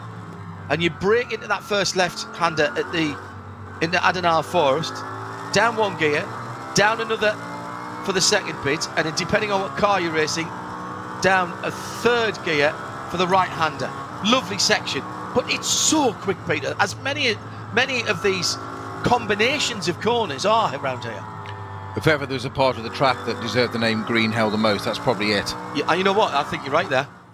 I think you're right. Because it is so quick as you're plunging downhill, bottoming the car out at the end of the Fuchsrud down through the Arenberg, through the left-hander before you go down towards Kellenhardt. And then it's downhill, dropping down, all the way down through the gearbox.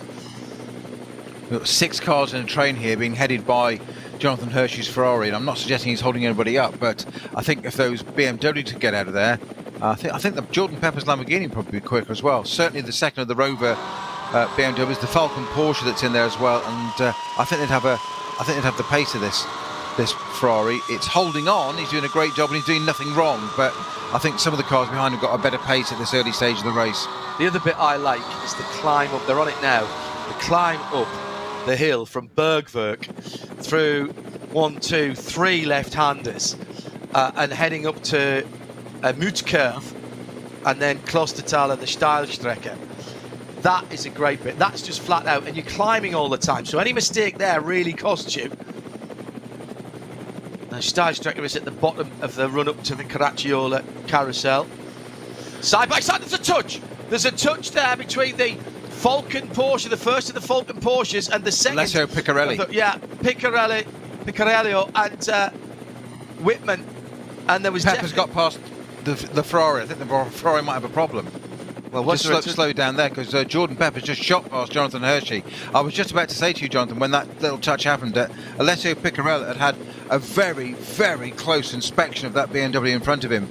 That's Whitman's Rover entry, Rover Racing one, and he was really, really close to it there, so he got even closer then. I didn't think he'd get close without touching it, to be honest. I think you're right, there's a bit of a touch there, but I wonder if the Ferrari has a little bit of an issue. It appears to have picked up again there. It's almost as if it doesn't happen in modern day racing, but you'd say years ago, Mr. Gear. Yeah. Exactly. It doesn't really happen these days, because there can be a glitch, but it's so unlikely. But it did seem to suddenly drop back there, and Jordan Pepper was he didn't need a second invite, did he? So I think Marco Wittmann did get a little tap there. The worry will be, is there being tyre damage there? Yeah, what's it done? What's the collateral? Yeah. Heading up to Mutskurve. That is so quick. Mutskurve is a little bit of lift, maybe even a downshift for the GT3 cars, but the rest of it from Bergwerk all the way through Kesselchen, you're absolutely flat out there. It's only the third of the left-handers. You don't really have to nail the first two, and perhaps it's not wise to try and get to the inside there, scrub speed off, but the third one actually tightens on you. And I remember the first time I went through there in the 993, the car bouncing around a bit. Funny enough, talked to Sabine Schmidt about that and asked her if I needed my suspension looking at. She said, what were you doing? I said, 135 maybe. And she said, K's? I went, no, miles an hour. In a road car? She went, yeah. She went, yeah, they'll all do that at that speed. In a 993, yes. I said, it didn't slide, it just hopped. She went, yeah, they all do that.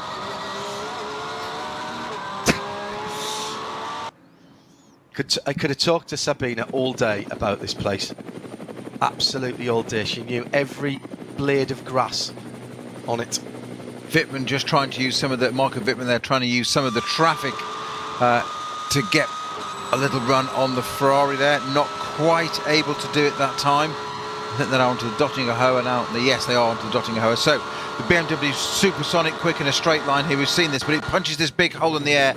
It sits behind some of the other traffic. Can he get a toe off the Ferrari? Ferrari's going to poach a smaller hole in the air, but it's the Falcon Motorsport Porsche of Piccarelli that's going to sit right behind the BMW. He looks to the jigs to the right. He can't. There's a back marker there, and it's all being held up. The BMW shot between the pair of them, and a completely changed, a whole set of changes there. It's Jordan Pepper's just lost 2 places, gained 1 back again.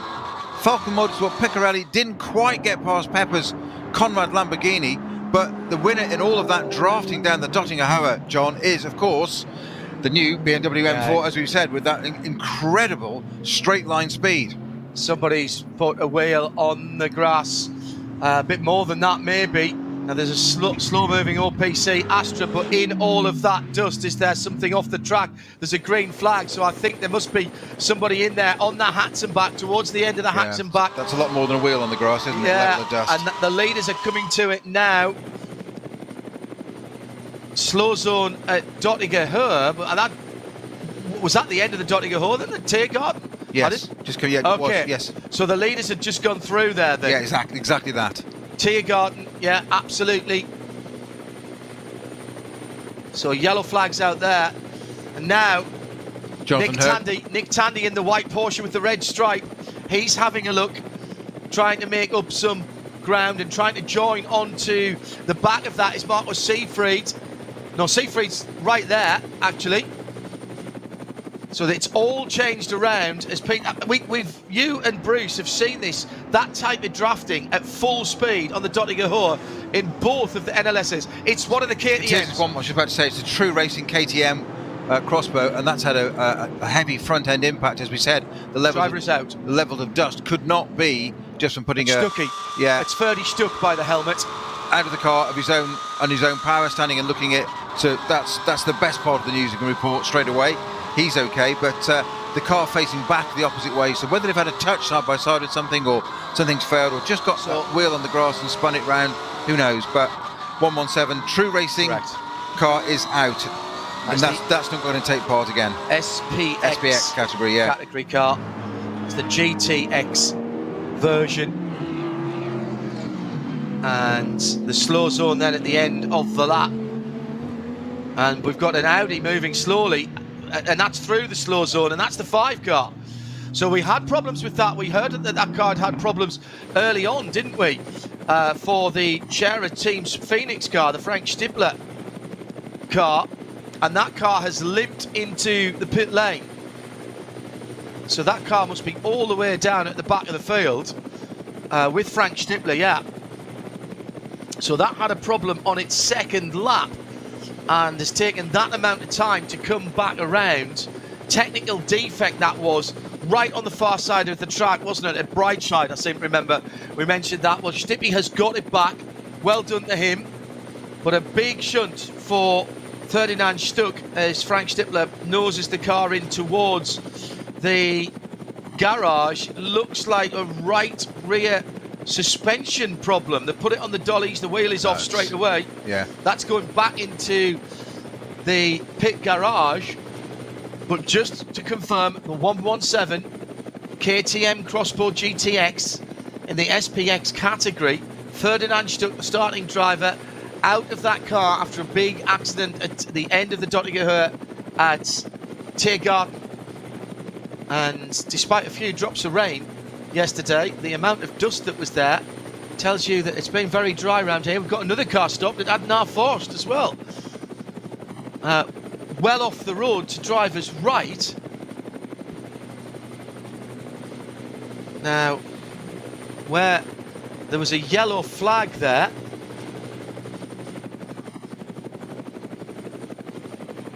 so Snowy's going to try and pick that car off on the tracker. Yeah, found it. It is. I think it looked. I don't want to even say it. What? Well, why would I want to say it? It's an Aston Martin. Correct. It's Pro Sport number 81 car. Yeah, from the SP10 category. It was the green. You just forced me to do that, didn't you? It was the green and it was the green and orange on that car. I could see it even from the overhead. That's Guida Dumari, Alexander Volker, and Yevgen Solkolovsky. And so that car has stopped at the end of the foxhole up at Adnar Forst, but he's on driver's right. Where the circuit curves to the left and does that right-handed hairpin, he's all the way over to the right as if he'd just gone straight on there, which is a shortcut you can take in some race simulations. It's the only car involved at the moment, so it may not be anything else. It might be mechanical, you never know. It's a long time to go. Back at the front, John, just wanted to say, we've mentioned about these BMWs already, haven't we, M4s? 1, 2, 3, 4 and 8th. Yeah. It's a bit of a lockout at the moment, isn't it? But it's very early days. 2 hours, 30 minutes to go. We're only half an hour in, John. Half an hour gone. I'll do the class leaders in a moment, but we've still got battling up towards mid-curve. And there was another touch on the back of the Wittmann BMW. That's twice he's had a touch now for Marco Wittmann. They've got slower cars there. This time it's Jordan Pepper who wipes the back end of the BMW with his Conrad Lamborghini, weaves to the right, then back to the left again. And here comes the Falcon Porsche as well to play in amongst that. And that must be the 33, Marcus Seefried. So that BMW losing touch just a little bit from Christian Cronjes and Neil Verhagen and Philip Eng. And then 4 seconds further back is Whitman, Pepper, and everyone else. The Falcon car is the Alessio Piccarello car, the 44, rather than Marcus Seefried. But he's not far off the back of this, no doubt. 4th place battle, and there's more joining the back of that. A lot of people joining us going, right, what are we qualifying here for? What was yesterday all about? Well, the qualifying race is normally 6 hours. You gather manufacturer points and also potentially get into the top shootout for the main race on the 26th. It doesn't mean you can't take part if you don't do well here, but it is an opportunity to do some more laps. A little bit of bump drafting down the straight. And that's a replay. This was earlier on. So Hindhoff getting excited about replays, not headline news, I'm afraid. So as I say, you still have the opportunity to qualify up into the top qualifying via your performance in race week. But basically, this gives you an opportunity to put that to bed and then potentially do other things in the qualifying time. You just don't get enough time on the circuit here. Even if you've done both the NLS races that have happened so far, that's 8 hours. And yes, you use the Nordschleife as it is, but the Grand Prix circuit is completely different. The Haug hook, and then all the way down to the bottom of the hill and all the way back up again. So in terms of your data for fuel consumption, etc., that is not the same. So the opportunity to come here and do some more running is, whilst it's not mandatory, most of the top teams, even if you've already qualified through, will do it. The exception here this weekend is Manthey, who didn't have the resources to run the cars in the WEC and here. Glickenhaus will not take part in this race, although they did get some running yesterday before their gearbox gremlins took hold, although it's wheel bearing and steering today. Now here comes Jordan Pepper on Wittmann, and he gets a good run. Not from there. And then the moment that he pulls out, it's like the Lamborghini have hit slow zone for the KTM anyway. Yeah, hit a brick wall, and then a slow zone from just where the tourist lap entrance is. So they come down to, it's code, is it slow zone or is it code 60? Code 60. Right. We've got code 60 at Adnar Forst as well for that Aston Martin.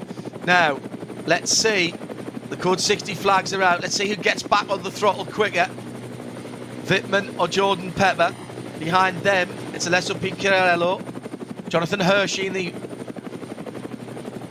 the Ferrari is the first of the darker cars there, and behind the Falcon tyres, blue and green car. Now they're back up to speed. Looks like the KTM is just about cleared from there. So across the start-finish line, and the battle for fourth continues. The Pro Sport number 81 Aston is now running again very slowly. It is returning to the pits under its own power. Well, look, I think might not be under its own power, but it is being round the outside. Sorry, Peter. Around the outside for Jordan Pepper. He'll get the inside for turn 2, and I think he's got that nailed now. He has. That was very good indeed. By the way, that crash for Ferdinand Stuck, was not too far in front of Maro Engel in the number 4 Mercedes. Martin Pelton, among others, saying if you go onto the onboard feed for that car, you can see it clearly.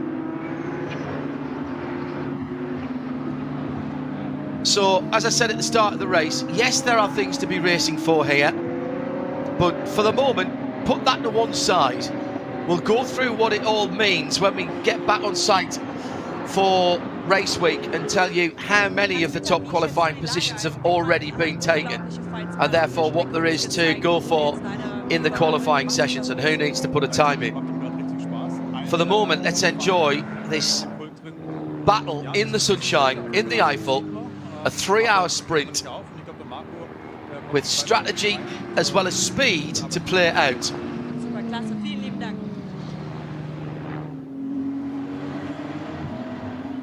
So, Peter Snowden and John Hindhaugh, hello. Nice to have your company. very impressed with Jordan Pepper. Not sure what changes they've made, Snowy, to the Conrad Racing Lamborghini Huracan. They were in the top 20 yesterday, but pretty anonymous. They were. It's an odd mix with that car. We mentioned it before, didn't we? Yesterday, it's had a pole position earlier this year, and then finished just in the top 10. I think it was 10th. And then yesterday just didn't really figure. It is a Pro-Am car though. Yeah. So Jordan Pepper is the pro. He's got Axel Jeffries. I'd be interested to see how the organisers here rate him, because he's a very, very good driver. And then Michele Di Martino as well in that car. So at the moment, that is the lead Pro-Am car in SP9. And there's no reason, there's no difference in the cars.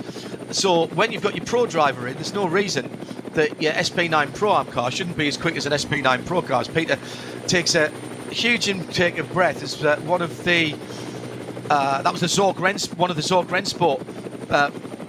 BMWs from further down the field was basically had a flyby from 2 GT3 cars. Well, yeah, Nick Tandy was part of that. It was Jonathan Hershey leading that. Jonathan Hershey in the Ferrari. Ben Tuck just behind. Then Nick Tandy also in touch with that, and there's who's right behind Nick Tandy as well. I'll just take the different screen down. It's Guba Kamiziak. Yeah. In the Shearer Sport Audi, right behind that. So people often ask you what's exciting this? What's different to what the mainstream layman watch Formula One? Why do you watch GT racing? This is why you watch it. This is GT racing, GT3 racing, the top category now in the world. These guys at its absolute best, and particularly on the best canvas in the world as well. I think that's the other thing. This playing field, by no means level in terms of its geography, but this place, you're racing the place as well as you are everybody around you. Christopher Haas in the 22. No, it's not. It's Patrick Niederhauser, excuse me, in the 22. He started the race. Plunging downhill now towards Versiphen. Down through the right-hander. Lots of blue flags being thrown. And he'll head down towards the bottom of the hill. Again, you pick up all the little places for braking points. The access road from the right-hand side there, but a huge gaggle of cars. Very steep uphill after the bridge. This is Ben Tuck's chance to get past the Ferrari, being held up by one of the Caymans there. Can he do anything? Of course, they now got, is that Nick Tandy right behind him as well then? It is, isn't it? So three of them get into line. Nick Tandy, oh, that's brave. Yeah. That's brave for Ben Tuck. Up the hill there. You don't need to use your brake. We've got three wide. Here comes Tandy on the outside on driver's right. He drops his right-hand tyres onto the dirt. The pass on the grass has been completed by Nick Tandy. 2 for the price of 1. Pass 1, get 1 free. An unashamed round of applause from me there, which you probably heard. I apologise, John. No, that's fine, mate. But as you said, just as you said, Ben Tuck, that's brave. He got alongside Jonathan Hershey. They had to do it. So what happens? Nick Tandy says, I'll have a bit of that down the other side. Thank you very much. He's obviously watched Mr. Kevin Estra, the master of pass on the grass, and thinks, well, if he can do it, I've got the Porsche the same. I can do it. And he's just proven he can. Nick Tandy, 2 in 1. Thank you very much. Oh, brilliant stuff. And there'll be a small portion. I hope Felix heard that. Yeah, there'll be a small portion of Bedfordshire that's just gone fairly bonkers there. Tandy wasn't even here yesterday. Oh, the crash right in front of that battle. That's on the run up to Mootkerve. That is... I've got a feeling that is the Falcon Motorsports 33 Porsche. No, wrong colour. It is. No, it's over there. It is. Yes. Sorry, there's 2 cars involved. Sorry, Peter. I was looking at I was looking at the intervention vehicle, thinking that's Audi colours. You're right. It is the 33 car. So that is Patrick Peeler who started that car. No heavy damage to it, obviously, John. From the aerial shot, we can see from our helicam, but there's no corners and wheels and bits missing. So it's just facing the wrong way. So that's a very strange. It's a very strange place to be facing that way without any serious damage. No, it's Picariello who was Picariello, yeah. who was bumping into the BMW. I was going to say, correct, is it a throwback to something that happened earlier on? Patrick Peeler makes very few mistakes. I do like the idea of having the numbers on the roof, teams. Thank you very much for the overheads. It's official. It's official. You got approval. Yeah, let's do it. Let's do it. So, was that at Klostertal or was that further round from there? Yes, it's Klostertal, you're right. So I thought it was just after the Moot curve. I mean, that's insanely quick there. Klostertal's just a little right kink, very high curb on the right-hand side. Moot curve is a lift, possibly a change down for these cars, the left-hander before it, but it's all climbing, and you want to keep your foot on. I've seen some big crashes down there, down through the years, and in the World Touring Car Support races as well that we've had round here. Still double-waved yellows at the end of the Dottinger Höhe. Exmüller approach is clear now. That was yellow flags for a moment or two. Falcon team clearly have heard from Patrick Pilet. There's head in hands there. And it looks like the 44 will take no further part in what's going on. It's now a code 60 at Klostertal.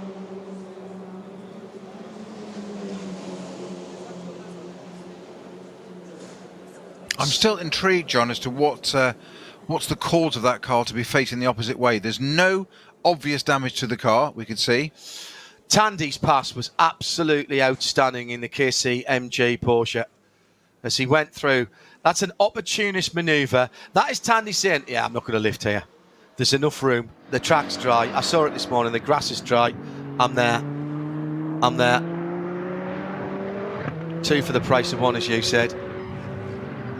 That wasn't that far away from what was going on with that 33 car. So what has happened there? Answer, we know not. Everything looks straight on the car, it's just facing the opposite way. Correct. There's no tire marks on the track to indicate that, let's just say a transmission's locked up and spun it round.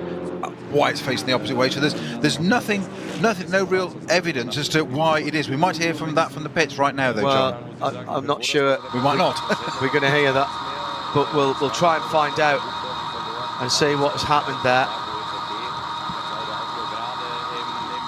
That's the KTM being put on the flatbed. It is literally just at the beginning of Tiergarten, isn't it? It starts to rise up. It is, yeah. That's Tiergarten. That's where the KTM that's causing the double waved yellows there. Being put on the flatbed. Yes, they're just picking up now, going through Tiergarten. Yeah. Not the 33 Falcon. Yeah. Absolutely. Different incident. Sorry, I thought that had gone ages ago, to be honest. No, that's why it's still double waved yellows there.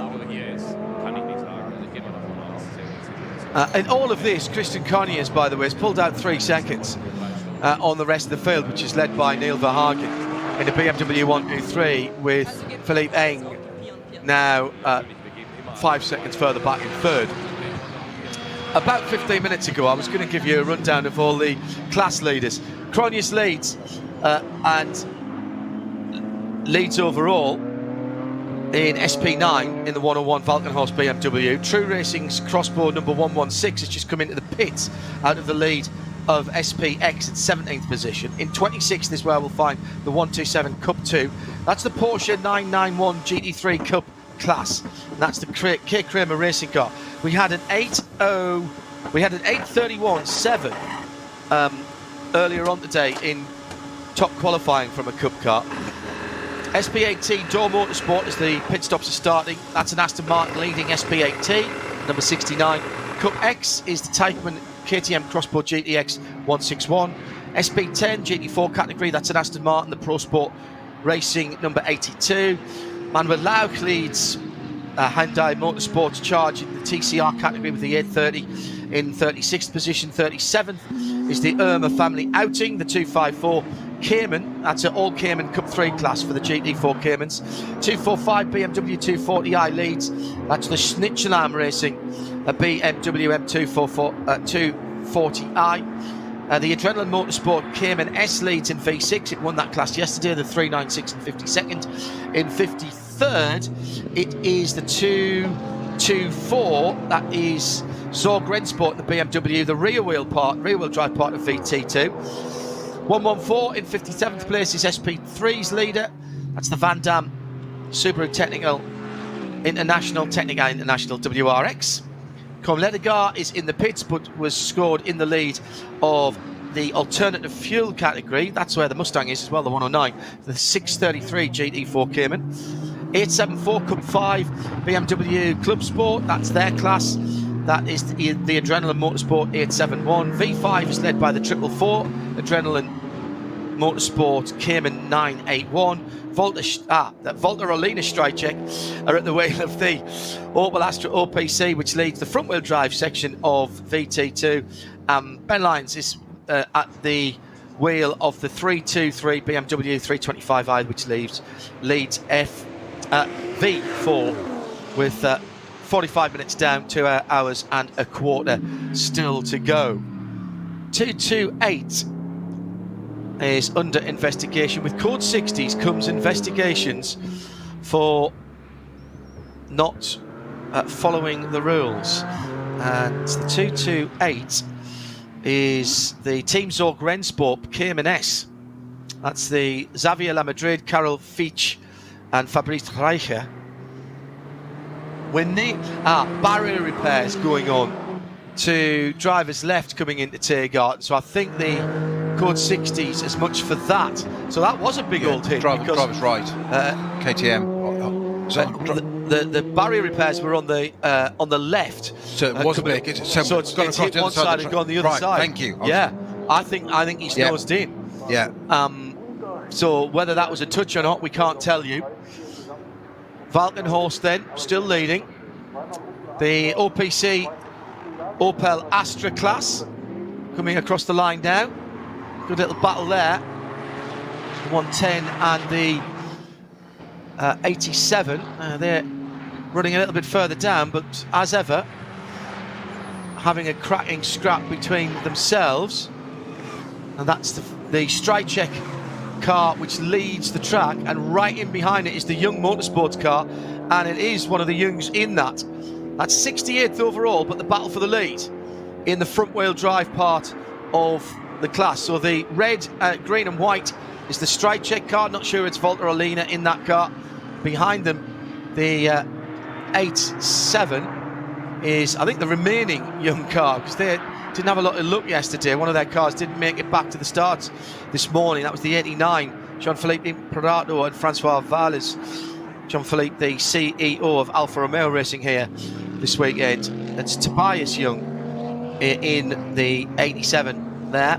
Michael Eichhorn, Jean-Marc Fino, Daniel Yenichin. And those two cars very evenly matched indeed, although the Strike Check car is a slightly younger version of that. A bit more rounded around the edges. Third, by the way, in that class is the VW Golf number 223 that won yesterday. That car, the GT Tyre Motorsport by WS Racing. But that's a little bit further back down the road at the moment.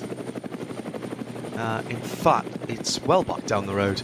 These two are setting a cracking pace. Let's go back to Nick Tandy, who's caught a BMW. Target acquired. So Nick now, as he chases through the field, is looking at...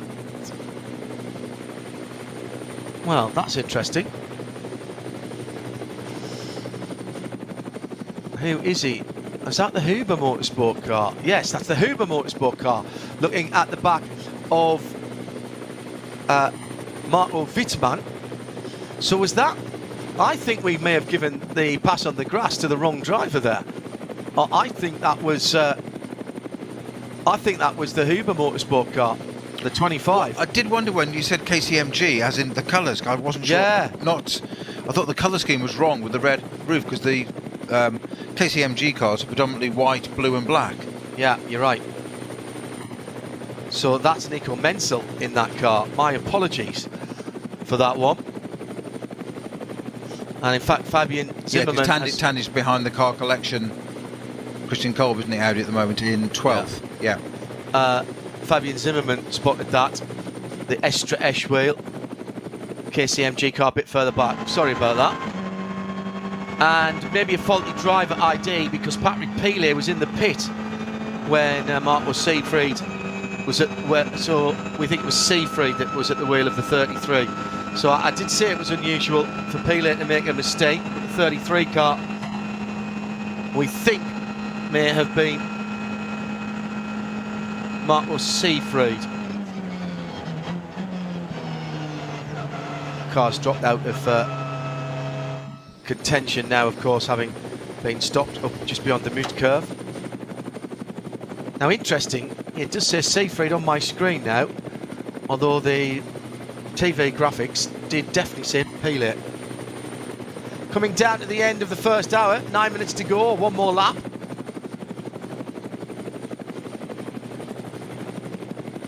Track is clear everywhere bar the Tiergarten, I think, at the moment. So this battle for position between Wittmann and Menzel will have to be put on hold for a moment behind them. Right, we've got the cause of the KTM crash. It's on the Dottingerhoer Kink on the left. Yeah. Full chap, best part of 300 Ks. He's just got two wheels on the grass on the right-hand side. And spun across the left. Just had a what you'd call a tank slapper as a motorcyclist, and just gone the other way. So no wonder they're still fixing the pit wall. Oh, pit stopper. That's Rover Racing. That's Eng in, and Kroons follows him in for Valkenhorst and the BMW Junior team. So that has left Jordan Pepper, I think, in the lead. All right, now I'm awfully confused, or my timing screen isn't updating, because well, that is at the end of 6 laps, which is exactly what they did yesterday. Well, that came up very, very late indeed. So Jordan Pepper leads for Conrad, but now the top 6 cars down to Nick Tandy, and I really do mean Nick Tandy in the 18 this time. So Conrad, number 7, the 44 Falcon, the 98 Rover Racing, the 25 Huber Motorsport Menzel, the Valkenhorst with Ben Tuck 102, Tandy in the KCMG number 18, TF Sports Aston Martin, and Schnitzelam in their GT3 car. That's the top 8 who have not stopped at the moment.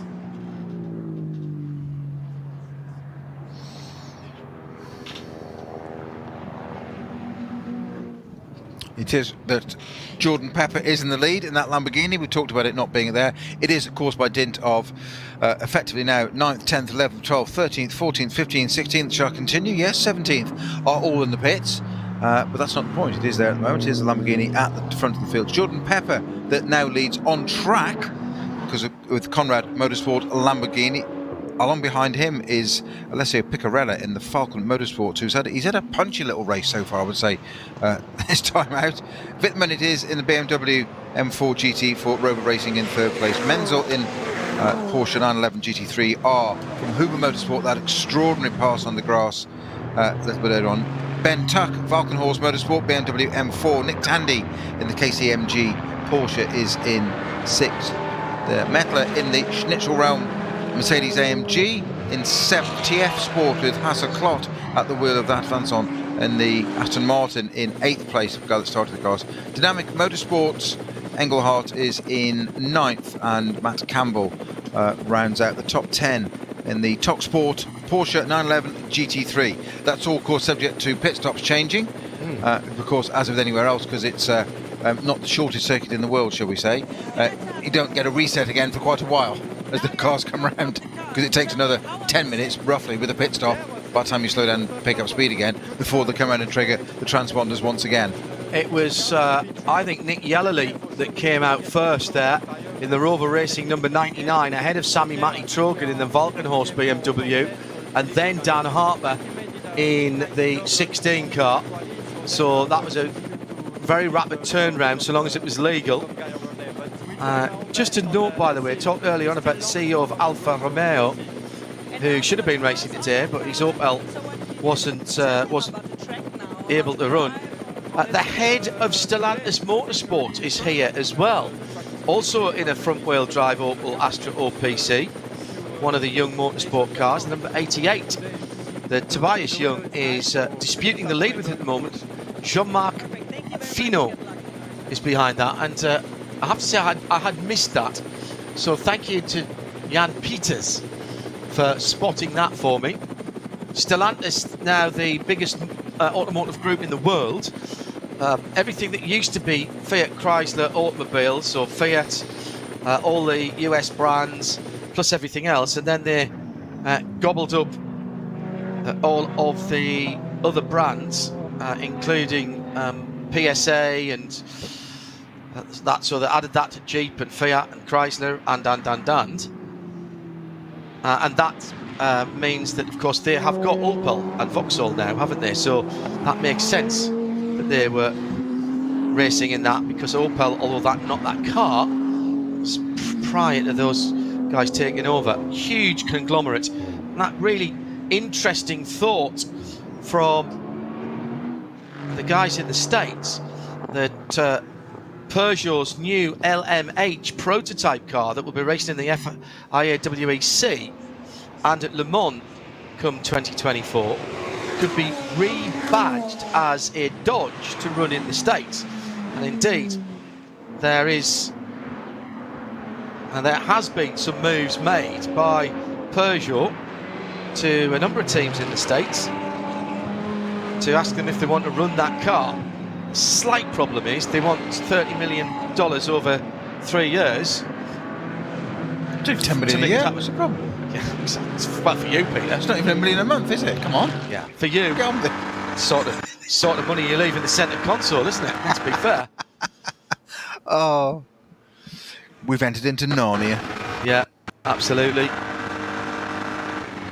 So we'll wait to see if anybody takes that offer up. I think Peugeot might have to sharpen the pencil just a little bit there. You do get the car at the end of it, though. That one person great. So that you have actually bought the car for that. But is there a balloon payment?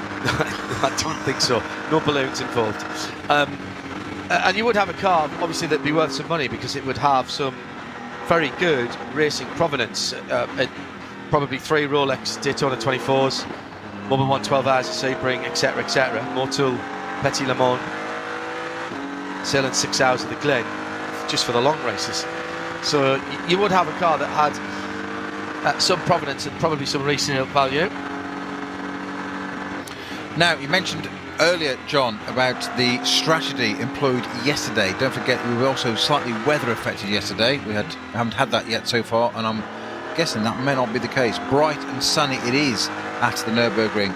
687 was the strategy that was the winning one yesterday. Second place did a 786. Yeah. I sound like a football pundit here, don't I? When we saw all this. No, I think the top 3 did 687. Well, no, it was 687, 786, and 687. Oh, okay, right. So I wrote it down as you said them out at the time. So all right, first and third did exactly the same. Yeah. It was the mid one that was slightly different. The people who did the 7s to start with, that didn't work for them. No. Because they had to have a slightly longer first pit stop because of the sliding scale logarithmic table of contents type algorithm, which is in... So beautifully described. If you want to look at it, it is in the extensive supplementary regulations, which are all downloadable from the ADAC Total Energies 24 website, in English and in German. And I mean, everything is accessible there. Absolutely everything. Yeah, basically what you're alluding to is the system where if you stay out longer, different time in the pits afterwards. Yeah. Sliding scale a bit down towards the end of the race, which is an interesting table. Morning in Florida to Jerry Z, who's listening it in. And Johannes Quagli, Johannes comes up with possibly one of the understatements of the weekend. It's not KTM's weekend. Yeah, not wrong there, JJ. Hope you're fitting well, mate. Hoping to... Well, are you coming to the big race? Are we going to be graced with your presence? Hope so. I mean, far too long since we've seen you in person. So Jordan Pepper then coming round to complete his 7th lap. Now they have had a formation lap here, which I'm pretty certain will prevent anybody even considering an 8-lap stint. Yeah, here comes Pepper's in. Oh, Tandy's gone round. Tandy's gone round, and I do mean Tandy. That's interesting. He's gone on to an 8th lap, or has he come in there? No. Yes. No. Yes. Yes. Wow, my timing screen was going green and red, green and red, green and red. So Pepper, Piccarello, Wittmann, Menzel, Tuck, Tandy, all in. Still waiting for the Haskell TF Sport Aston to come in, the number 90. 7th last time around. So full service for all of these cars. That'll be a new set of whatever tyres there are, whichever manufactured tyres. There's Yokohama on the Valkenhorst BMW 102. Michelin, Dunlop also represented. Falcon, of course, in there. It is an open tyre formula in GT3. I think last year we counted 11 different tyre manufacturers across all the classes. We'll do the same again when we get to the big race this year. Oh, countdown timer on the side of the Valkenhorst BMW for how long it is in seconds. It's in the detail, isn't it? It's in the detail. Superb. Now, is that to dropping it, or is that to the end of the pit lane? But they'll know how many seconds it is to the end of the pit lane. Jordan Pepper, I think, has got out of the Conrad Lamborghini. So the top 11 who hadn't stopped now have. So waiting for the Mercedes AMG team Get Speed number 3 to come around, which did pit. Fabian Schiller came in at the end of 5 laps, so that was a very early stop. Maro Engel did the same, actually. So the 2 Get Speed cars pitted early. That would make their first pit stop very short, and they put in Adam Christodoulou and Daniel Juncadella, and there go the 2 pink cars. They're now first and second. Adam Christodoulou leads because he's been out there longer than the cars that were battling for the lead. That was a shorter first pit stop on the algorithm. Haven't we got 3 BMWs on track here at the moment, all fighting for this position? That's 3rd, 4th and 5th. Exactly. Unbelievable. 3 different teams all running those cars there. So you've got Rover, BMW Junior and Valkenhorst all battling out. 3 different teams, the same product. Yeah. True Racing's XPX Crossbow's gone through in an overall 3rd position ahead of Dan Harper for BMW Junior team. Down the inside. That was a super move for him. He was actually ahead at the line. And Yellowlee's had to give way, and Yellowlee might get mugged again. Sammy Matty Trogan for Valkenhorst right there as well. He's the one who's dropping back, side by side, the Rover and the Valkenhorst car. And so Dan Harper, who did that brilliant middle stint yesterday of 8 laps, which effectively took them to the lead. So it did, he took the lead, yeah. Well, this time he's going to have to do that again. They started from the front. Good opening stint.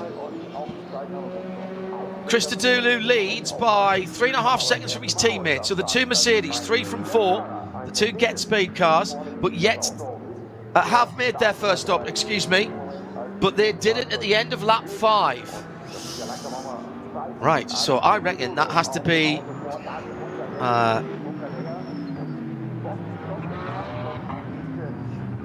so how we're going to split that? 5, 8 and 8? That's a big ask. That is a big ask. For 20, we're going to do somewhere in the region of 21 laps. If we go to 22 laps, all bets are off. That's going to be really interesting. And we've had a few slow zones already. We've done the first hour. And so people... Oh, now there's a BMW coming in off the Grand Prix circuit. Yeah, that's one of the... I think... Was that one of the Rover Racing cars? It is. It's Nick Yellowlee. Nick Yellowlee, who's just taken over that car and was battling at the front of the field, has gone into the pits. And that is the number 99 Rover Racing car. He's taken the shortcut back to the pit, so his lap has been taken away. The dolly jacks are coming out. Now, they may just be squaring this up. Did they not get the fuel in, or is it something more sinister? Don't like the look of this. I think this is going into the garage. Going to the garage, John, you're right.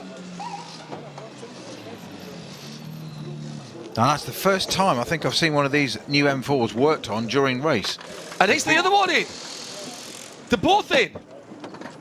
What is going on here? Both of the Rover cars, a little witness mark on the side of the 98 where there's been side-by-side contact. So 99 and 98. So Nicky Katzberg is in as well as Nicky Ellerly. And both cars, well, it's going to be tight in there. Are they just retiring the cars? Have they done enough? Do they think they've done enough? Oh, no. You see, I would say by the body language of the drivers who were looking at that with hands very much on hips and the fact that they are going to work, the bonnet is coming off, the engine cover's coming off. And the other drivers standing around look to have some concern. This is not planned. Not planned at all, Snowy, is it? Well, just as I went and said, I've never seen one of these M4s come into the pitch during a race yet. Both from the same team come in tandem. Unbelievable. John Edwards looking, the American. That's both of them.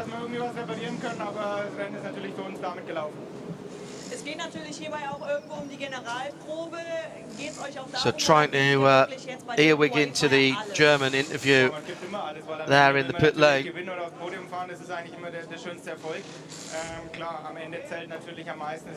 Accident in the pit. Thank you, Michael. So was there a coming together in the pit lane that has damaged the two Rover cars? Surely not together. Let's hope not.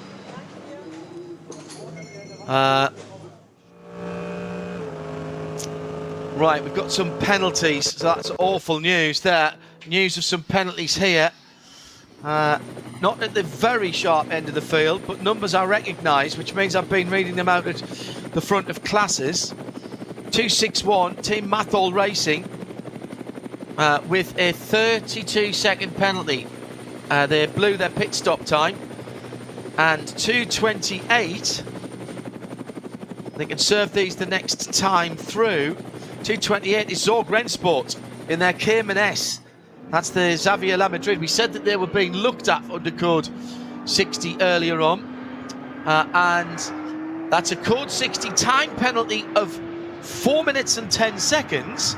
And crucially for the driver, 2 DMSB points on his licence. When we talked about it being punitive early on, and that was clearly very much overspeeding for that car. They take that very, very seriously. Yeah. So speeding penalty. So. Yeah, no, you've got to around here. We've got a code 60, John, up at Metcalfsveld for the 255, the Kramer Racing Cayman from the Cup 3 class. That's just giving us another code 60. That's stopped on the right-hand side towards the latter part of it, almost heading up towards Callenhard.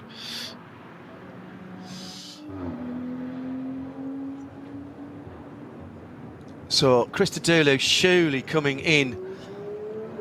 No, sorry, he's made his pit stop. So Christodoulou has, see that Get Speed guys have really thrown the tactical dice here, haven't they? Coming in after 5 laps.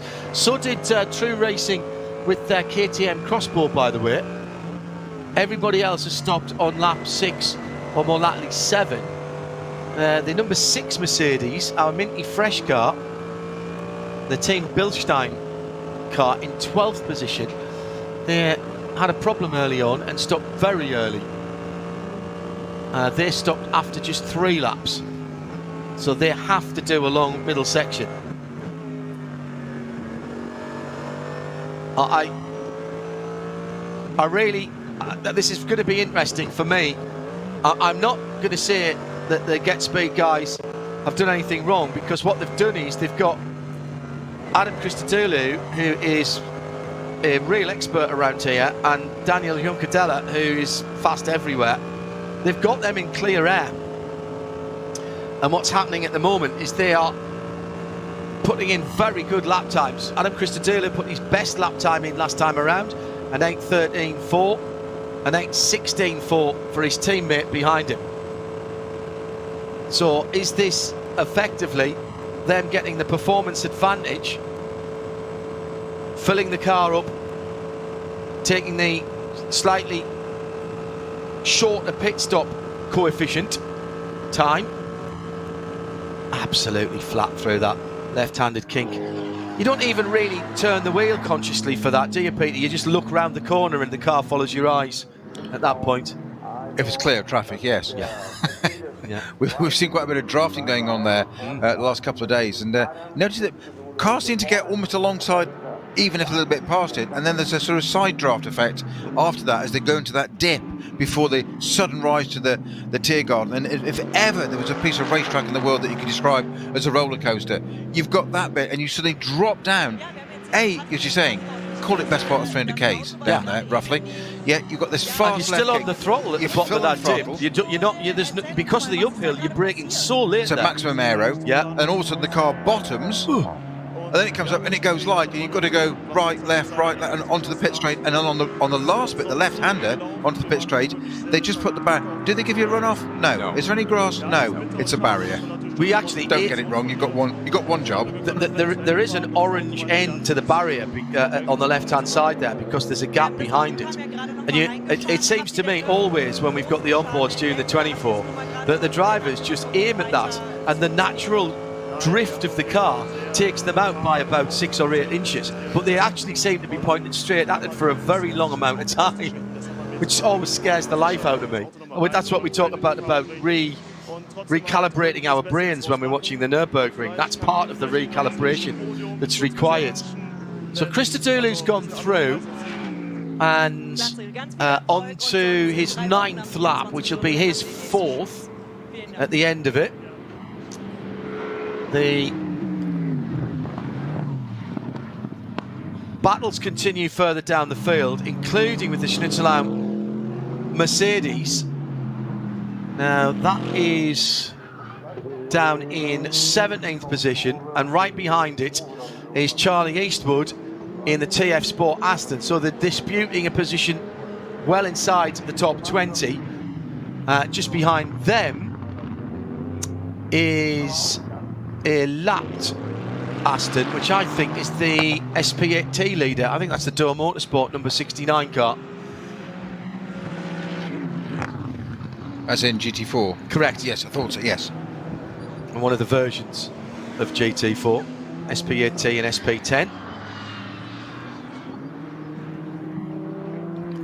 SP10. So it's Peter Snowden and John Hindhaugh with you. We have had an hour and a quarter, so plenty of running still to go here.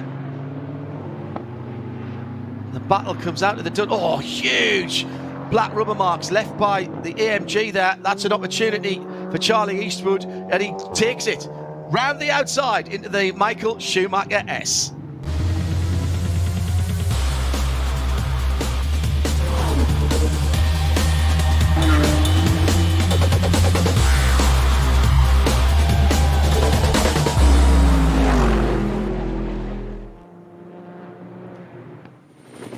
Beautiful afternoon in the Eifel region of Germany. Welcome to the second of 2 3-hour contests. Plenty of track time this weekend, much increased track time with practice qualifying, top qualifying for some of the cars on Friday, then top qualifying for everybody. 11 hours, I think they get in total, yeah. A lot of very positive comments. Everybody. Well, no. A lot of very positive comments from the teams about making this into a really meaningful weekend of testing and racing prior to the big event. Which I think it's logical progression if you think about it, John. I think it's very forward thinking of the organisers, because we say, you know, it's an NLS round. We try and get, I think you said only earlier today that you got in that qualifying, they try and get 3-4 NLS rounds in before the N24. Because the N24 isn't an NLS round, it isn't part of the championship, but it is the big one. It's the big draw. Everybody wants to go into this, and people use this series as qualifiers, not this weekend, the terms we're using, to get data, information, etc. for the 24-hour race. So why not make it a bit more part of it, make it a bit more suitable? And the thing is, also splitting it into 2 races, we've seen it with the Phoenix Audi, not the Phoenix, the Lion Speed Audi 22, incident in the first race, but they were able to repair it, get it back out again, and still get information ready for the 24-hour. Technical defect for the number 255, which is one of the Kay Kramer racing cars, the Porsche Club Sports. It's the Alexander Kroger, Carl Friedrich Kolb, Holger Schnaus and Matthias Beckvermet. And that is out at Kesselchen, post 119. Correction for the pit stop penalty.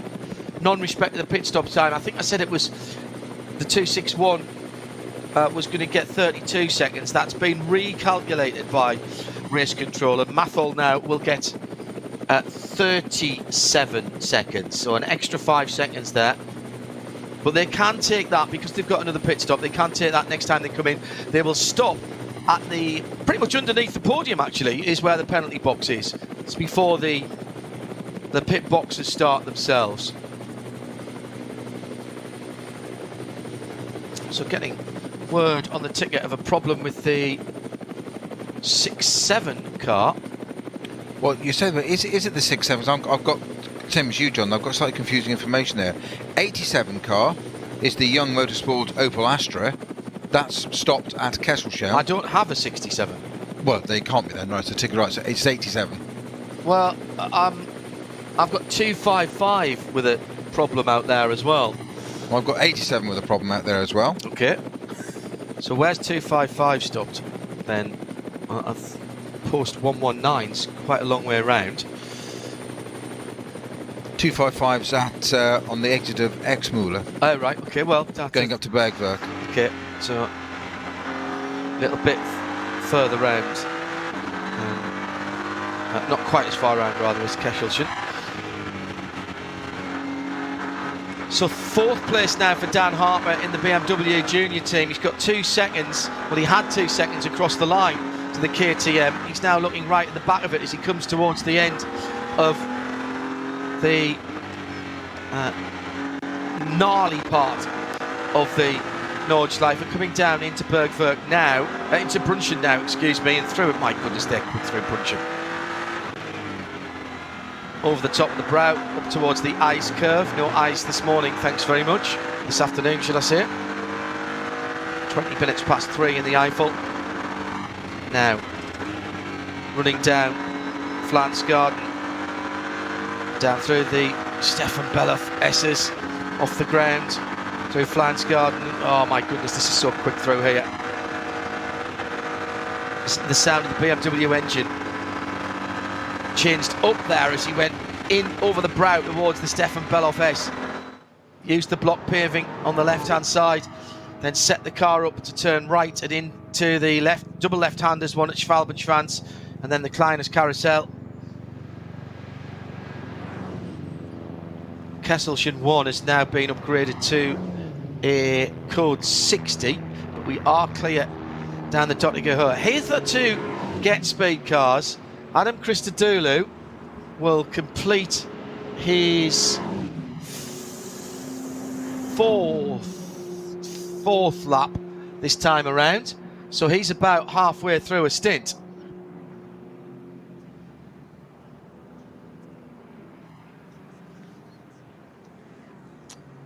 Now BMW versus KTM on the Dottinger Höhe. That's a rather uneven fight,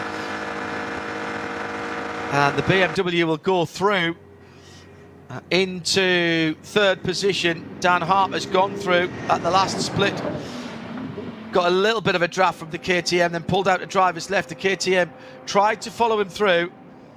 Oh, he's done a good job with that, KTM. That KTM again has been out for actually only stopped on lap 5, I was right. So that's end of the 4th lap for them.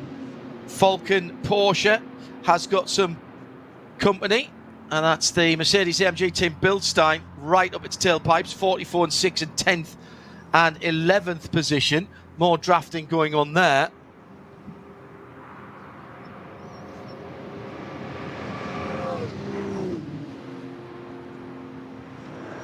Christodoulou has stretched his lead to 6.1 seconds as into the pits for that funky liveried AMG Tim Bildstein number 6, and that means that car has done 3 laps and 6 laps. Haupt did started the car and came in early, and then so that I can't believe is all good. So Hubert Haupt and then Phil Ellis, that says Philip. He's like one of those footballers who just has one name on his back, isn't he? Just Philip. Phil Ellis has only done, I reckon, another 4 laps. Another 5 laps. He's now dropped off the screen because he stopped. Yeah, 5 laps. Possibly 6, depending on where his pit is. Give you that when that car goes out, but that to me sounds like they had a few problems. So Christodoulou for at least a couple more laps at the head of the field from Juncadella, from Dan Harper.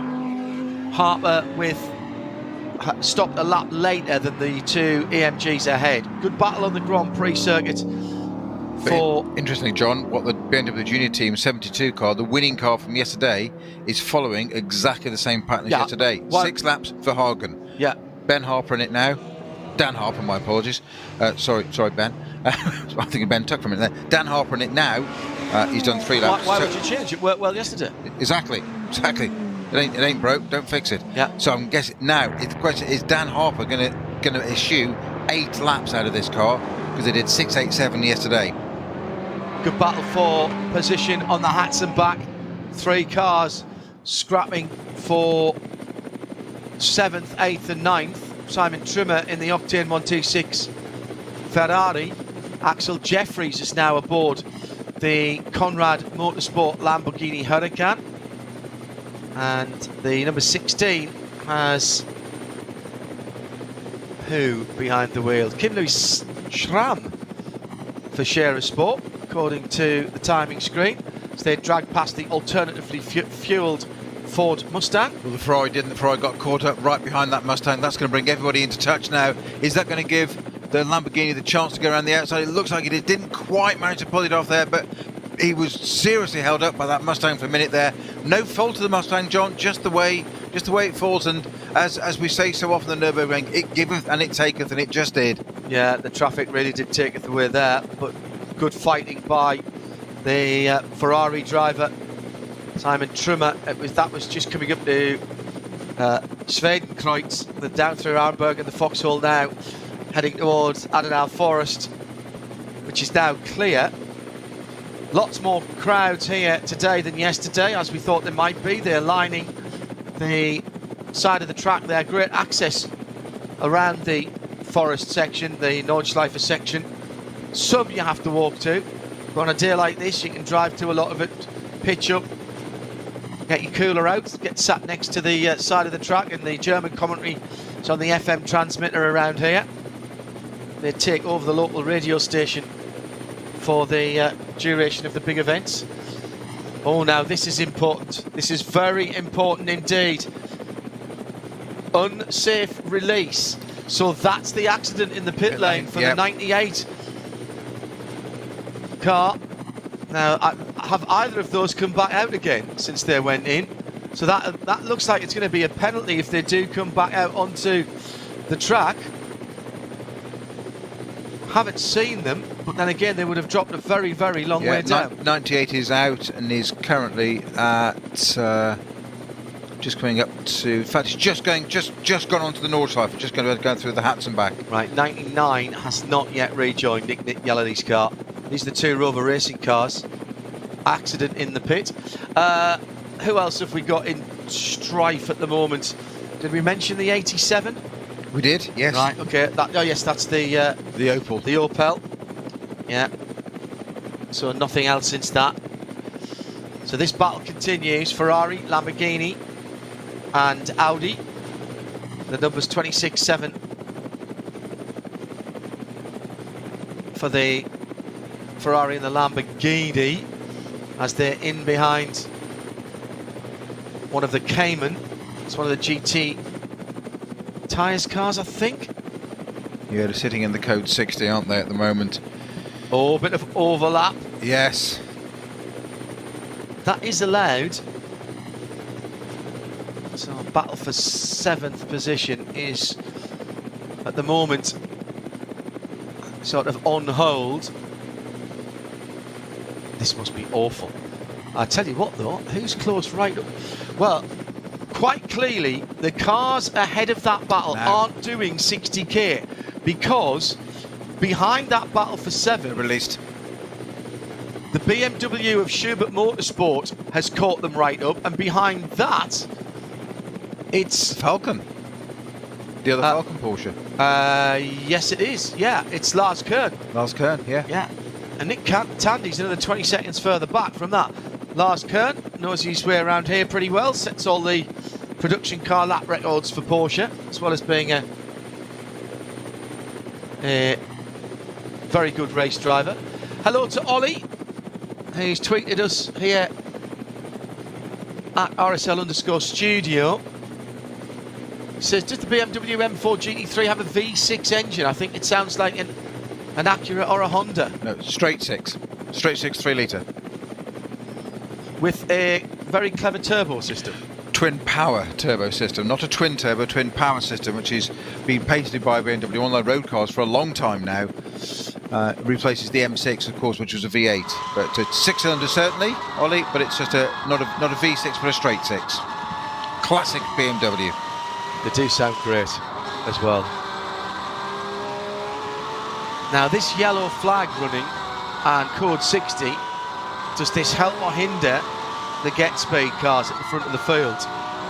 It probably means there'll be fewer laps in the race. We did 21 yesterday.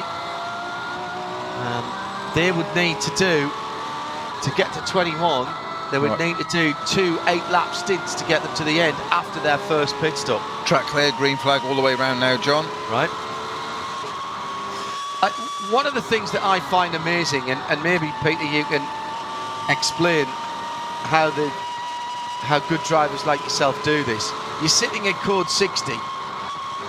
You can't afford to turn off, because if that code 60 is withdrawn or when you throw it, you're straight back on it. And when you're back on it again, it's not like when I go to work, I might have a cup of coffee, sit down and read something. You're straight back to work straight away. You have to be on it 100% from the moment that you're out of that slow zone. It's as you've said, it's a phrase you've used a lot over this weekend, John, is calibrate, recalibrate. Our colleague Joe Bradley said years ago, a phrase I've never forgotten, you can't teach a racing driver to drive slowly. And that's the thing, you mustn't get into that trap of, oh, it's a code 60, it's a relax. Yes, it is a time, I'm going to show my age here, John, by saying it's a time to look at the gauges. Of course they're not gauges now, they're all readouts and stuff and whatever. Cycle through the pages. Yeah, exactly, cycle through the pages. Yeah. I have done some of that, but not quite as much. And certainly done rear view cameras like they have nowadays. It's just they've got parking cameras on them, ridiculous. But yeah, as you say, that's exactly it. You've got to stay concentrated, because more to the point, how have we seen it in restarts? Somebody gets a jump on you, and that's why you've got to remain focused during that time. Another 5-lap stint by the True Racing KTM Crossbow, and that car comes into the pit lane. That means it will give up its lofty position, but not expecting Adam Christodoulou in for at least another couple of laps, I wouldn't have thought. Remember, the 2 get speed cars pitted at the end of lap 5. We've just completed lap 10, and Adam Christodoulou leads in SP9. His team made by 7.5 seconds. Let's call it that. That's what it is. Dan Harper's about another 16 seconds further back, but can go probably 1 lap further. Let's just check on that gap for the 2 Mercedes at the next split point. Yeah, 7.2. Race Control getting a little bit anxious with 1 or 2 teams and asking the teams to check their emails regularly and send any answers as soon as possible. The last question they sent through was, what was the relative airspeed velocity of Swift, apparently? I think it's more to the point of they're not following the discipline, is it? Of not answering their altering race control. I mentioned that. All right, it was a bit of a jokey way, but I mentioned that because you're talking about how things change, not gauges but screens. Well, Race Control now send emails, switched messages. They have a messaging system on the pit wall as well to keep all the teams in touch. with what's going on, and if they have to ask a team to make their driver do one thing or another, or have a chat with them about something that they weren't happy about, they can start that digitally without having to pull a team manager up to race control. Haven't talked about the John Cooper Works Mini that's out there. Again, one of the cars that I said we'd find cars that we hadn't mentioned, even in only a 91 car field from yesterday. It's the 112 that we're talking about, the Bulldog Racing car. They had a bit of problems yesterday, and the car's still a little bit smoky as it goes up towards the Flugplatz area with yellow flags. Just the two drivers there, Uwe Krumscheid and Danny Brink, in the JCW SP3T Mini Cooper.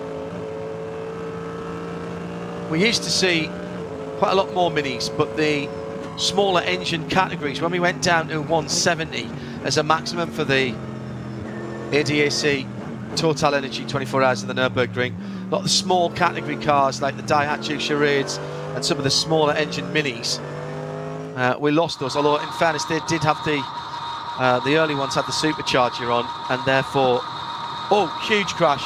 Come back to that. It's the 251 Cayman from WS Motorsports. Yeah. That's at Flugplatz. It's lost it on the exit of Flugplatz onto the left-hand side, and as you say, that's a lot of that. It's a Cup 3 category car, John. Yeah, that's all for Cayman Cup cars, the GT4 Cup cars. I'm not sure who's at the wheel of that, but it's Urzund, Markusund, Victor Schreiber or Benedikt Frey was in that car, and it is 251 is the number. 251 was Victor Schreiber who was driving that car. Yeah. All Swiss drivers. Urs and Mark Zund from Wiedenau. Well, it won't be taking any further part in this race, John. And that is going to be a slow zone there for quite a long time, because if nothing else, for the dirt on the road that needs to be cleared away. Yeah, there's debris, fluids, all sorts from the impact in that. So yes, you'd say that'll be there for a little while. Never mind any associated barrier repairs.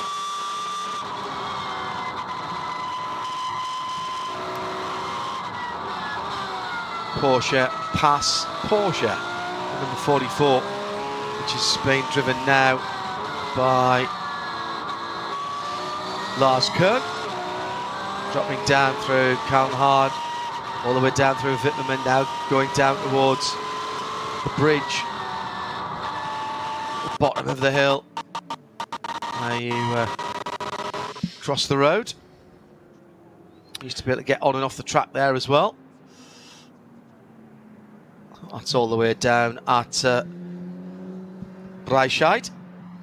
No chances of improving the lap times much, obviously, with a lot of Code 60 gone. But the fastest lap of the race so far does belong to the Valkenhorst BMW at an 8:12.729. You could have just asked me which BMW has the fastest lap of the team, do you think? Under investigation, and this is quite important because this is the third place car. Dan Harper, Code 60 violation. Now, after building all these drivers up about concentration levels, another Code 60 has come out at Kudibach Hör, and also at Hoheichen. Now, to be fair, that's at Marshall Post 77, Quiddelbacher, which is it was a 120. It was a yellow flag, then got upgraded. So you just have you been caught on the cusp? It's difficult. We don't know the exact circumstances, but that would be gutting for any car, let alone that BMW Junior team that were successful yesterday and currently running in third place now. Never thought we'd say this today, John, on the form we've seen this weekend, but Mercedes, AMG, 1 and 2 at the moment. Team Get Speed, both their cars on strategy as well as much as on absolutely as on pace. And I do like that their cars 3 and 4 running in the correct team order. We like that. Yeah, very good. Very good indeed.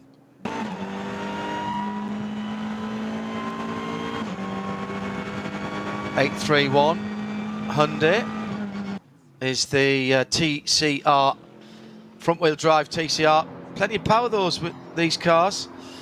over 300 horsepower, well over 300 horsepower now.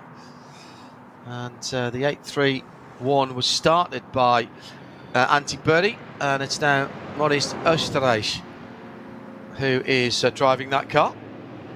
And they got well up yesterday, I seem to remember. Let's see how far up the field they've got today.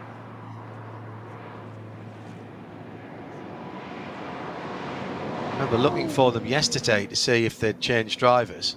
Yeah, they're in the top 30. They're at 36 at the moment, second in class to their teammate car, I think. Yeah, Mark Bassek's climbed aboard the 830, which was started by Thomas Lauch. 161 Crossbow coming through. It's the dark green car.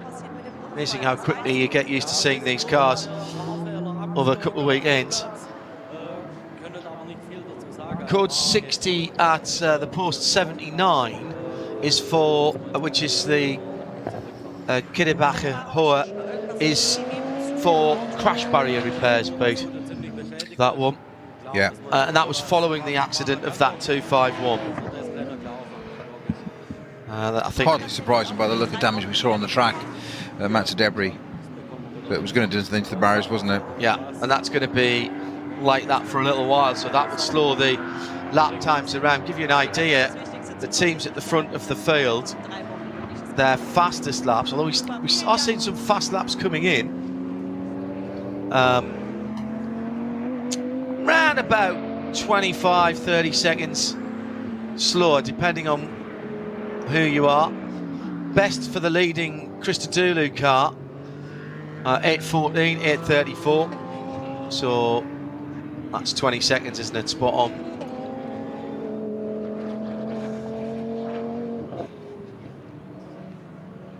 Of course, it'll all depend when you got to them and when they first come out, whether the car that you were chasing got past and you didn't before the code 60 came out. So over half distance, by the way, about 8 minutes ago. So let's do another rundown for you of the class leaders before we start pit stops again. Adam Christodoulou leads. We've got at least one more lap from him, I'd say, the next time around, possibly two. Mercedes AMG team GetSpeed, the number 3, leads overall. SPX in 19th place is True Racing's Crossbow, the 116 car. Cup 2, K Kramer Racing, Porsche 911 Carrera Cup car, that's the 127 in 24th. In 27, SP8T is the Door Motorsport number 69 Aston. In 28th, Cup X is the 161 that's just gone across the line, Laura Kreiheimer for Teichmann Racing in the Crossbow GTX. Mark Bessing, I think we mentioned, leads in the Elantra TCR for Hyundai in the TCR class. That's the 830 and 32nd. 2 places further back in 34th, it is SP10's leader, Pro Sports Aston Martin Vantage. 35th leader is the Subaru, that's the SP3T leader, 114. Another couple of places further back, 253 is the Cup 3 leader, that's the Cayman GT4 Club Sport. That's a G-Tech competition, first time I remember calling their name in the lead of a class.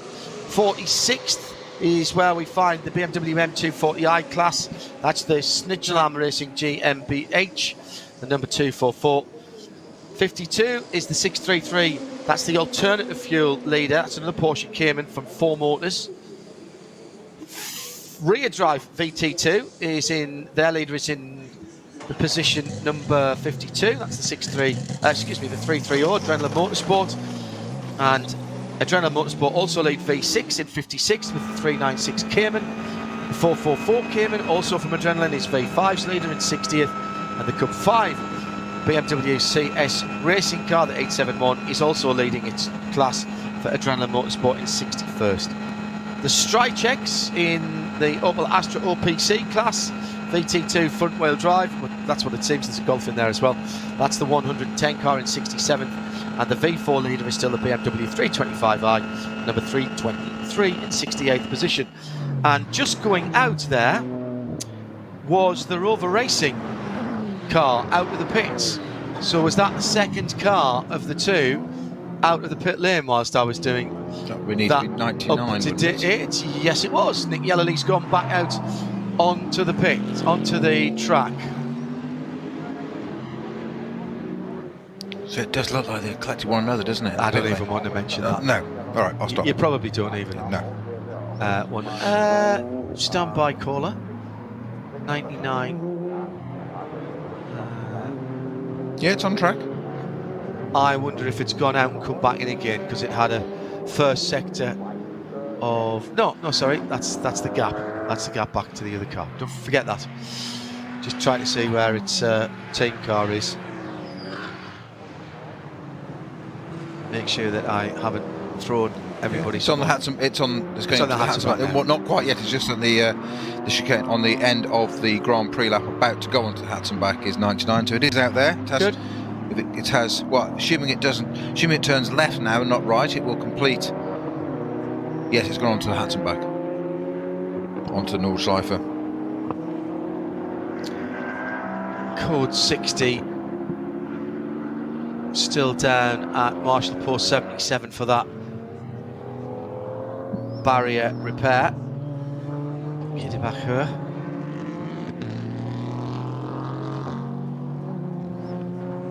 So moving into the last 80 minutes, TCR second position is now the 8:31 on the Grand Prix track at the moment.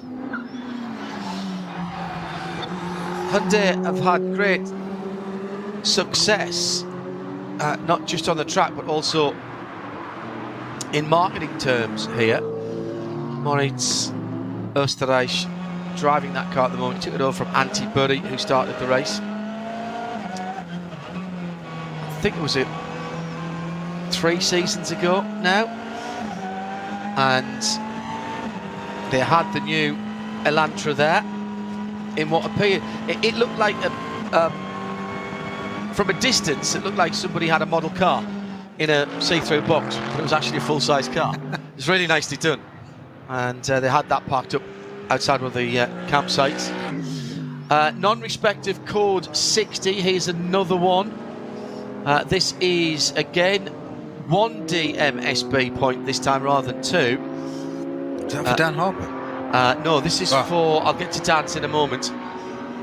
This is the number 220, Pete. And that, therefore, is the car that I think we said that was being looked at earlier on. Once it gets looked at, you don't normally get away with it. It's the GT Tyre Motorsport BMW M4. So I'm not sure which driver will get the point. 2 minutes and 10 second time penalty. And we still haven't had the Dan Harper investigation result yet. Well, it did say it was under investigation, so let's hope. And I did say that hopefully in his defence, as you said, they don't usually make mistakes, those guys, but it had just been upgraded, so where did it come about? So maybe just a question mark. I'm erring on the side of caution rather than throwing anybody on the bus here, because it wouldn't be fair. They'll be talking to the marshals, but they'll have the GPS data as well. My God, those Mercedes are so well balanced down through Stefan Beloff. Planted, aren't they? Flansgaard in particular. I mean, Flansgaard and the Stefan Beloff is absolutely flat through there. Now down through the Kleine Carousel and heading to the Gallows Hill corner. Galgenkopf. And now, get your tablet out, read a chapter of your book down the Donegger here. Actually, you can't do that nowadays, can you? Because there's so much going on there, and the speeds 300 kilometres an hour, 180 mile an hour plus. John, an interesting point of the race to be on there. When we talked about this strategy yesterday, 687 and etc. Yes, leading cars. We said the Mercedes Schiller did 5 laps. Correct. Engel in the Mercedes, the other second car, did 5 laps. Yeah. Yeah. And that's why I think Verhagen did 6. If those two cars, if we go to 21 laps, that means those two cars, to make it on just one more stop, have got to 2 8-lap stints. Here's Christodoulou coming through. He's not coming into the pits this time around. No, his 6 laps completed. That's his 7th lap completed. Correct. Now. So he is going to do 8 laps on this stint. Juncadella stays out, and he stays out as well. So but they've got to do that in the next stint as well, Snowy. Yeah, I know. If they're going to get the 21 laps, which is where I think we are, it's roughly speaking. We're talking roughly speaking about 7 laps an hour. It's probably about 7.5.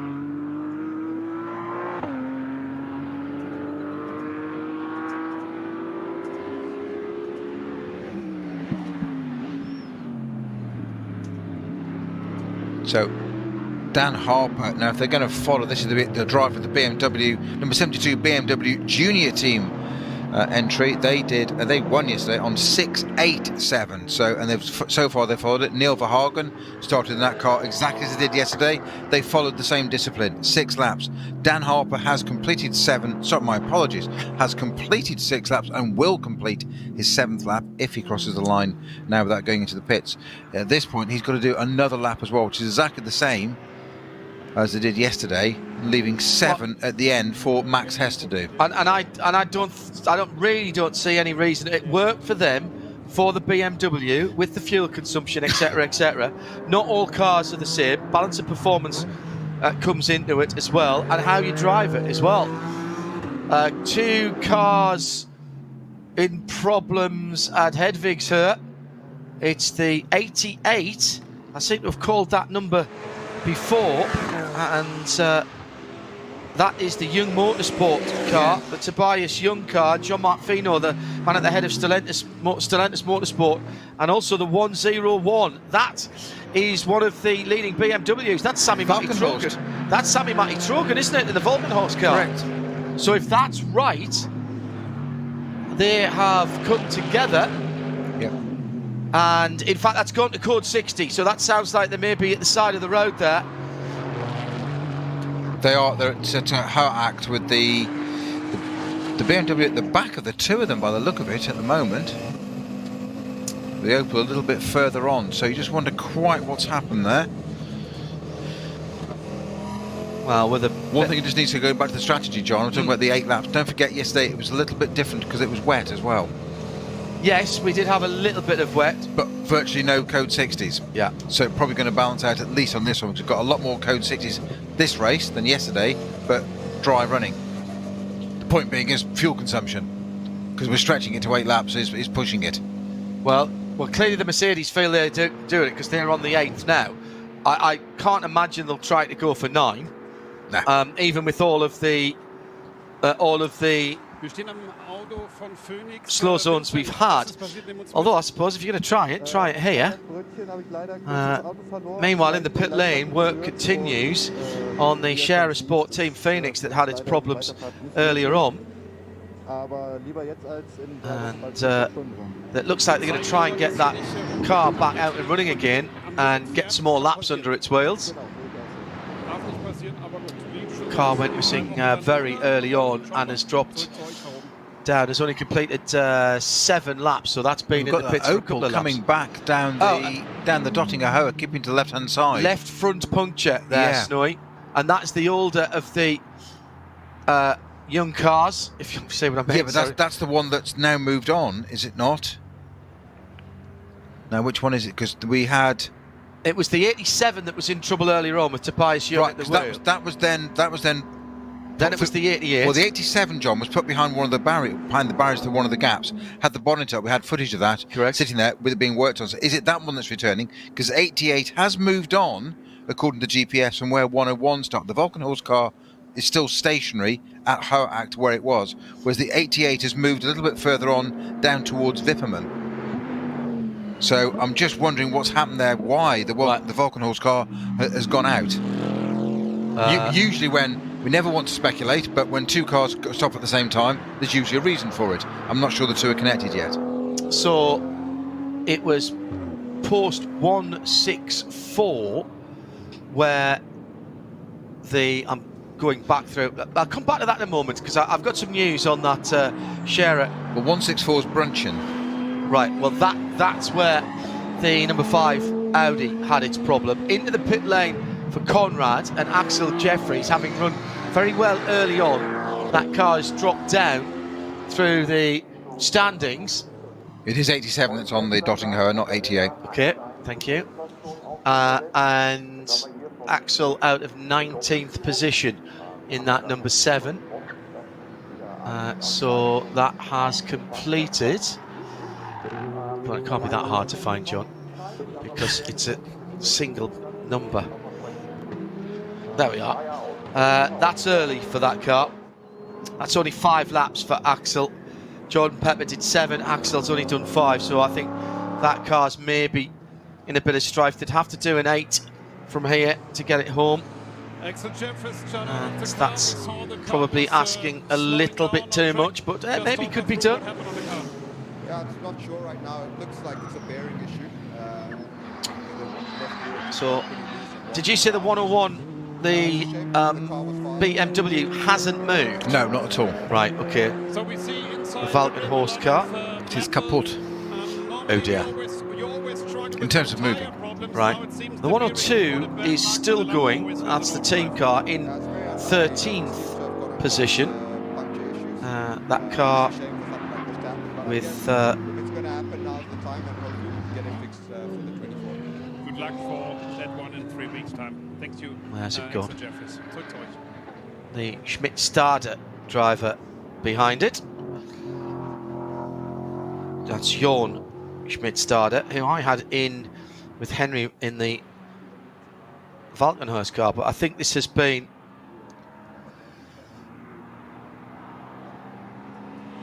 a movable feast, the entries this weekend. They've been swapping between team cars to make sure everybody gets a go.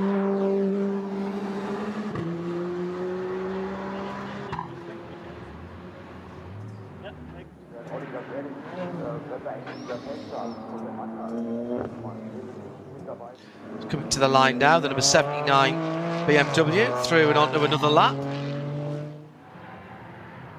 The very pretty red, white and tones of blue BMW.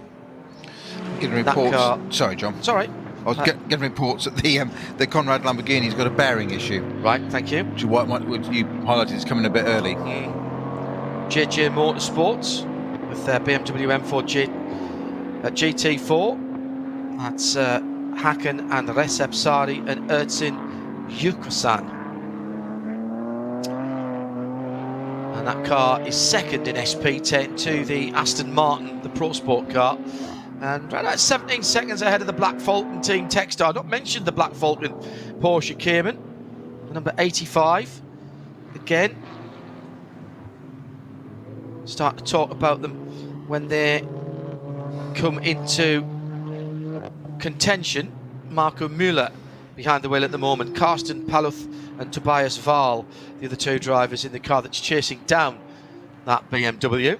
Yeah, and that's just been confirmed on the ticker that the 101 Valkenhorst BMW and the 87 Young Astra did have a coming together at Hedvigshöhe. It was Sami Matti Trogen who was behind the wheel of the 101. Yep. And the 87. Yeniken? I think it was Tobias Young. Tobias Young, okay. Tobias Young. That's kept going. That's managed to recover and get itself moving again, I think. I'll just double check that for you. Well, it's not been a good few minutes for the 101 because they came out of the pits early anyway. They would have had a minute penalty. Then they had the accident. Under investigation for code 60s. Another couple of cars, which is... We did, we said yesterday, this is good practice. 241 Adrenaline Motorsport, that's the 240i Racing Cup car.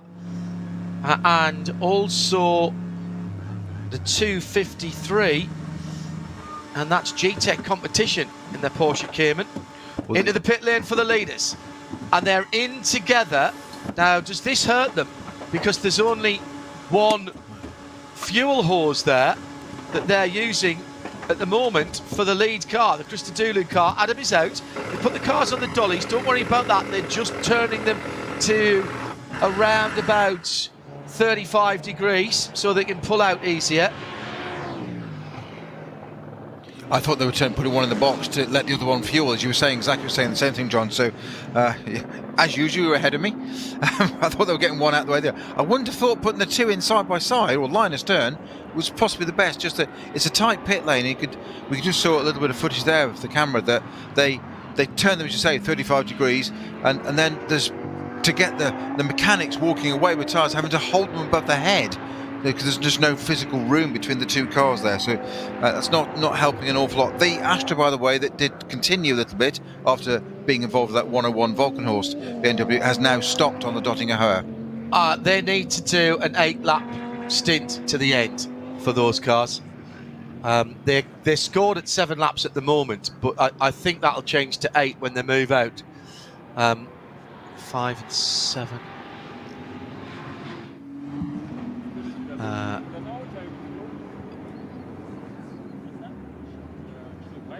Maybe they can get away. They have done an 8-lap stint there. They'll have to do a 7 or maybe an 8-lap stint at the end, so they can do. Next lap around, expect to see the leading cars come in. So this is going to be absolutely crucial for the finish of the race. So Dan Harper has assumed the lead for BMW Junior Team by 22 seconds from Christopher Haase from the 22 car collection team. Then Luca Drudi for Lion Speed, the number 24. It's another Audi. Then BMW Schubert Motorsport, Jesse Krohn in 4th position. And I reckon all of those cars will be in. In fact, you can add the Scherer Sport car as well into that, which is in 5th. Then Nick Tandy, where's he on his fuel? No, he can go at least one further lap. So Tandy might actually be scored as a leader here. It just depends how far back he is. And it's Maxi Goetz, by the way, who's got into the number 3 Get Speed car. Jules Gounon into the number 4 as they head out of the pit lane. Brunchen code 60 now as well. For Ferrari. It's for the octane Ferrari. No. They were in with a shout here, you know. Certainly a podium. Well, it stopped on the left-hand side of the track according to the GPS track, which I know isn't a complete visual and 100% reliable, as in I haven't got eyes on the physical car, but it is stopped at the moment. It says just after Marshall Post 169 on the left-hand side, which is just come out of Brunchen, heading down to Flansgarten. And who was at the wheel of that car then? I think it was Stefan Trümmer. Yes, it was. Adrian Delina takes the dynamic Porsche out. Or will take it out when it goes back into it. Here's Tandy. He's gone through now. Lars Kern. Charlie Eastwood. Huber Motorsport's gone through. So the question now is how quick can Maxi Goetz and Jules Gounon get those AMG Team Get Speed AMGs up to speed on this lap, because pretty much all the cars bar Tandy are going to stop in front of them at the end of this lap. And then when they've done their fueling, how does that reset? Because effectively then we've got a race to the checkered flag. So the Mercedes guys at Get Speed think they've done their last stop now. So they're now saying, right, we're going to the end, and that they've got to get. We are 13 laps away. I reckon they've got to get to the end of lap 21. Well, they couldn't be more appropriately named team, could they? Get Speed. Exactly. It's exactly what they need to do now. Just coming up with 30 seconds to go into the final hour. So there's the Ferrari, which has got heavy front end damage there. So he has gone off at somewhere. I wonder if he's been off and bounced back on and then got hit by someone. Collected, yeah. That does look remarkably like that, John. Maybe not, actually. Maybe he's just hit it, and that was where he ended up, and everything leaked out. He's been pulled back by one of the yes, that's Mercedes where it stops MLs. Being pulled off. Yeah. I mean, the left-hand front chassis member of that car has been ripped off, and there's some concern down in the Octane Racing, Ferrari Racing pit there. And who do we say was at the wheel of it at the time, John? Simon Trummer, excuse me. Patrick Simon is down there in the pits, and we'll try and eavesdrop to see if he can get a word with one of the team members to see if they've heard from Simon. I did not see an intervention vehicle there. No. So it's either been and gone, or it wasn't required. Now, these GT3 cars, we should say, are very, very well built. Yes, they're based on a road car, but they are purpose-built race cars. They didn't start life as a road car. Let's put it that way. No. In fact, some of them didn't even start life as a monocoque, because building street-based cars, like touring cars, rally cars and GT cars, around a roll cage, which normally you would call a tube frame car, is not beyond the bounds of possibility. No. It depends what you do, isn't it? Do you take a road car and fit a roll cage into it, or do you take a roll cage and fit a car around it? Yeah. Performance-wise, you know which we want. Well, it means your panel replacement's a lot easier, because they're not long-term economics. Yeah, they're not stressed members, are they? That's the thing. Chris Haase coming past the scene of the Valkenhorst BMW, facing in the wrong direction, and that car looked damaged to the right-hand side.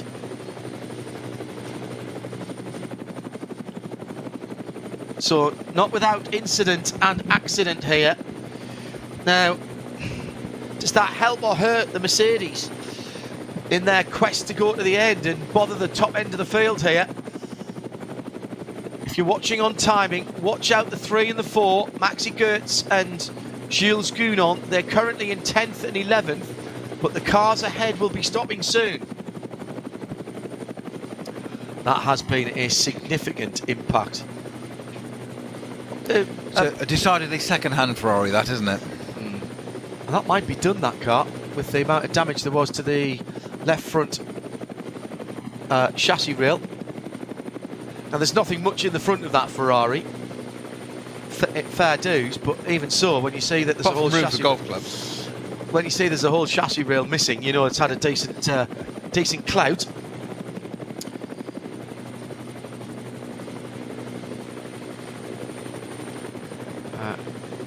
New penalties coming up for a couple of cars, including the... new penalties. Anything that is coming up now, will be added on at the end of the race, is what I think they're saying now that we're inside the last hour of the race.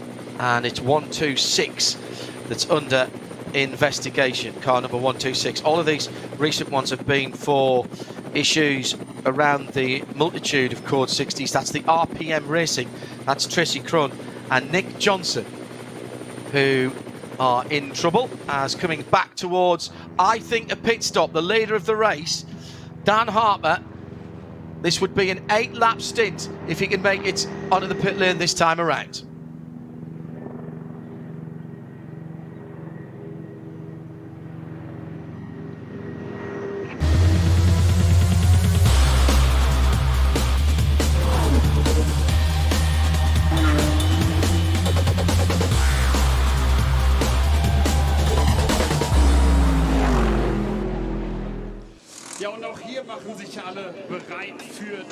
Into the pit lane then with 56 minutes to go.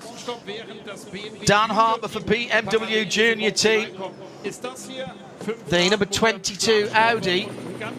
Chris Haase is due in about another 10 seconds. Harper gets to his pit. There's new Michelin tyres going on that car. The number 397, the 6 Porsche Alan Pier car in the pit lane as the BMW Junior Team go to work. Here comes the Audi of Chris Haase into the pit lane as well. And Trudy right behind as well, and the other Audi. So those are 3 of the cars. Jesse Krohn for Schubert Motorsport next up. He'll be in, and so will Schramm for Scherer Motorsport. And that should cycle round then to Nick Tandy. Maybe he comes in after 7. Maybe they make it 2 7-lap stints for Nick, and then an 8 to the end. Actually, he might be able to do 3 7s, won't he? 3 7 to 21. Yeah, he's done a because he's done a 7 and a 6 so far. Yeah, it'll be 7 when he comes in this time. Around Piccarello, it would be the next car through. Schramm in. Yeah, makes sense. And Tandy in. Did the 44 car come in? No. Lars Kern? No. Well, I think Kern's gone through the lead, so he's doing his 8th lap now. You're absolutely right, John. Yeah. Wow. They might Kern be able to do this on a 6-lap stint at the end then. That would be massive for them. That would be massive for them because they need to take less fuel. If they can do that. That's big. If Kern... Well, he's gone on to his 8th lap, definitely, in the 44 car that he took off from Piccarello. Yeah, he's top 7 are in the pits now. Effectively, I think the Falcons just... Yeah, no, so the Falcons went to... Yeah, 2nd through to 7th are in the pit, so... Well, that was the top 7, yes, as they came in. So what we should see in a moment is the TF Sport Aston Martin come through, the number 90. Charlie Eastwood would be going on to his 8th lap if he goes through, and he has done, I think. Max Hesse out in the GM Junior team.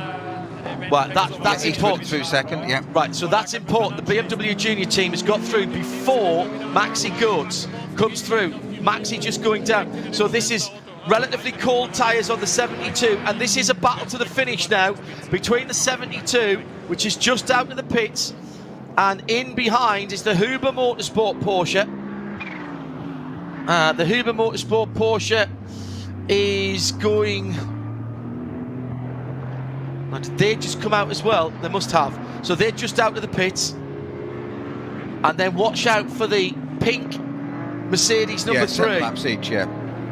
Pink Mercedes number 3 is Maxi Goetz.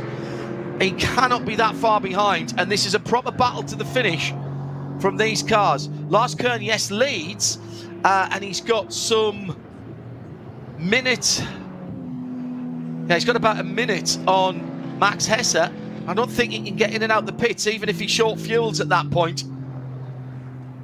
But he's going to be only having something like 50 minutes to go when he comes out of the pits. And that, right there, well, that isn't 5 seconds anymore. The first of the Get Speed AMGs, Maxi Goetz, he's got 8 seconds on his teammate. All right, everybody, edge of your seat stuff. Kern and TF Sport, Falcon and TF Sport have got the pit next time around, but they can do short pit stops. So the out lap for these guys and the in lap for the 44 Porsche and the 90 Aston Martin, this is going to be massive to see where they come out. Might not challenge for the lead, but maybe, just maybe, they've got half a chance of a podium. Just very quick update, John, we admitted to say on the detail of the 126 Ferrari entry that Simon Trummett was actually out of the car and fine, standing next to it. Good. Heavy front end damage was reported, but driver's absolutely okay for anybody listening. Connected with Simon Trummer. Hob Suisse, as my much missed mother-in-law would make sure I said at every opportunity, or at least once a race broadcast where there were Swiss competitors or teams involved. So Kern now really needs a super in-lap. The 126 was under investigation for a code 60 anyway. That's interesting. Following numbers. Oh, here's another car. This is the 72 under investigation again for a code 60. Well, I didn't see anything before for the 72. Nothing came with the Dan Harper one by the look of it. No, that was, where was that? That was at 13 minutes to the hour. This new one is 8 minutes past the hour. So, wow. 2 minutes ago. Yeah, exactly. So the battle for third is the battle for the effective lead of the race, because the leading two have to go in. And even though they've got the best part of a minute on this battle, they can't get in and out the pits there. Down through the foxhole. Really, really interested to see how this goes. Hesse for BMW Junior Team, Max in third position in the 72. It is Huber's Porsche, the 25, that pulled off that brilliant overtake earlier on. And I got so excited about, I gave it to Nick Tandy. My apologies for that. Because it was, in fact, the number 25 Porsche, not the KC MG car. And identical strategy for these front two. The Nico Menzel, wasn't it? Yeah. Yeah. Picarella did 7 laps, Kearns done 7 laps in the Falcon 44 car, and TF Sport have done 7 with Hasselclot and Charlie Eastwood done 7 laps as well. Yeah, and the KCMG Porsche doing 7, 7 and 7, I think, as well. Has Tandy done the whole race here? Yes. Yeah, that's interesting, because he wasn't here for the early part of the week, so he didn't get any practice or qualifying on Friday, didn't get any racing yesterday. And he's done 2 stints of 7 as well. So he'll go 7 to the end. So that's basically, when people say what's the point of this race if it doesn't set the grid for the main race, it's not about setting the grid, but it is about getting people up to speed. There will be people who, by their results here, get the coveted blue light and get into the top qualifying, and we'll give you all the details on that when we're back here for the race, which is the weekend of the 26th, Ascension Day weekend.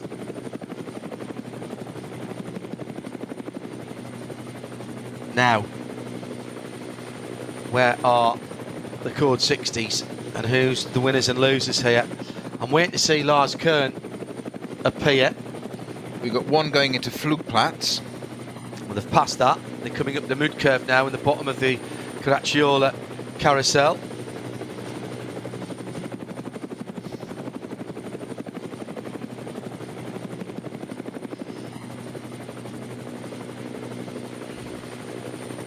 So, first two, remember, next have one to at stop. Hauer Act as well, just before Whipperman. Right, so the chasing group are coming to that now. Yeah. The cars that will become the leaders. The number 72, Max Hesse. And who's in the 25? That's Joachim Tyson behind the wheel of that. In the Huber Motorsport car. Klaus Raeder, I think, did the middle. No, it's only Menzel and Tyson who've been in that car. So is Tyson doing a double to the end then? Into the Code 60. Don't think you can steal a little bit here and a little bit there, because that's what the GPS trackers are for. It's like the average cameras. That was for the Falkenhorst 101 car, which is now on the back of the flatbed. So that might be gone the next time around. 46 minutes to go. Lars Kern coming in at the end of this lap for Falken Porsche. TF Sport Aston Martin, Charlie Eastwood. He'll come in at the end of this lap as well. The acceleration of these cars when you get out of the slow zones. They'll be sitting down in first gear on the pit lane speed limiter and really ready to release it and go.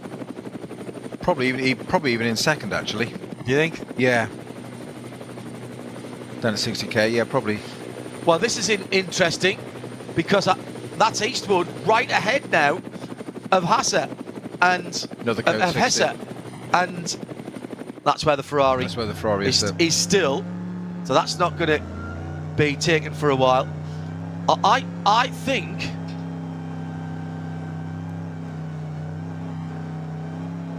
Has Hesse caught an Aston Martin, and is it the Aston Martin he's racing? Because if that's the case, he's taken 50 seconds out of him since the start line. Can't be, surely. It must be another Aston Martin.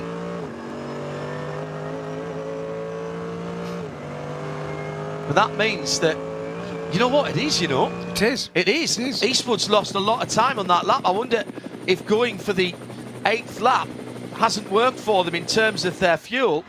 That is Charlie Eastwood in the number 90 car, so they've dropped back into the clutches of BMW Junior team.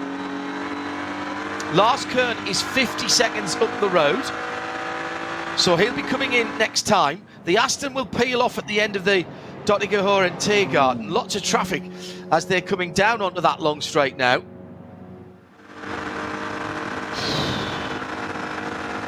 Can't call this. Can't call it, Pete. Not at this stage, no. It's closer even than yesterday. We've got a bit more news. Charlie Eastwood indicates right. He's not fighting that car. He knows that that is not the battle against the BMW Junior team. And Hesse is already at the next split, scored in 2nd place. Eastwood will peel off this time. Where's Maxi Goetz? 3 seconds further back. Goetz has got past the Huber Motorsport number 25 car. I think that car is... Now, I'm going to check that to see if they've actually brought that car in. There'll be a slew of pit stops here. I think the Huber car was struggling for fuel as well. Yes, it was. It was on its Eastwood in. And Tyson in. They were on their 8th laps, and I don't think that's worked for them in the middle of the race here. They didn't get the fuel mileage that the Mercedes did. So 1st, 2nd and 3rd have gone through. There's 11 seconds between them. We wait for... And 1st being BMW, 2nd and 3rd being the 2 AMG Get Speed. There goes Chris Haase. He's another 11 seconds further back. And these cars are all going to the end from now. All going to the end from now. So this is a proper race now. The top 5, Pete, is separated by 23 seconds. And 4th and 5th, Chris Haase and Chris Mees were half a second between them as they went across the line.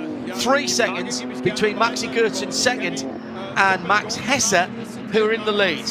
Thank you very much indeed.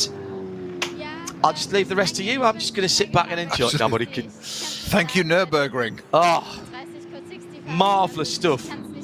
That last lap for the cars who were on it were 9:31. So that lets you know that's round about a minute and 15 seconds longer than it should be. So with 42 minutes to go, it's going to be 5 or 6 laps, depending on the code 60s.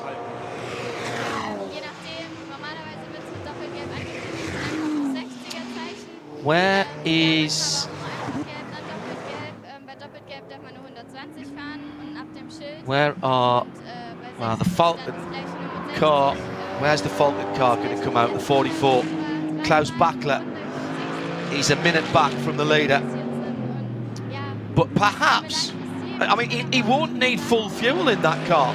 So that would have been a quick stop. Because he really only needs enough fuel for 5 laps. So that'll be a light car, it'll be quick. Keep an eye on Klaus Bachler's time in the number 44. Alessio Piccarello started, Lars Kern in the middle, did the 8-lap stint.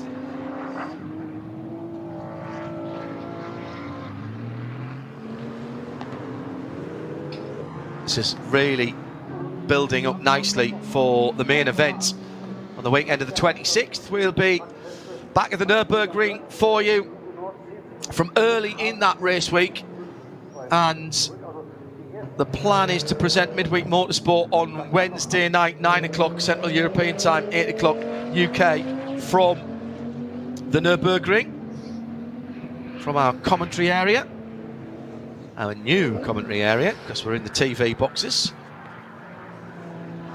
Another code 60, John, for the Landgraf Mercedes again. They had that problem at the absolute beginning of the race. No, it's all right. The Rover Racing cars with further pain. 32 seconds added at the end of the race for an unsafe release on the 98. Remember, I told you the number 82 car was being looked at for a potential penalty. They've NFA'd that, no further action on that one. That was the Pro Sport Racing Aston Martin. But we have got the 6 and the 98 under investigation again for Code 60 violations. So that would be the Mercedes team Bilstein car, which is just going out of the pit lane with Philip Ellis behind the wheel, and the Rover Racing number 98 just rejoining for Phil. Been rather a lot of Code 60 violations or investigations. Yeah, yes, I mean, which is not normal. It's not the first race of the season, is it? No, exactly. It's not normal. It's a very high incidence, I would agree, because equally on that we had virtually no Code 60s yesterday. Pretty clean race. The weather had a bit of an impact on it. Today we've had quite a few of them, but you say violations is a higher average than I've seen in many a race, to be honest, of the violations of those. The leader is under investigation for Code 60. So we still haven't had a resolution to that. That's twice they've been under investigation. Is it two different drivers though? Yeah, it is. Yeah. 8 minutes past the hour for this one, and that's still not being resolved.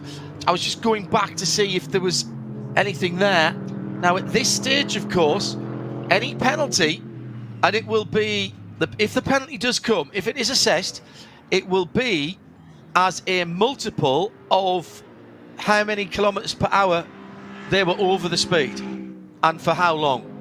And that will be assessed at the end of the race. So we need to keep an eye on that, because at the moment, 2.7 seconds between first and second. Well, Chris Haase might not actually have that in the 72. Max Hesse, excuse me, in that car. Might not actually have that.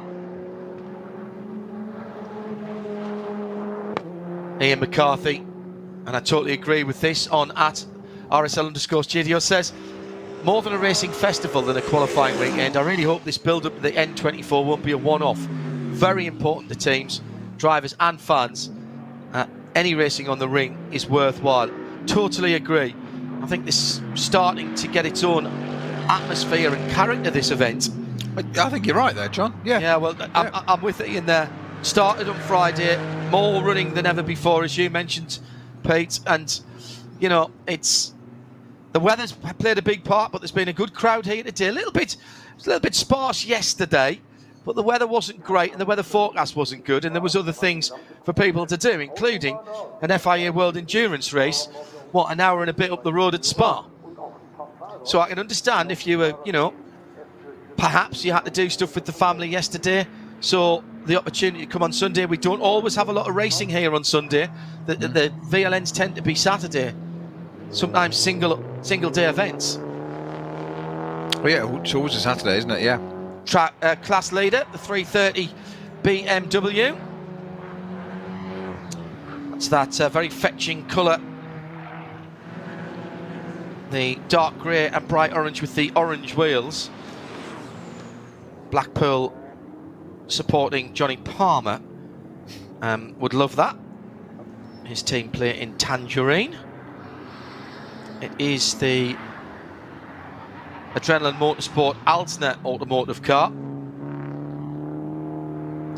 And was that, it was Oscar Sandberg, I think, who started that car.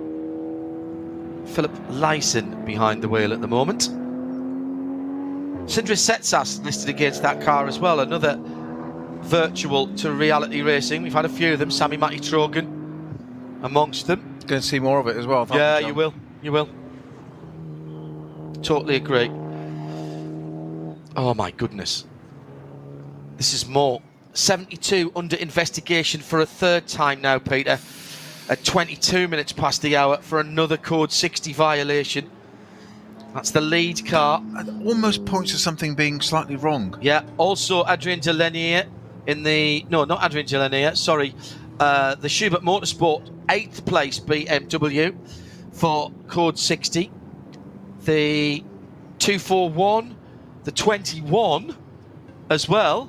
which is one of the leading class cars. That's Charles Putman, who's just pitted. They're under investigation. The 28. These are all cars at the sharp end of the field, so it is Dynamic. Dynamic were in there. And the 227 as well. This is extraordinary.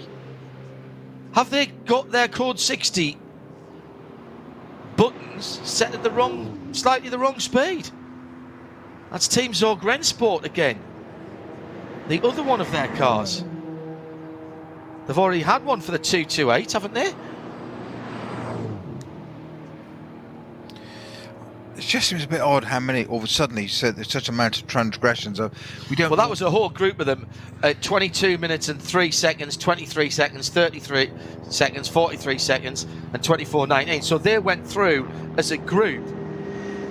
Problem for the 55 car out on the circuit.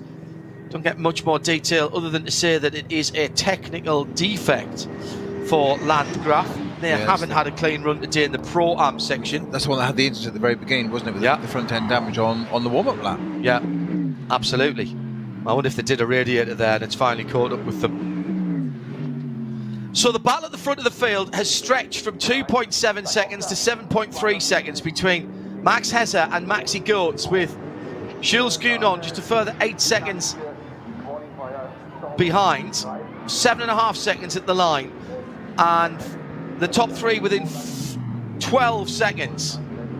Then Hasser and Mies are having a great battle in the two Audis.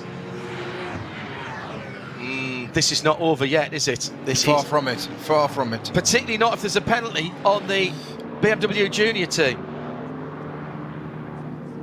I'm just surprised, John, at those penalties you just read out, all being, how many, 4 different top teams? Class cars. You've got all four teams, all within a matter of seconds one another. There's a pattern there that indicates to me that it's unlikely all drivers were wrong in that situation. It's just almost like it's a timing glitch or something. Yeah. It just seems more electronic to me than, one of them I get, but wow.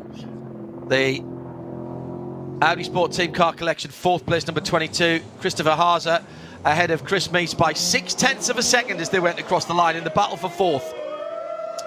Just one spot off the podium at the moment, and they're 20 seconds behind the last step on the box. The BWT, the team Get Speed Mechanics, getting animated down in their pit area as they're watching their two drivers, Maxi Goetz and Jules Gounon, on full attack mode. 32 minutes to go. So probably 4 laps. Wickerbill has tweeted at RSL_studio using the hashtag RSLN24Q, said, and this might be a bit Spinal Tap, but did somebody get code 60 kph mixed up with code 60 mph? See, you're on the right theme. Yeah, absolutely right. Just doesn't add up to me, all those at the same time being wrong. There's a little bit of leeway given. Charles Esplanade down in the pit lane with Patrick at the moment. See if we can eavesdrop on that for a sec. Probably going to be done in English, this one. Charles with a busy couple of weekends, actually. Had their GT, you were talking about how flexible GT3 cars they were up in the Creventic series for the double 6 hours for the 12 hours of Spa. Finished 2nd overall. Leader got a bit of clear track ahead of him at Arenberg as he drops down into the foxhole. It'll be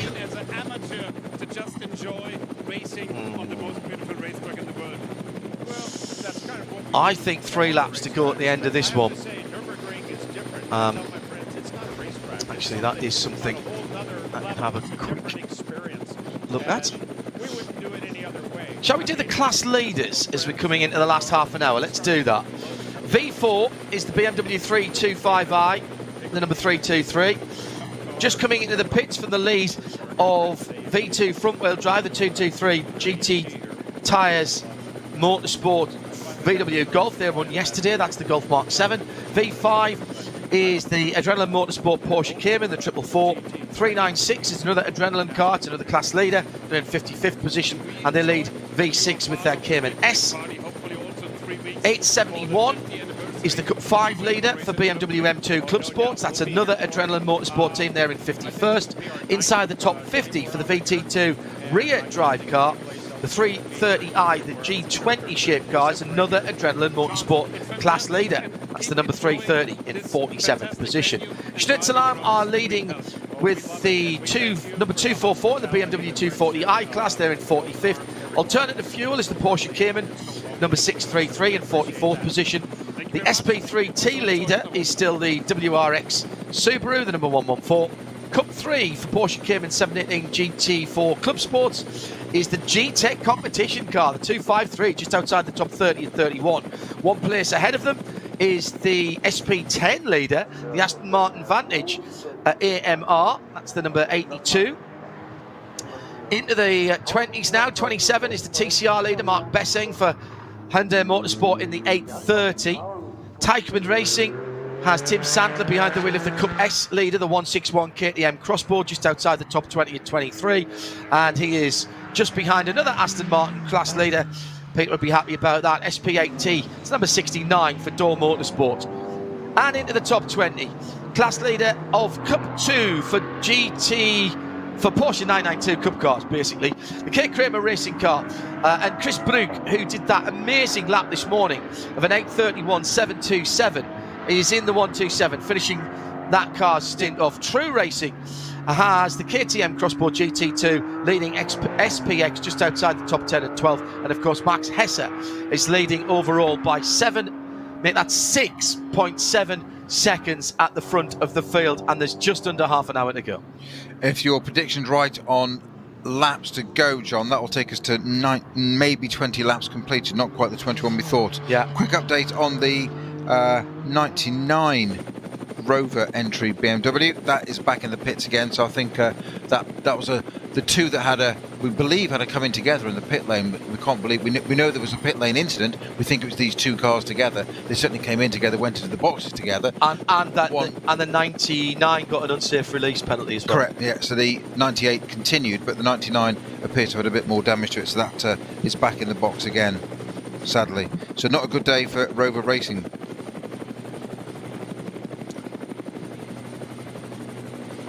Replacement penalties coming in for some of the Code 60 violations that happened at the same time as our leader. So this could be significant, Snowy. Non-respect of Code 60, 40 seconds for the 241. That's one of the Adrenaline cars. The Ferrari, that was from a bit earlier on. It's kind of irrelevant now as it's out. Yes, but that was similar time to the first 72, the first one for the 72. So they're catching up at the moment. That's 40 seconds. And 253, also 40 seconds. The 109 speed limit, 30 seconds. Now, when did that get assessed? That might have been a pit lane speed limit, actually, just for a... this might not be over. We could be deciding this in the stewards' room, because the 72 still has two penalties hanging over it that were being investigated, but there was a lot going on, including clearly quite a serious incident with the 126, which may well have put race control just behind a little bit, and they're doing things in order now, and we're seeing them coming through. So let me scroll back through. There were three investigations on the 72. The first one, I have now seen no further action. The second and third, I've not seen anything. Leader in VT2, or one of the front-running cars in VT2 front-wheel drive. It's just Lena and Volker, the strike checks here. And that's Volker getting into the car for the final stint. That's father strike check. Robin possibly joining them for the big race itself. It's the 110 Opel Astra OPC Coupe. Pretty little car.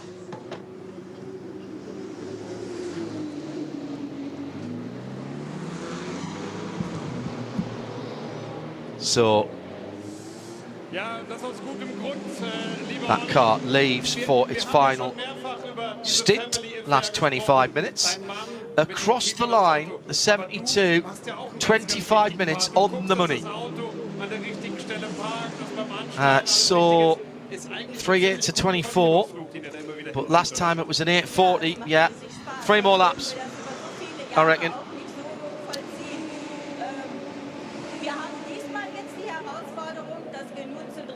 I'm just interested to see what pace these cars have got left. The 2 Get Speed cars, Snowy, have closed right up. So it's Jules Gounon who's got the hurry up at the moment. And that means the top 3 that were 12, 13, 15 seconds between each other, now just down to 10 seconds between the top 3. I keep looking back at the screen, waiting to see. I know. You do it and you're making me nervous doing it.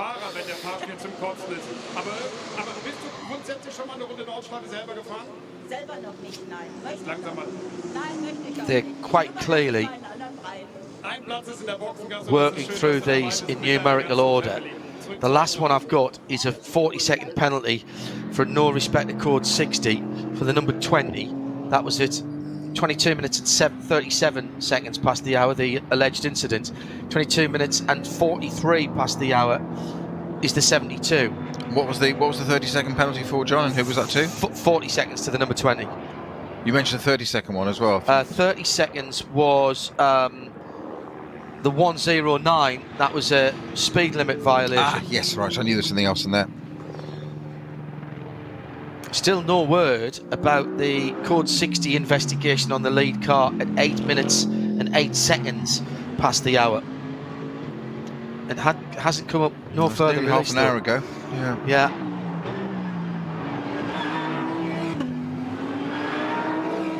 Well, it could affect it. But all Max Hesse can do is just keep his head down and keep the job done.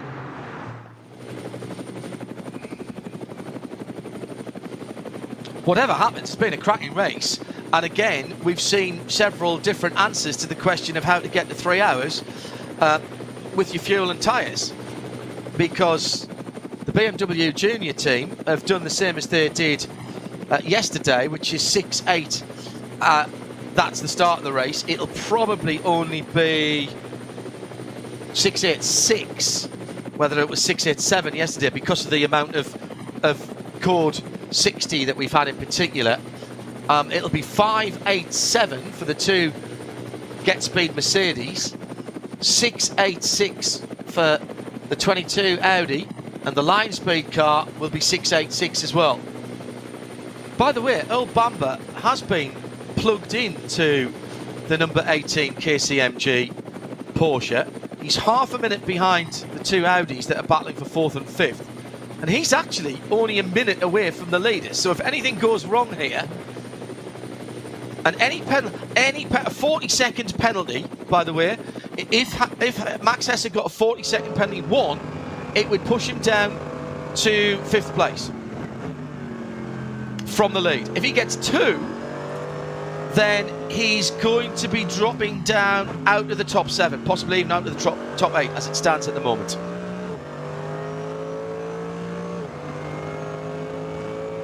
I have no doubt that there are some discussions going on at the moment. SP10 number 81 in and out of the pits. There's some hearts racing in the junior team garage as well. Have we now got a completely clear track, Peter? Yes. So I'm starting to see some lap times speeding up a bit. So the two AMGs are heading down towards the bridge at the bottom of the hill at Breitscheid. In fact, off the track for, that was the Jules Gounon. He's hit the wall, I think, into the exit at Breitscheid. Now, has he got away with that? He'll be lucky if he has. He got offline onto the dirt and then slid perilously close to the right-hand armcore there is an entry there, and there are some track vehicles that can come back off. There used to be an entry for tourist laps. Yeah, he's in trouble. He's done a tyre. Jules Gounon out of third. This is third place, disappearing for AMG. Team Get Speed. They have run a brilliant race. He's pulling the car up. It's not even going to finish. There goes Chris Haase. Car Collection up into third. There goes Chris Meese up into fourth. And it won't be long before Bamber comes through as well. That's going to be a right rear puncture or even a suspension damage there. If it's clattered the wall, more like suspension damage, isn't it? So here we go. He was catching his teammate. He went wide and ran down the barrier, and he was so close to having an even bigger accident as he went over the bridge there at Brightside. Wow. He just got the right-hand tyres hooked over the curb there. There is just a little bit of block paving, and as you come down through Exmüller to Brightside and the entrance and exit there, and there's not even a car's width between the edge of the track and the barrier, and there's not even half a car's width, as we saw there. Jules Gounon just found out now. Well, so one bullet in the gun has disappeared for Team Get Speed. Now the two Audis are just 2 seconds apart and battling for third position. And that means that Earl Bamber's closed in a bit. Earl Bamber's closing up on everybody at the moment. He has a habit of doing that, doesn't he? Yeah, he's very good. Very good indeed.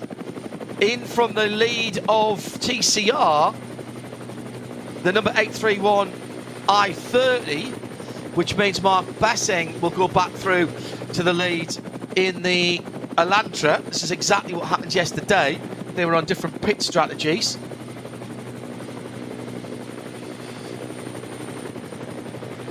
So now, Martin Ragginger, Ragginger is catching, Ragginger the Falcon Porsche is catching the Porsche, the KCMG Porsche of Bamber. He was 2 seconds quicker than the Kiwi last lap around. So Earl will be getting the hurry up from the team. This is for 5th and 6th and best Porsche honours.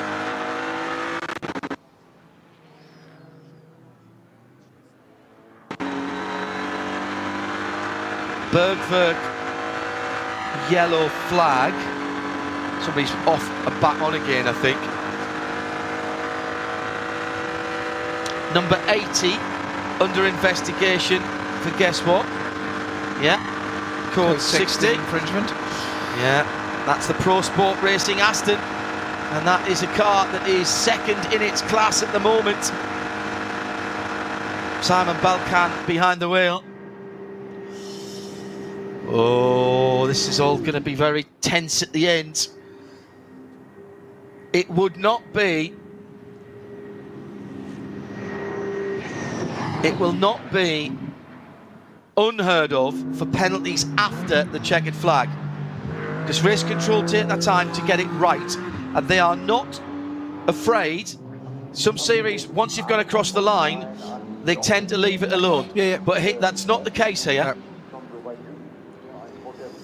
Certainly not, and we've seen it before, as you said earlier, about the Octane 126 Ferrari that last year won a race on the track, and then unfortunately it was decided afterwards that it got a compound tyre wrong. Yeah. Leader of the race, 40 seconds. That has been assessed. So is the 98 Rover racing car. So Max Hesse across the line is now in 6th position. He's behind Martin Ragginger. He's only 4 seconds ahead of the Schubert Motorsport car. There's still one more, I think, to be assessed for that car that we haven't seen yet. They had 3 investigations of Code 60 violation. Yeah. The first one in the middle stint for Dan Harper was NFA'd, no further action. Now, whether this is the second or the third, I can't tell you, but I'm hoping I'm going to see something that says NFA, but it's coming in order, as I said before, Peter, So 40 seconds would put that car just ahead of Earl Bamber as they've gone across the line now. So that's going to drop him down behind the Lion Speed car collection machine. Drama right at the end. Well, the BMWs, which have been so good, have not had it all their own way. This could be, and how is Jules Gounon going to feel now, knowing that they could have had a 1-2 for Team Get Speed? Yeah, absolutely. And there's a code 60 for that car actually at Bergwerk. Yeah. Which car? Number 4, the Mercedes. Yes. Yeah. They haven't. I don't think Jules has moved very far. That was the car that hit the wall and stopped. Yeah, but I thought it got cleared. There's a now code 60 for it, just ahead of it. And there's lots of yellow around the circuit at the moment. Flans Garden as well. 114 under investigation. This is bad discipline, guys. Your team managers are not going to be happy. That's the Subaru SP3T leader. And these penalties now, they just go on to your race time. So these are absolute.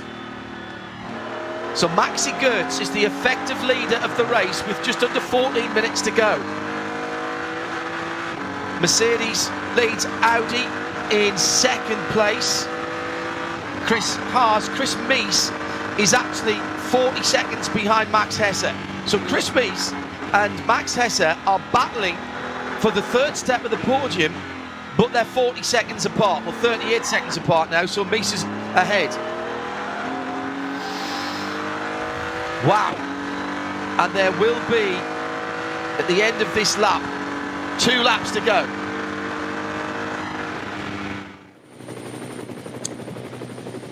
Actually, depends when he comes across the line. I've just said that there. Say, would it be 2? One no, more? It might be 1 more. Just 1 more, I think. Yeah, because he's only halfway around. Non-respect of code 60. Read it and weep, I'm afraid, for BMW Junior team. 40 seconds for the number 72. Well, the Nürburgring keeps giving us drama. And this is Chris Mies' chance to put 2 Audis on the podium. They are catching, actually.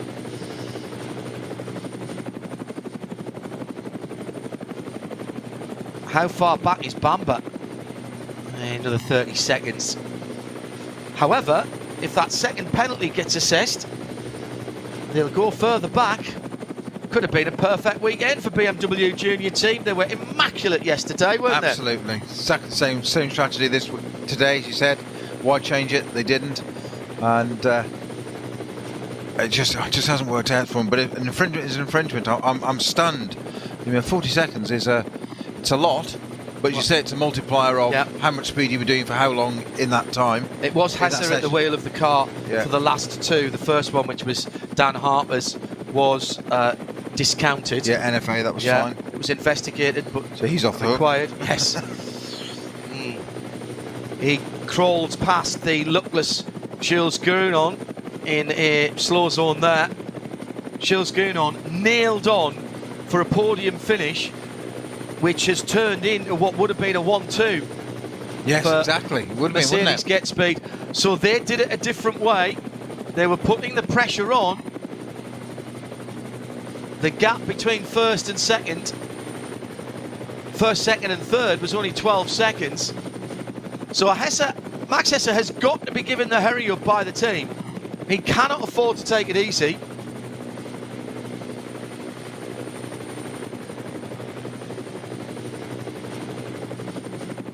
There's still the chance of a podium here, but he's got to overhaul Chris. He's got to put 40 seconds between himself and Chris Mies, and at the moment it's 38 seconds.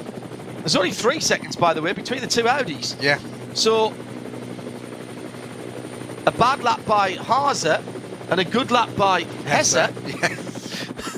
it could swing. We're going to be looking at the times here. Get the popcorn out and the abacus. Non-respect of code 60 for the 227. Another 40-second penalty, and the 227 is a significant number because that is the Zorg Rennsport Porsche Cayman S that's been well up in the V6 category. In fact, might even be leading that category.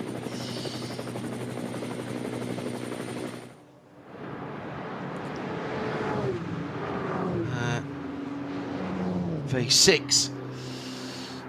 Oh, it's a 396 that's leading that, but that's not doing them any good, is it? Wow. So 9.5 minutes to go. And the Conrad Lamborghini currently coming down the Dottinger. Slightly flat to deceive today, but did well in the first 2 stints. Dropped way down now for that car. It's 27th now. Yep. Di Martino at the wheel now. It's actually dropped a lap off the leader as well.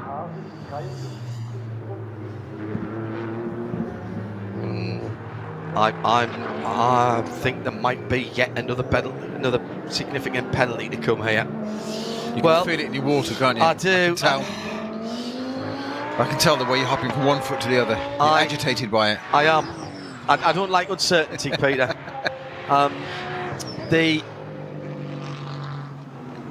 This has been a great race. I'm already very excited. I always get excited about the Nürburgring 24. All the 24-hour races that I go to have different characters and different personalities, whether it's the Rolex 24 Daytona, the Le Mans 24 hours, the Nürburgring 24 hours. They all have slightly different personalities. Dubai 24 hours, Barcelona 24 hours, Portimao 24 hours this year. Off Lamborghini, yes. Off for the Lamborghini. Got, I think, Di Martino there got slightly distracted by the BMW car in front of him when he was coming down into the Dunlop hairpin at the bottom of the hill. Targets, sort of target fixation there, do you think, Peter? Possibly so, yeah. Something happened very strange there. We saw it unfold in front of us. He just didn't see he's about to catch up with that car now. He's now jinking left and right and getting all the gravel out of the various vents on the front of that Lamborghini and probably elsewhere in it. But he just didn't see the BMW. Well, he did see the BMW, that was the point. But it was in the middle of the track. And rather than dive down the inside and collect it, he went left, but put it into the gravel. So the BMW continues to live another day, but the Lamborghini's just added to its woeful weekend. Couple of more Code 60 investigations and 1 penalty, and it's a significant one for a team that we know very well. First of all, under investigation, the 125, which is third in Cup 2, the Huber Motorsport Porsche, sitting in 24th position. Non-respect of Code 60 for the number 21. 2 penalties here. The first one for 2 minutes and 10 seconds. The second one for 4 minutes and 10 seconds. And respectively 1 and 2 DMSB license points. And that, the 21, of course, is CP Racing. 6 minutes 20. Yes. For 2 different penalties there. They're still working through these. And the second one of that, for the Code 60, that was at 21 minutes and 51 seconds past the hour. There's still another 72 penalty after that under investigation, about a minute after that. They're working through these. I see logic in what's going on the race control feed. And by the way, thanks very much to Nürburgring TV for giving us access directly to the race control message board that the teams get. Something that we haven't always easily had before. Got that up in a screen here in the broadcast booth, and that's been a great help here. A great help here. So I can't tell you which drivers have got the points there, whether it's the same driver. 16:21:57 local for that one. And where's their second one? The number 21, further back, I think. So this race, as I said, it could be decided afterwards. The good news for Max Hesse is he's got his foot down The two Audis are really close together, and now he's in with a chance of holding on to second place. Maxi Goetz is going to take the victory as long as he stays on the track with 5 minutes to go. But can Chris Haase and Chris Mies work together and not trip each other up? Haase 39 seconds behind the leader, who has a 40-second penalty. And Chris Mies 14.3 seconds behind the leader. So effectively 0.3 seconds behind the leader at the moment, but can't see him, of course.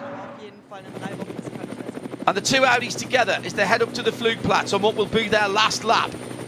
So the leaders are on their last lap now. Time will expire on this lap, and we will have done only 20 laps.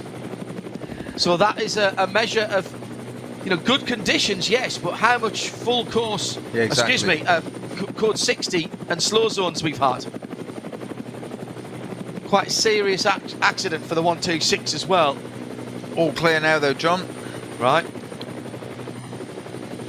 Oh, here's another one. This time it's the... I mean, I keep having to scroll back up and down to see these on the race control screen, just to try and keep up to date with what's going on. The Dynamic Motorsport Porsche, the number 28, that's now under investigation.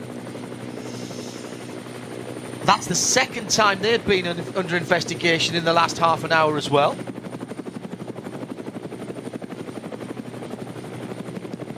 Oh dear. I've never known it. I have to say it's unprecedented. Yeah. The amount of infringements. It just makes me. From top teams and drivers as well, Snowy. Exactly my point, and I'm not doubting the officials and the governing body, etc. I'm just, the amount of them just surprises me. Get speed car of Maxi Goetz getting caught up behind class leading. Don't want to go there because that's where your teammate went off. Yeah, so ultra careful through there. Classic leading Golf. There's a barrier there with a big magnet on it for pink Mercedes. Yeah.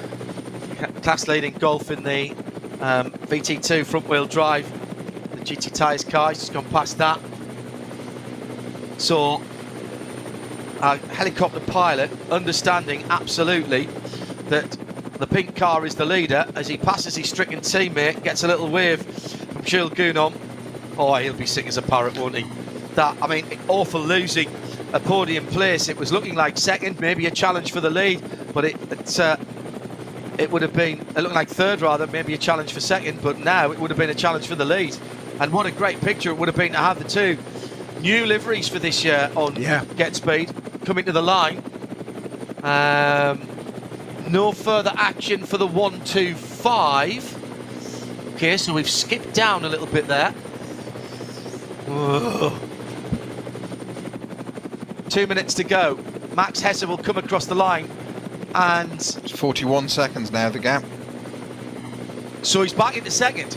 So Max Hesse for BMW Junior Team with a couple of really good laps. Third. No, second. He's ahead of Haase. If it's 40, if the gap between first and third is so he's back into second. Goetz leads.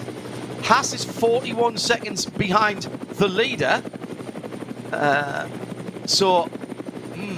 This is going to be very tight.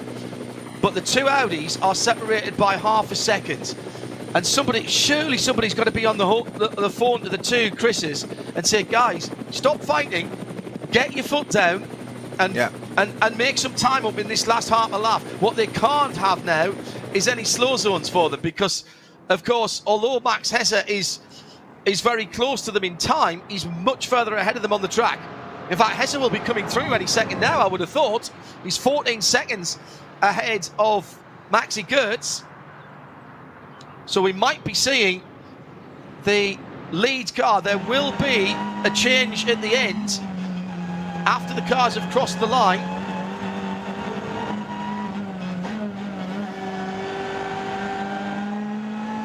Oostenrijk for the BMW number 831 that he shares with Antti Burri. That car back in the lead again. Mark Bessing. Oh yes, of course, we swapped them over at the pit stop, didn't they? I said that they did that yesterday. The other way around.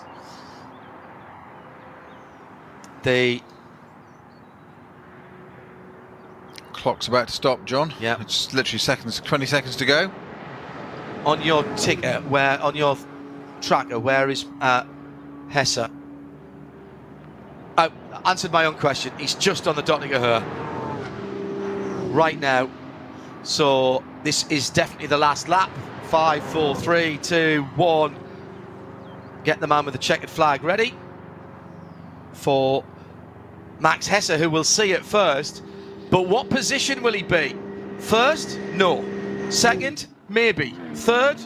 Possibly. Fourth? Well, it's in the mix. Equally possible. Yeah. Yeah. Third or fourth, equally possible. I reckon he could be second, third or fourth here. And we won't know for about another 44 seconds. So start counting when he goes across the line. In terms of your stopwatch, to the line. Second win on the road in 2 days for BMW Junior Team. Stops the clock now as he goes across the line. In about 13 seconds' time, Maxi Goetz will be the winner. Oh, in fact, he's even closer than that. Yeah. So, did Hesse lift off towards the end? 15 seconds, all right, no, he pushed on. That last lap was an 8.15 to Hesse's 8.20. The two Audis are battling, but are they battling for second and third, or third and fourth? Coming down to the last part of the circuit now. The time is ticking away. This is going to be very, very close indeed. Need to be closer than 40 seconds. Here they come to the line, and it is an 8.17, fastest lap of the race for Chris Mees, but he's not got it. 41 seconds for him. He will drop to third. In fact, he will stay in third, and Chris Haase will stay in fourth position. So by 1.5 seconds, courtesy of a storming last lap by Max Hesse. Yes, made the mistake, but an 8.15 his last lap to an 8.20 for second, and an 8.17 for third place. So Chris Mees gets through on the last lap over Chris Haase, and the change happened. Was that a lift by the leading Audi, or was it a stutter in the fuel? Because that was a change coming up to the kink from the two Chris's. So Mees for Lion Speed is on the podium. That's the two car collection cars. They swap round coming to the line, definitely. But maybe in doing that, they've cost themselves a better position. The result has already been adjusted on the screen and shows Mercedes get speed, winning by 24 seconds from the penalised BMW Junior Team. Oh, I've just seen another penalty come in. No, it's the 2-4-1. That's 40 seconds. Stop it. I know, it could still happen. Oh, my heart rate. The two Audis separated by half a second at the line. The advantage of the third place on the podium going to Lion Speed then over Audi Sport Team Car Collection. KCMG 38 seconds further back. Nick Tandy doing 2 stints. Earl Bamber finishing it off. Martin Raginger finishing it off for the 44 Falcon car. A lot of big teams only getting one car home today after incidents. Then it was Scherer Sport and the number 16 Audi. All on the lead lap these. Aston Martin up to 8th position. Haseklo bringing it home for TF Sport. 2 minutes away at the end. 9th position for the number 20 Schubert Motorsport BMW, and rounding off the top 10, the Schnitzelarm Racing AMG. 2.5 minutes away. Everybody else was a lap or more down. SPX winner, the True Racing KTM Crossbow. Cup 2 winner in, I reckon, 19th overall. There's Christopher Brook. He put in that stunning time this morning in the K. Kramer Racing UG Cup car. Just ahead of Nicholas Johnson by, well, actually, the vagaries of that. I think Nicholas was a lap down. Cup X was Tim Sandler bringing that Teichmann Racing Crossbow 161 home in the lead from the TCR leader. The two KTMs were just, the two Hyundais actually only about 1.5 seconds between them at the end of the race. Cup 3 for the Caymans, won by G-Tech Competition, the 253 team. Well done to them.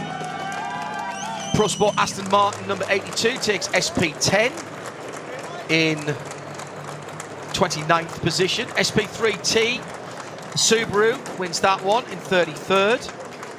In BMW 240i Cupland, it was the Schnitzelarm Racing Team, so 2 wins for them. 244 in 42nd. Alternative fuel was the 4 Motors Porsche Cayman 633. In 46th position. The VT2 rear drive was a great battle all the way through between Adrenaline number 330 and the 230 privately entered BMWs. The 330 and the 328, it went to Adrenaline. And third actually wasn't that far back either, Team Rogue Vent Sport.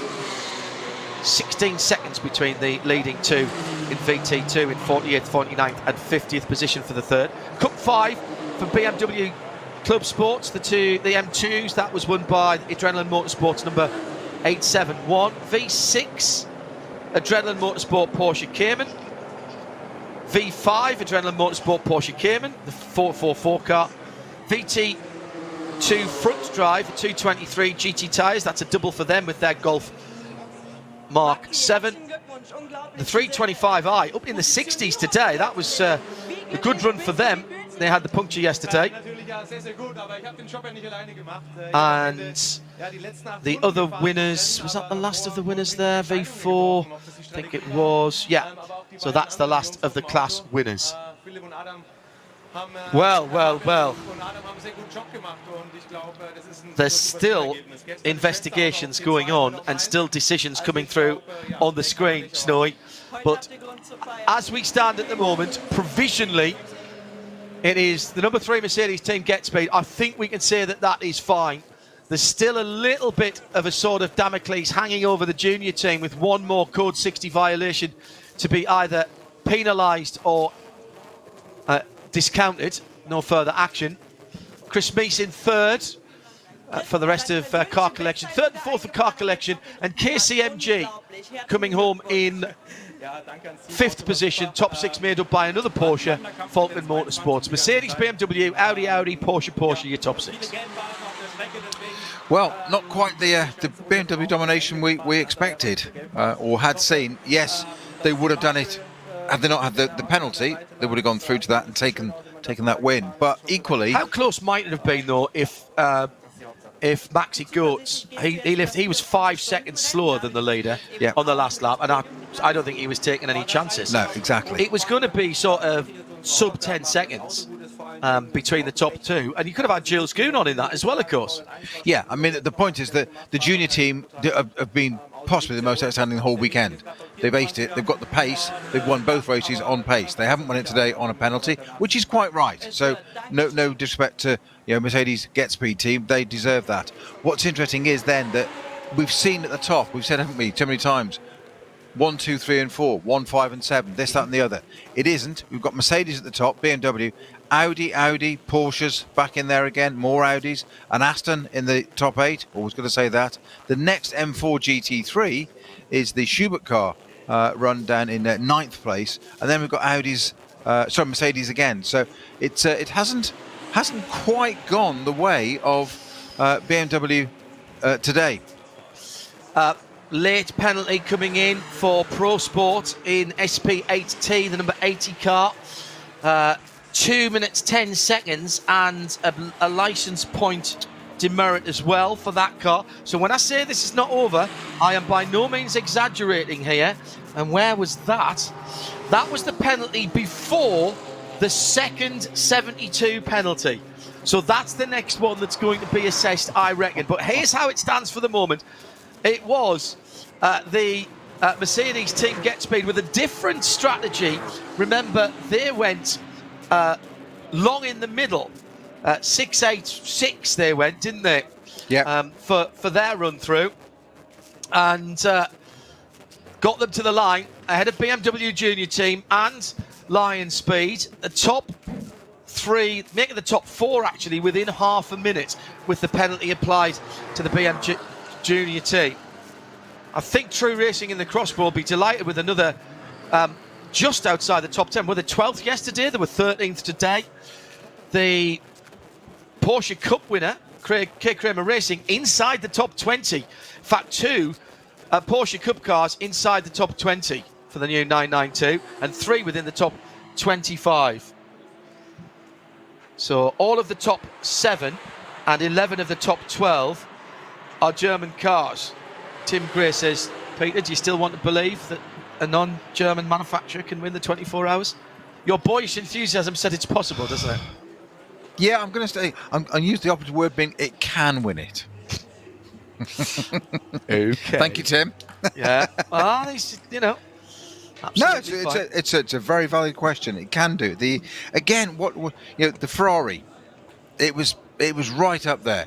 That was a big accident. We didn't really get to the bottom. No, it didn't happen. It looked like there might have been some other issues at the side of the track there, but we've heard nothing from the organisers. So the Conrad Lamborghini, you said the phrase yourself, almost flattered to deceive. Yeah. It's got the pace. It's certainly got the pace with Jordan Pepper in it. The point is that you did say it's a Pro-Am lineup, so Correct. there's always going to be such a variation in that car's pace. But that's a good point. It just doesn't seem to get there, does it? So who was the best of the Pro-Ams? Was it the Twin Bush by the Keek Vitesse? The timing screen doesn't tell me about the Pro-Ams. 11 is a Pro-Am. 28 is a Pro-Am, but they had problems. They dropped back, didn't they? Oh no, 28 was ahead of the Pro-Ams. Okay. 25, is that a Pro-Am? No, that's not a Pro-Am. Oh yes, it is. Huber Motorsport. I think it might have been Huber Motorsport that won Pro-Am. Unless the Schnitzelarm car is a Pro-Am. Yes, it is. All right, so I'm working my way up. So 34, 2090. The TF Sport car, is that a Pro-Am? No, I don't think so. No, okay. So I think the Schnitzelarm car might have won that. Let me have a look at the 20 and see if that is in there. It doesn't show up on the timing screen. No, unofficially, the Schnitzelarm number 34 Mercedes AMG GT3 is the best of the Pro-Ams. I've got no further penalties yet, but there are still penalties to be assessed, I think. Don't quite have the same system as we have in other series where it shows them being assessed and served, and then you can go back. Oh, changes. What's happened there? Nothing at the top 3. No, it's all right. KCMG's just been put in twice. Yeah, I think it's just our screen updating. Yeah. My heart did flutter when the screen flickered. Yes. I will say that. Yes. I'm going to dare to refresh my timing screen and see what it comes up like. Yeah. So nothing has changed at the moment. Well, we shall reconvene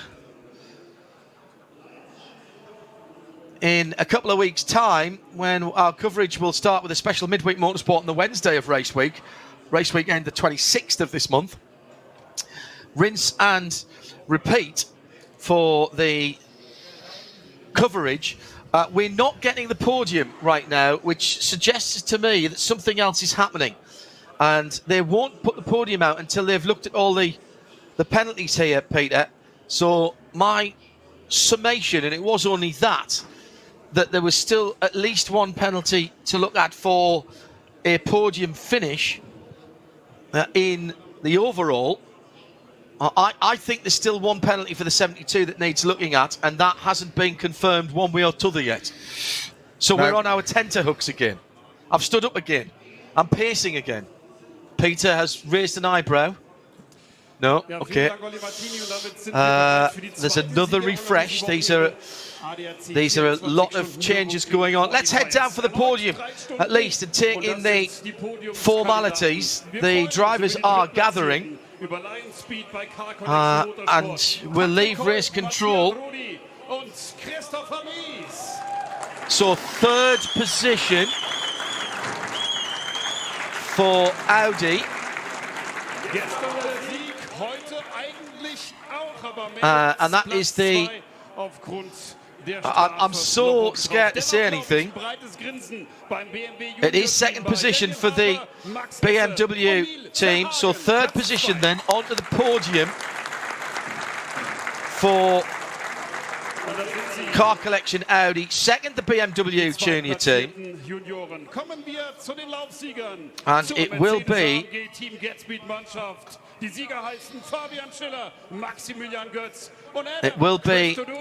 the first win for the Mercedes-AMG team Get Speed in their new colours and sponsorship, and it's the number 3 car.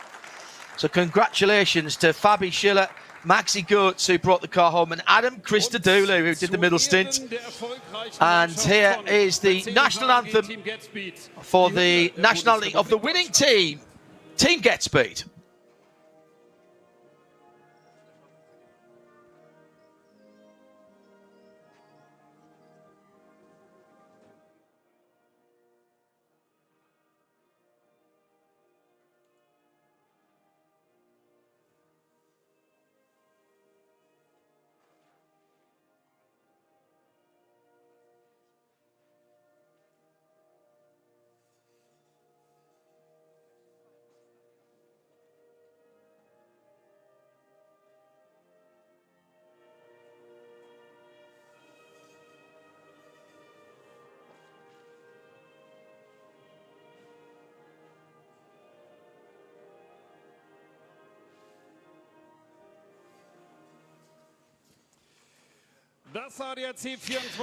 The flashing screen, which was panicking us, penalty for the 114, 40 seconds, and same for the 241.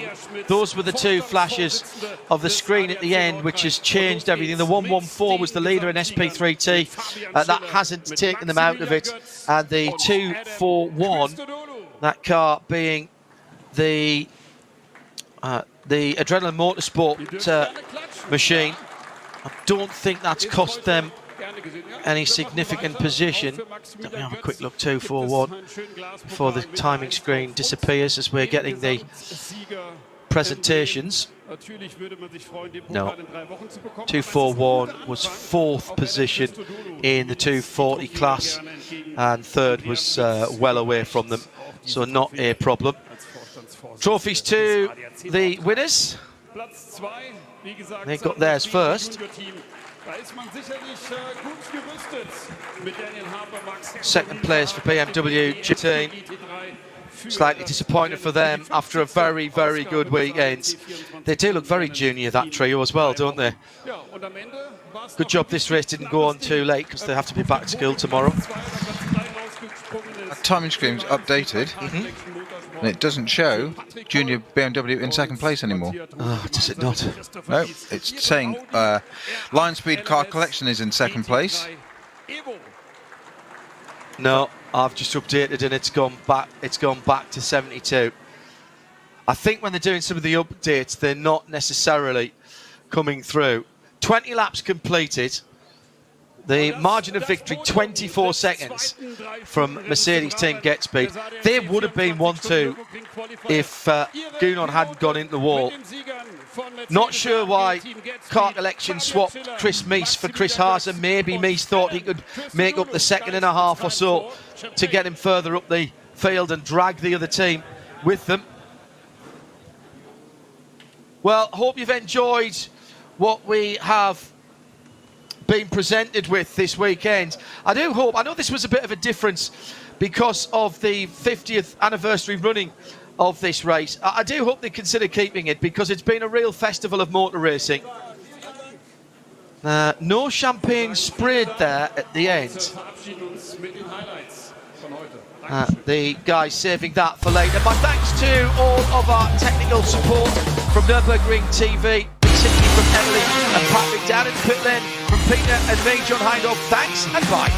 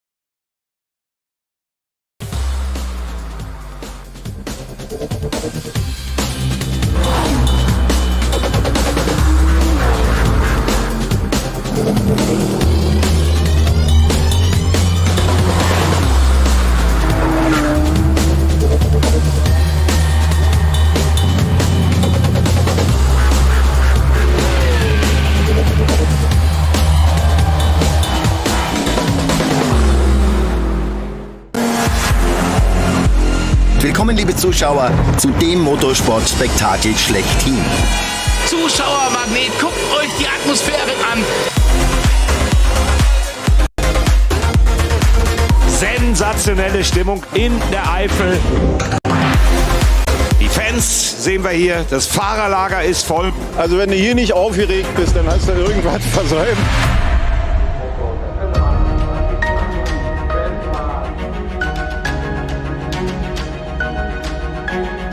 Und lassen wir uns freuen auf 24 Stunden Motorsport vom Allerfeinsten.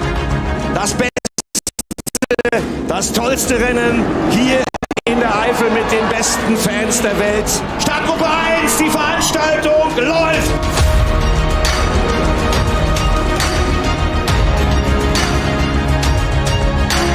Ich krieg die Pimpernellen und ihr ärgert euch, wenn ihr nicht angereist seid.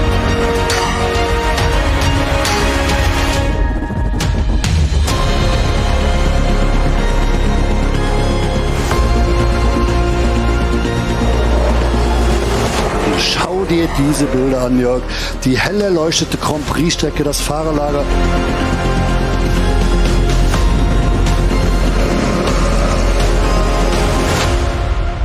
Rock and roll.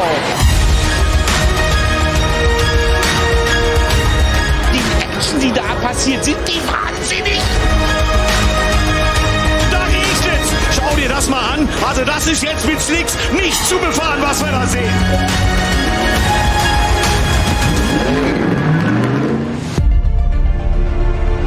Es überschlagen sich wieder einmal die Ereignisse. Wieder einmal wird das 24-Stunden-Rennen am Nürburgring zu einer Mischung zwischen Himmel und Hölle. Berührung! Berührung! Und beide drehen sich! Was für ein Finale. Die Sieger sind im Ziel. Überbordende Freude an der Box.